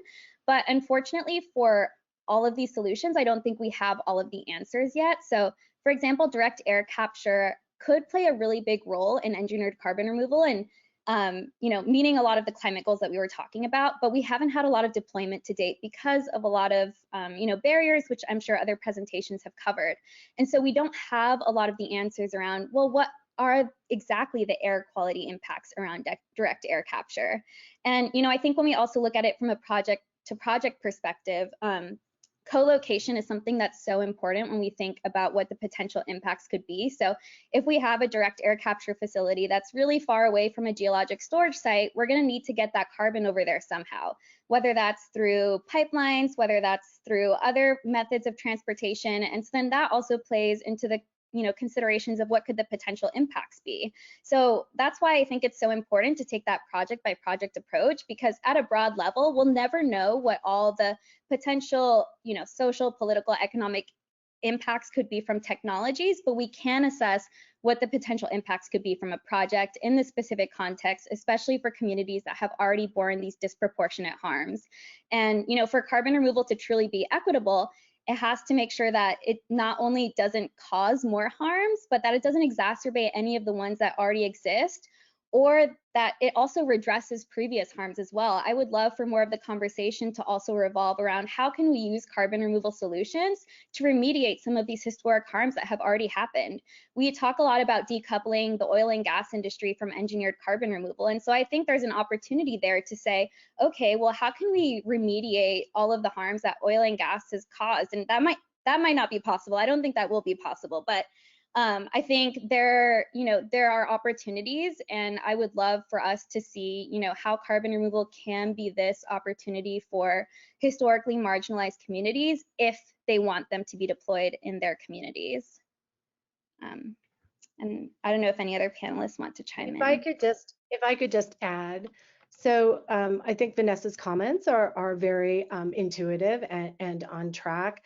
I think the place where I come from now as a researcher in this space for the last 20 years is we've often found that the questions that society is asking are the same questions that we as scientists are asking. And I look forward to the opportunity to hear the types of questions. And that's where I think the EJAC has an amazing opportunity to help us frame what those questions are that we really need to be able to answer so that we can ensure that we're moving forward in a way that is suitable from an environmental justice perspective. And one thing I wanted to flag for EJAC members along these lines is that Louisiana is currently in a late stage of applying for Class 6 primacy from EPA, which would give the state the jurisdiction to oversee the injection wells associated with these projects. And on EPA's request, the Louisiana Department of Natural Resources is adding in an EJ review component, which will be the first carbon capture and sequestration regulation concerning EJ in the country, as far as I'm aware. And so there's a pretty live debate going on within Louisiana that includes EJ groups and overburdened communities on what the implications are in that state. And Louisiana is set to be pursuing a fair bit of CCS as part of their climate solution. And so I would say the experience in Louisiana is helpful for all of us to understand, and there's a good conversation to be had between California and Louisiana stakeholders on this issue. Yeah. Could I just add a little bit more? So in terms of carbon capture and storage, there are really three major facilities. There's the capture unit, there's the pipeline, and then there's the storage site. And sometimes all three are co-located, and then sometimes they're separated. But the kind of environmental impacts you are looking at from each of the, or potential environmental impacts you're looking at are different. So for example, on capture, the capture side, really it's air quality impacts that you would be looking at. And I guess it could also depend to a certain degree on whether there would be any aqueous discharges depending upon the capture process, but probably it's mostly air quality. On the pipeline side, it's basically releases of CO2 from a pipeline. And on the storage side, there are sort of two main things that one should be aware of. One is the potential for any surface releases.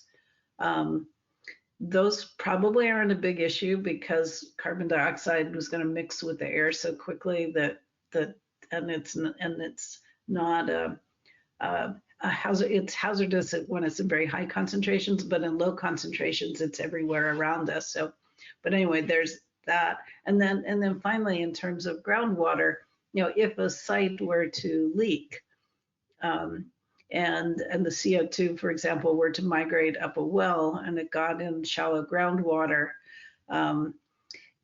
it could, certainly it would not be the same water. It wouldn't be the same water. It would be water with gas in it. But in certain aquifers, it could also release other harmful constituents. Yeah, but a good site isn't going to leak. But I did just think it was worth, putting on the table that those are the kind of things that you should be looking at. But again, it will be differentiated whether it's at the capture site or storage site. All right, thank you. Trish, do we have any more Environmental Justice Advisory Committee members with their hands up? We do have a couple more. First, I'll call on Martha Dina Argoyo. Let's see, you should be able to unmute yourself and begin your comment, Martha Dina, if you can hear me.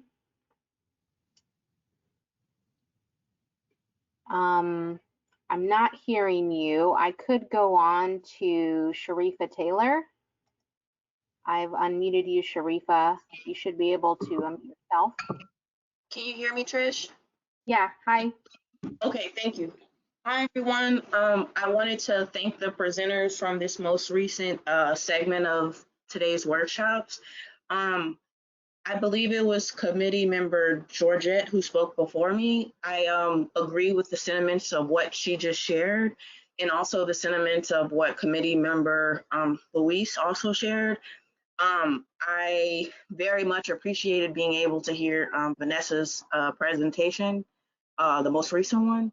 And I definitely would just say, not only do we want to question things like she said, but I also would just say how I really appreciated her sharing the idea and the concept of within procedural justice, especially within public engagement, giving the community the opportunity to have the yay or nay to a project. And so I just want to bring to this forum the idea of us applying that even in this process.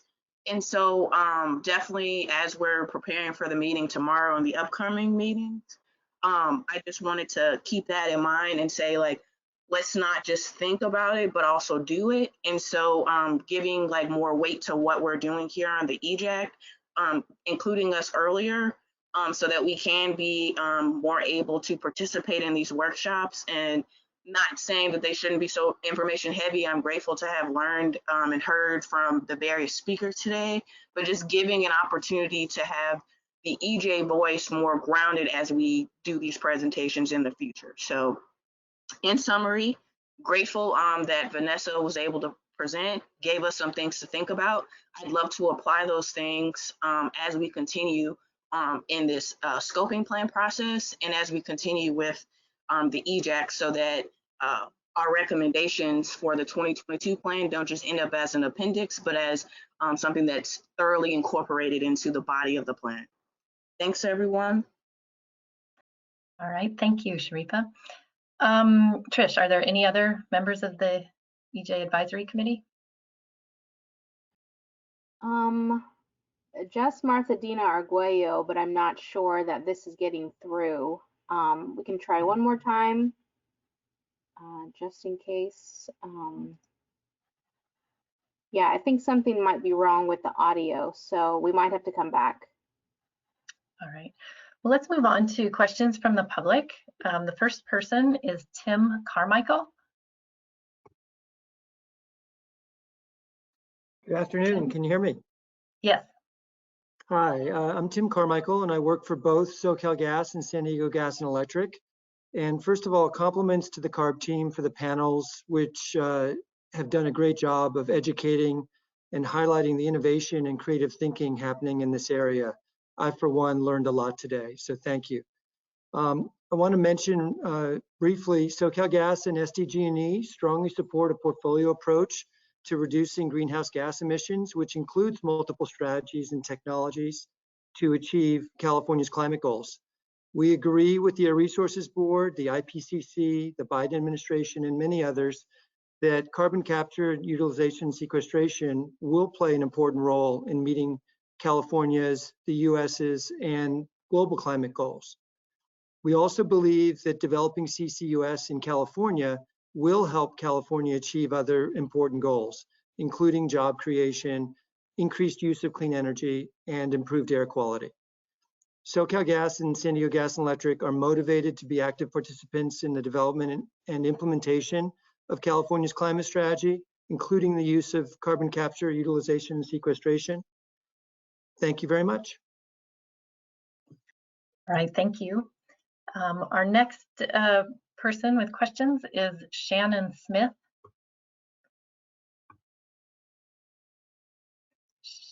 Shannon, please go ahead. Oh, hi, can you guys hear me? Yes. Shoot, they can't. Okay. Hi, I'm Shannon Smith. I work with Signal Hill Petroleum. We're a small oil and gas facility in Southern California, and we're interested in implementing carbon capture and sequestration. Sally, on your map, it looked like sequestration would be very difficult in Southern California. Besides building multiple hundreds of miles of pipelines to Central California, which could take tens of years and billions of dollars, how do you think that SoCal companies, especially smaller companies, can implement CCS technologies? Mm-hmm. Yeah, I mean, not all of Southern California is, pink. There are some sites, particularly probably oil and gas reservoirs, depleted oil and gas reservoirs, that could be suitable. One certainly needs to do the site-specific work, but it's in general not as favorable as a good deal of the central part of the state. Yeah, but it's again a depleted field at the right depth that that has a limited number of wells, that is not faulted. May be suitable.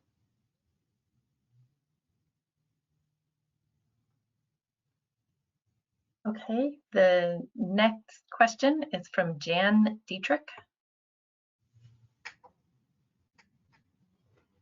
Thank you very much. It's all so interesting, and I really appreciated Vanessa's presentation and the whole idea of case by case, and really examining all the factors. And the one factor that I don't think I heard mentioned was the amount of water used for the different technologies.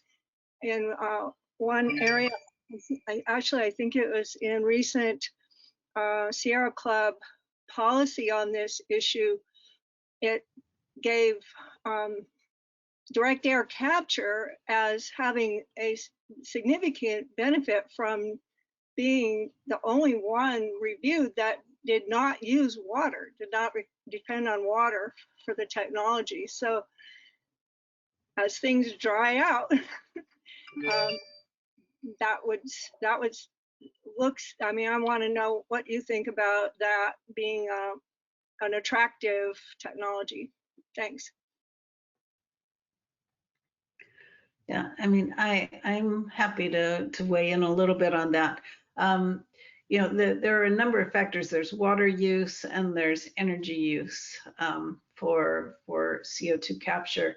So, for example, if you look at the biomass, that basically is its own energy source. So part of the energy goes to converting the energy in the biomass into some practical energy that humans use, and then the rest goes to you know, storing the CO2, whereas direct air capture takes a very large external source. So if you use gasification technologies, like if you convert biomass to hydrogen, for an example, that does not use much water at all. So if you look at like an oxy-combustion process with biomass or pyrolysis, that could be very low water use. There are also techniques for new combustion techniques that don't use any water in the process of, for example, converting natural gas to power. So it's really the traditional capture technologies that were very water intensive. And I agree that the water is a really scarce commodity in California. I live up in the northern part of the state, and you know, I don't know, 25% of the wells in Mendocino don't have water right now.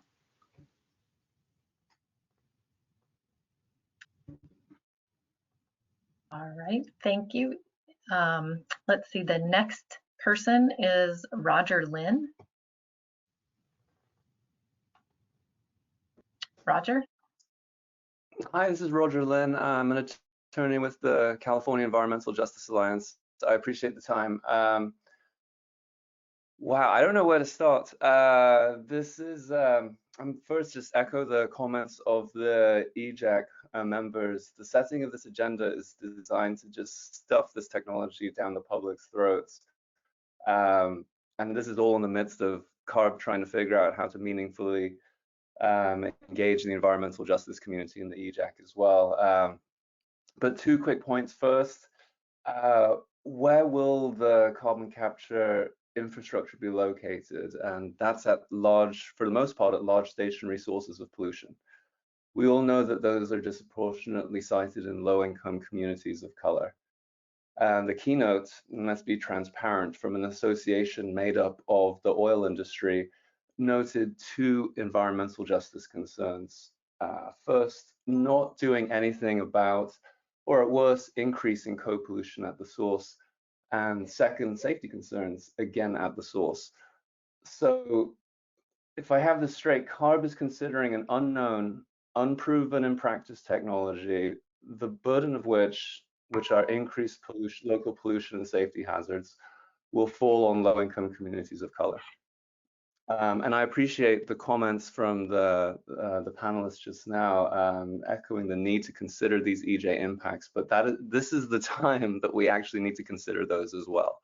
All of those impacts have to be considered now, and not just at the permitting stage where it may be too late. And we all know how communities' power is unfortunately diluted at the local permitting stages, especially in areas of the state that have the large proportion of fossil fuel infrastructure located there, such as the San Joaquin Valley.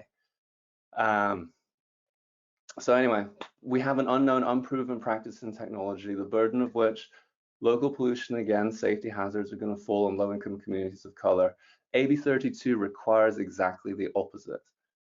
state climate policy requires that CARB not exacerbate disproportionate impacts, let alone create a whole slew of new individual and cumulatively considerable significant impacts. So second, despite all of these unknowns, this oil industry solution requires significant economic and government investment to make all of this unproven technology happen. And instead of investing in a real just transition framework, yes, it's a challenge, going back to this morning's panel that some of the panelists had mentioned, but the keynote had also referenced billions of dollars in research for CCS. What about billions towards a just transition effort instead, or trying to make sure that everyone can live in an all-electric building or everyone can drive an electric vehicle? Isn't that a more sensible use of billions of taxpayer dollars? So the CARB has a decision whether to actually take a proper step towards a just transition, actually invest in workers and communities, and not invest in existing polluting fossil fuel industries. And there's a difference in that investment. There's a difference in targeting the investment towards communities and workers actually versus targeting it towards perpetuating an industry that we all know is on its way out and is trying its hardest not to be on its way out.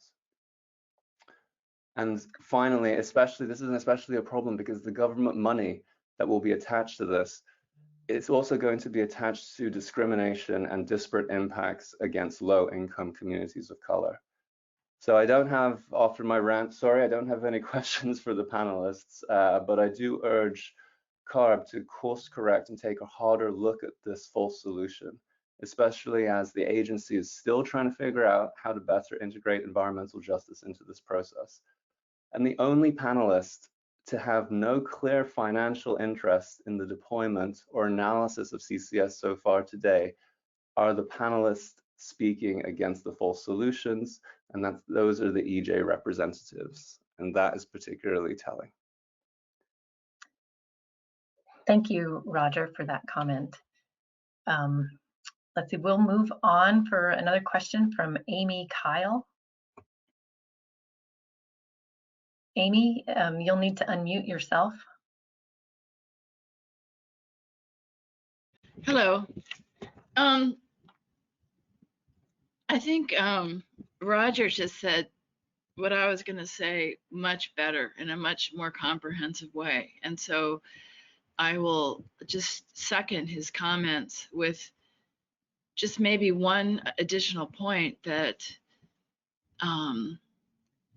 it's interesting to hear the technical stuff, but the way in which we're thinking about how this could be deployed and what it will perpetuate and where it will take us to new ways of doing things is obscured by looking at it the way that it's been looked at here. And so I think, like I said, I think Roger said that very well, and I will just second his comments. Thank you. All right, thank you. The next person with a question is Brent Bucknam. Brent, you'll have to unmute yourself. All right, I think I'm unmuted. Yes, we can hear you. Great. Thank you for organizing the panel. Definitely appreciate it. I'm an environmental engineer and urban planner from Oakland, California, with HIFI Design Laboratory. We work for government organizations and environmental justice communities and other groups, and just had a few questions both for some of the panelists and also for CARB folks. And I think one of the big things for us to understand is, where does the exploration of these technologies fit in with grander prioritization of funding? Because one, as a scientist, you know, I'm definitely interested in exploring these technologies, but also want to understand, is this also happening in the context and, you know, with greater funding going to things like managing deforestation and fire management and fuel mitigation and biodiversity. And so I think when you're setting up these meetings, it's good to understand sort of like how much in a grander pie we're trying to contribute to different areas. And I think a lot of the urban communities that we're working with are obviously interested in carbon capture, like the companies and others that are presenting here. But I think a lot of communities are really asking right now, beyond capturing carbon, how are you really tackling the other toxic pollutants that are coming from our urban plants and sort of these environmental justice fence line impacts from the carbon burning that we do have, and how do we manage those things first?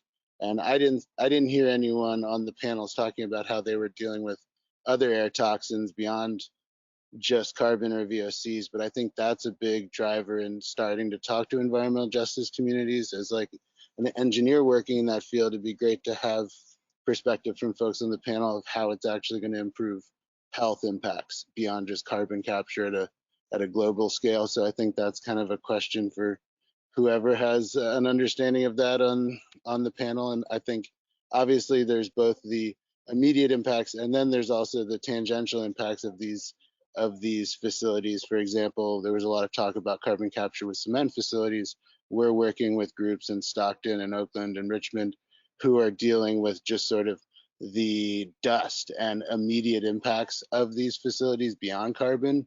And so I'd like to understand how CARB is sort of prioritizing funding towards these things ahead of carbon capture funding. And then, maybe a question for Adam would be like, where does the community or EJ groups have the most ability to sort of leverage that type of influence in the process? And like, is it in these areas where we're deciding where to allocate funding, and then how much is in the regulatory process for us to sort of really push on those fence line impacts? Thank you. Thank you, Brent. We appreciate the comment, and it's kind of the scoping plan process is where we try to put all of this together. Today, we're just focused on the carbon removal picture. And I'll throw in for the direct question that several of the permitting processes have public participation avenues. And as CARB and CalGEM and others continue to work on how to permit these, there is room for more public participation to be included in the process. I mentioned Louisiana before. Public participation is one of the big pieces of Louisiana's primacy application. So I would think that's an avenue to explore. I'll jump in. So for the question, I think about budgeting and funding and kind of distribution of resources. Like, are we spending all our money tackling these issues that we're not even sure how we feel about versus forest reforestation and other climate tools? So at least at like the federal level, which is what I'll speak to because I don't work in California, but these are typically different pools of money. And so it's not really like, if we are funding research into direct air capture, that's not the same pool of money that is being used for research into reforestation or agricultural soil carbon or other types of carbon removal or just climate tools in general. So I think that is important to keep in mind as we're thinking about funding and where we want to dedicate our efforts.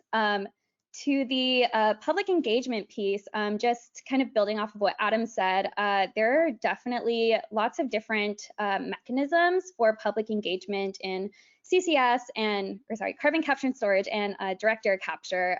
But at least from what I've seen today, I don't think the public engagement mechanisms are really robust yet. And so I think, at the federal level and at the state level too, there's a lot that can be done in order to make sure that these processes are more inclusive, transparent. And, I don't think robust public engagement always has to be like mandated through a federal process either. I think, informal public engagement can begin before a project is, before permits are applied for, before a lot of these processes begin.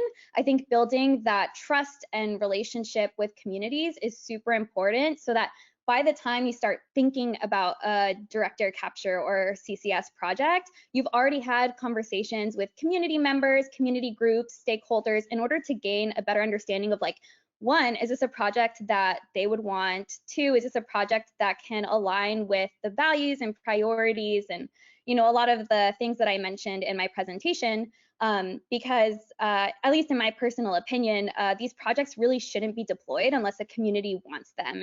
And I think that kind of, you know, also goes back to the comments Roger gave us. I think it's really important that, you know, as we think about how we want the future of these technologies to look, that communities are centered and that we're not exacerbating all of these existing inequities, that we're using carbon removal as a tool to address the climate crisis, you know, after we drastically reduce emissions, which should be first and foremost, like what we're focusing on.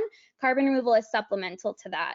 And then I believe there was like a third piece of the question about maybe infrastructure or air quality and stuff. And when I was hearing the question, I thought of there's a BECCS project that is supposed to be planned for Mendota, California, which is in the Central Valley, actually like only an hour away from where I live.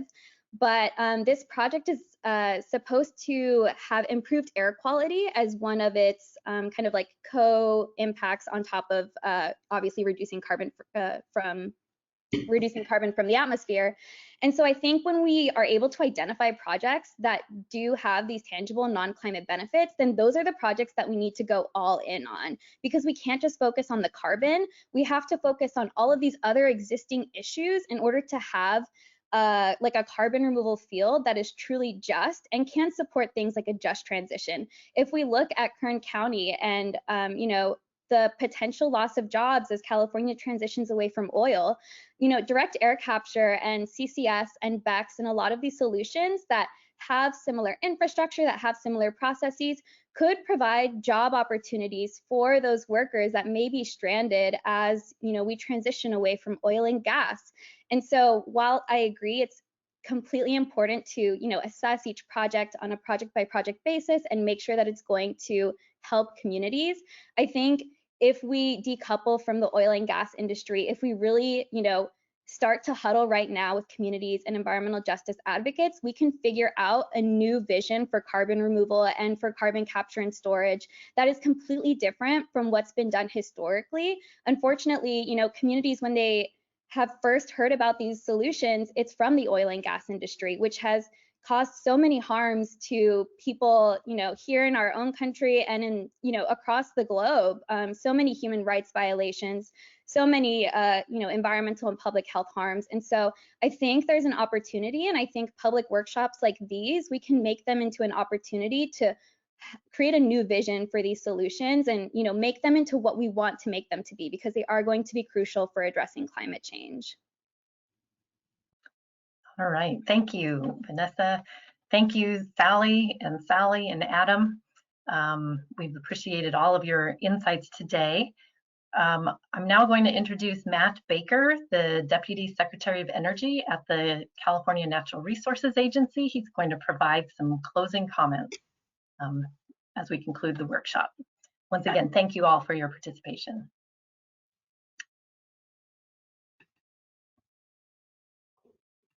Hi, this is Matt Baker. I'm Deputy Secretary for the California Natural Resources Agency. I would like to thank everyone who participated in this, members of the EJAC, the panelists, the stakeholders, the general public, the CARB staff. Sorry, I just got to. I thought this was a really important session to help set the table for this issue. I think it's important to, you know, to look at this as, you know, what we're trying to do throughout this process is answer a couple of questions. One, how important are both negative emissions and carbon capture and carbon capture with sequestration really to the world meeting its climate goals? And if they are important, how important is it for something that to be done here in California? And if it is important to do it here in California, what types do we need to be doing here in California? There's a big difference between, you know, doing carbon capture on a natural gas plant, post-combustion, versus you know, a kind of hydrogen BECCS project that utilizes forest wastes and non-combustion pyrolysis,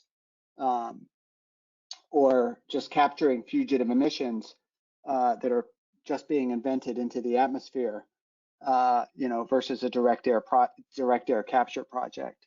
So all of these things have very different impacts, have very different benefits, and you know, here at the state, we're really looking at not only is this one, are these technologies necessary, but if so, what are the ones that are appropriate for California?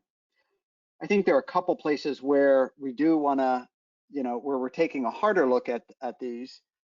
You know, one is the hard to decarbonize industries, cement and steel, chemicals.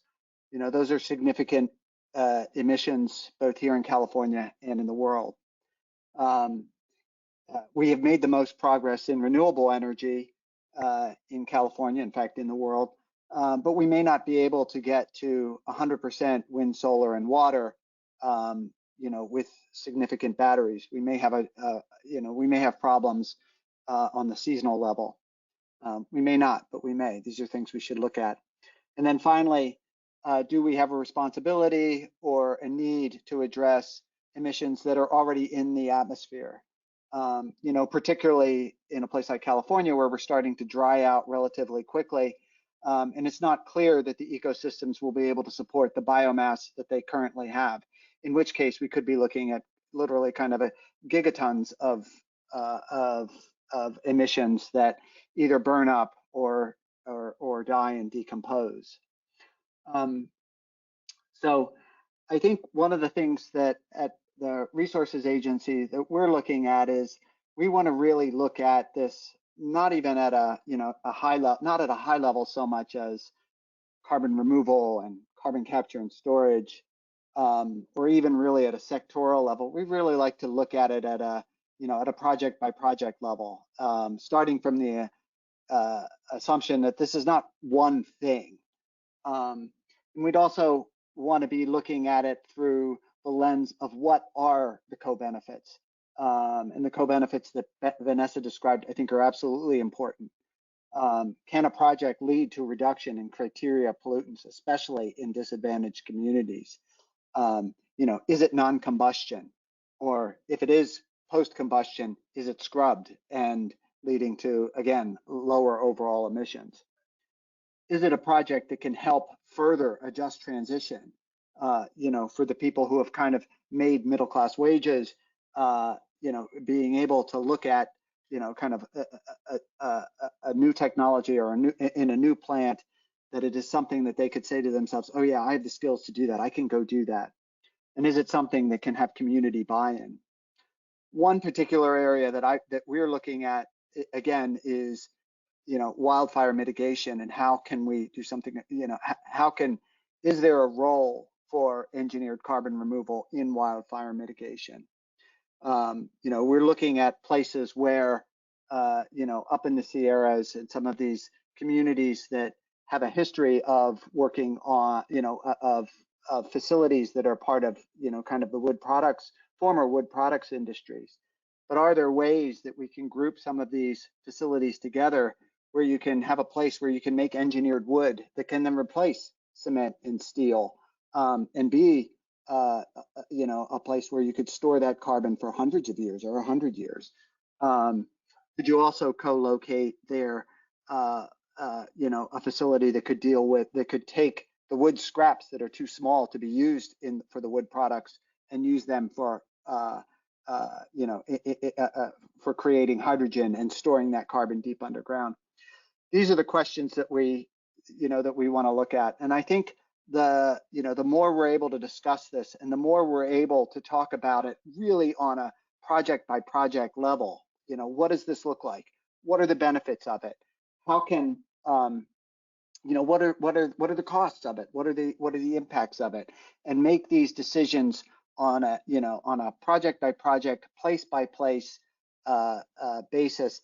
I think we can you know, we can move forward with a very robust climate strategy. Once again, I'd like to thank everybody for participating today. This was really, really helpful for me. And with that, I'd like to turn it back over to the moderator. All right, thank you very much, Matt. We are concluding the workshop. I just want to remind everybody that we do have a public comment docket open for 2 weeks. Please visit the Scoping Plan Meetings and Workshops webpage for links to the presentations that you saw today, as well as a link in order to submit comments. You also can see the link to submit comments here. We will post a recording on the website. And thank you. Thank you to all of our panelists for sharing their expertise. And thank you to all the participants for joining us today. Have a nice evening.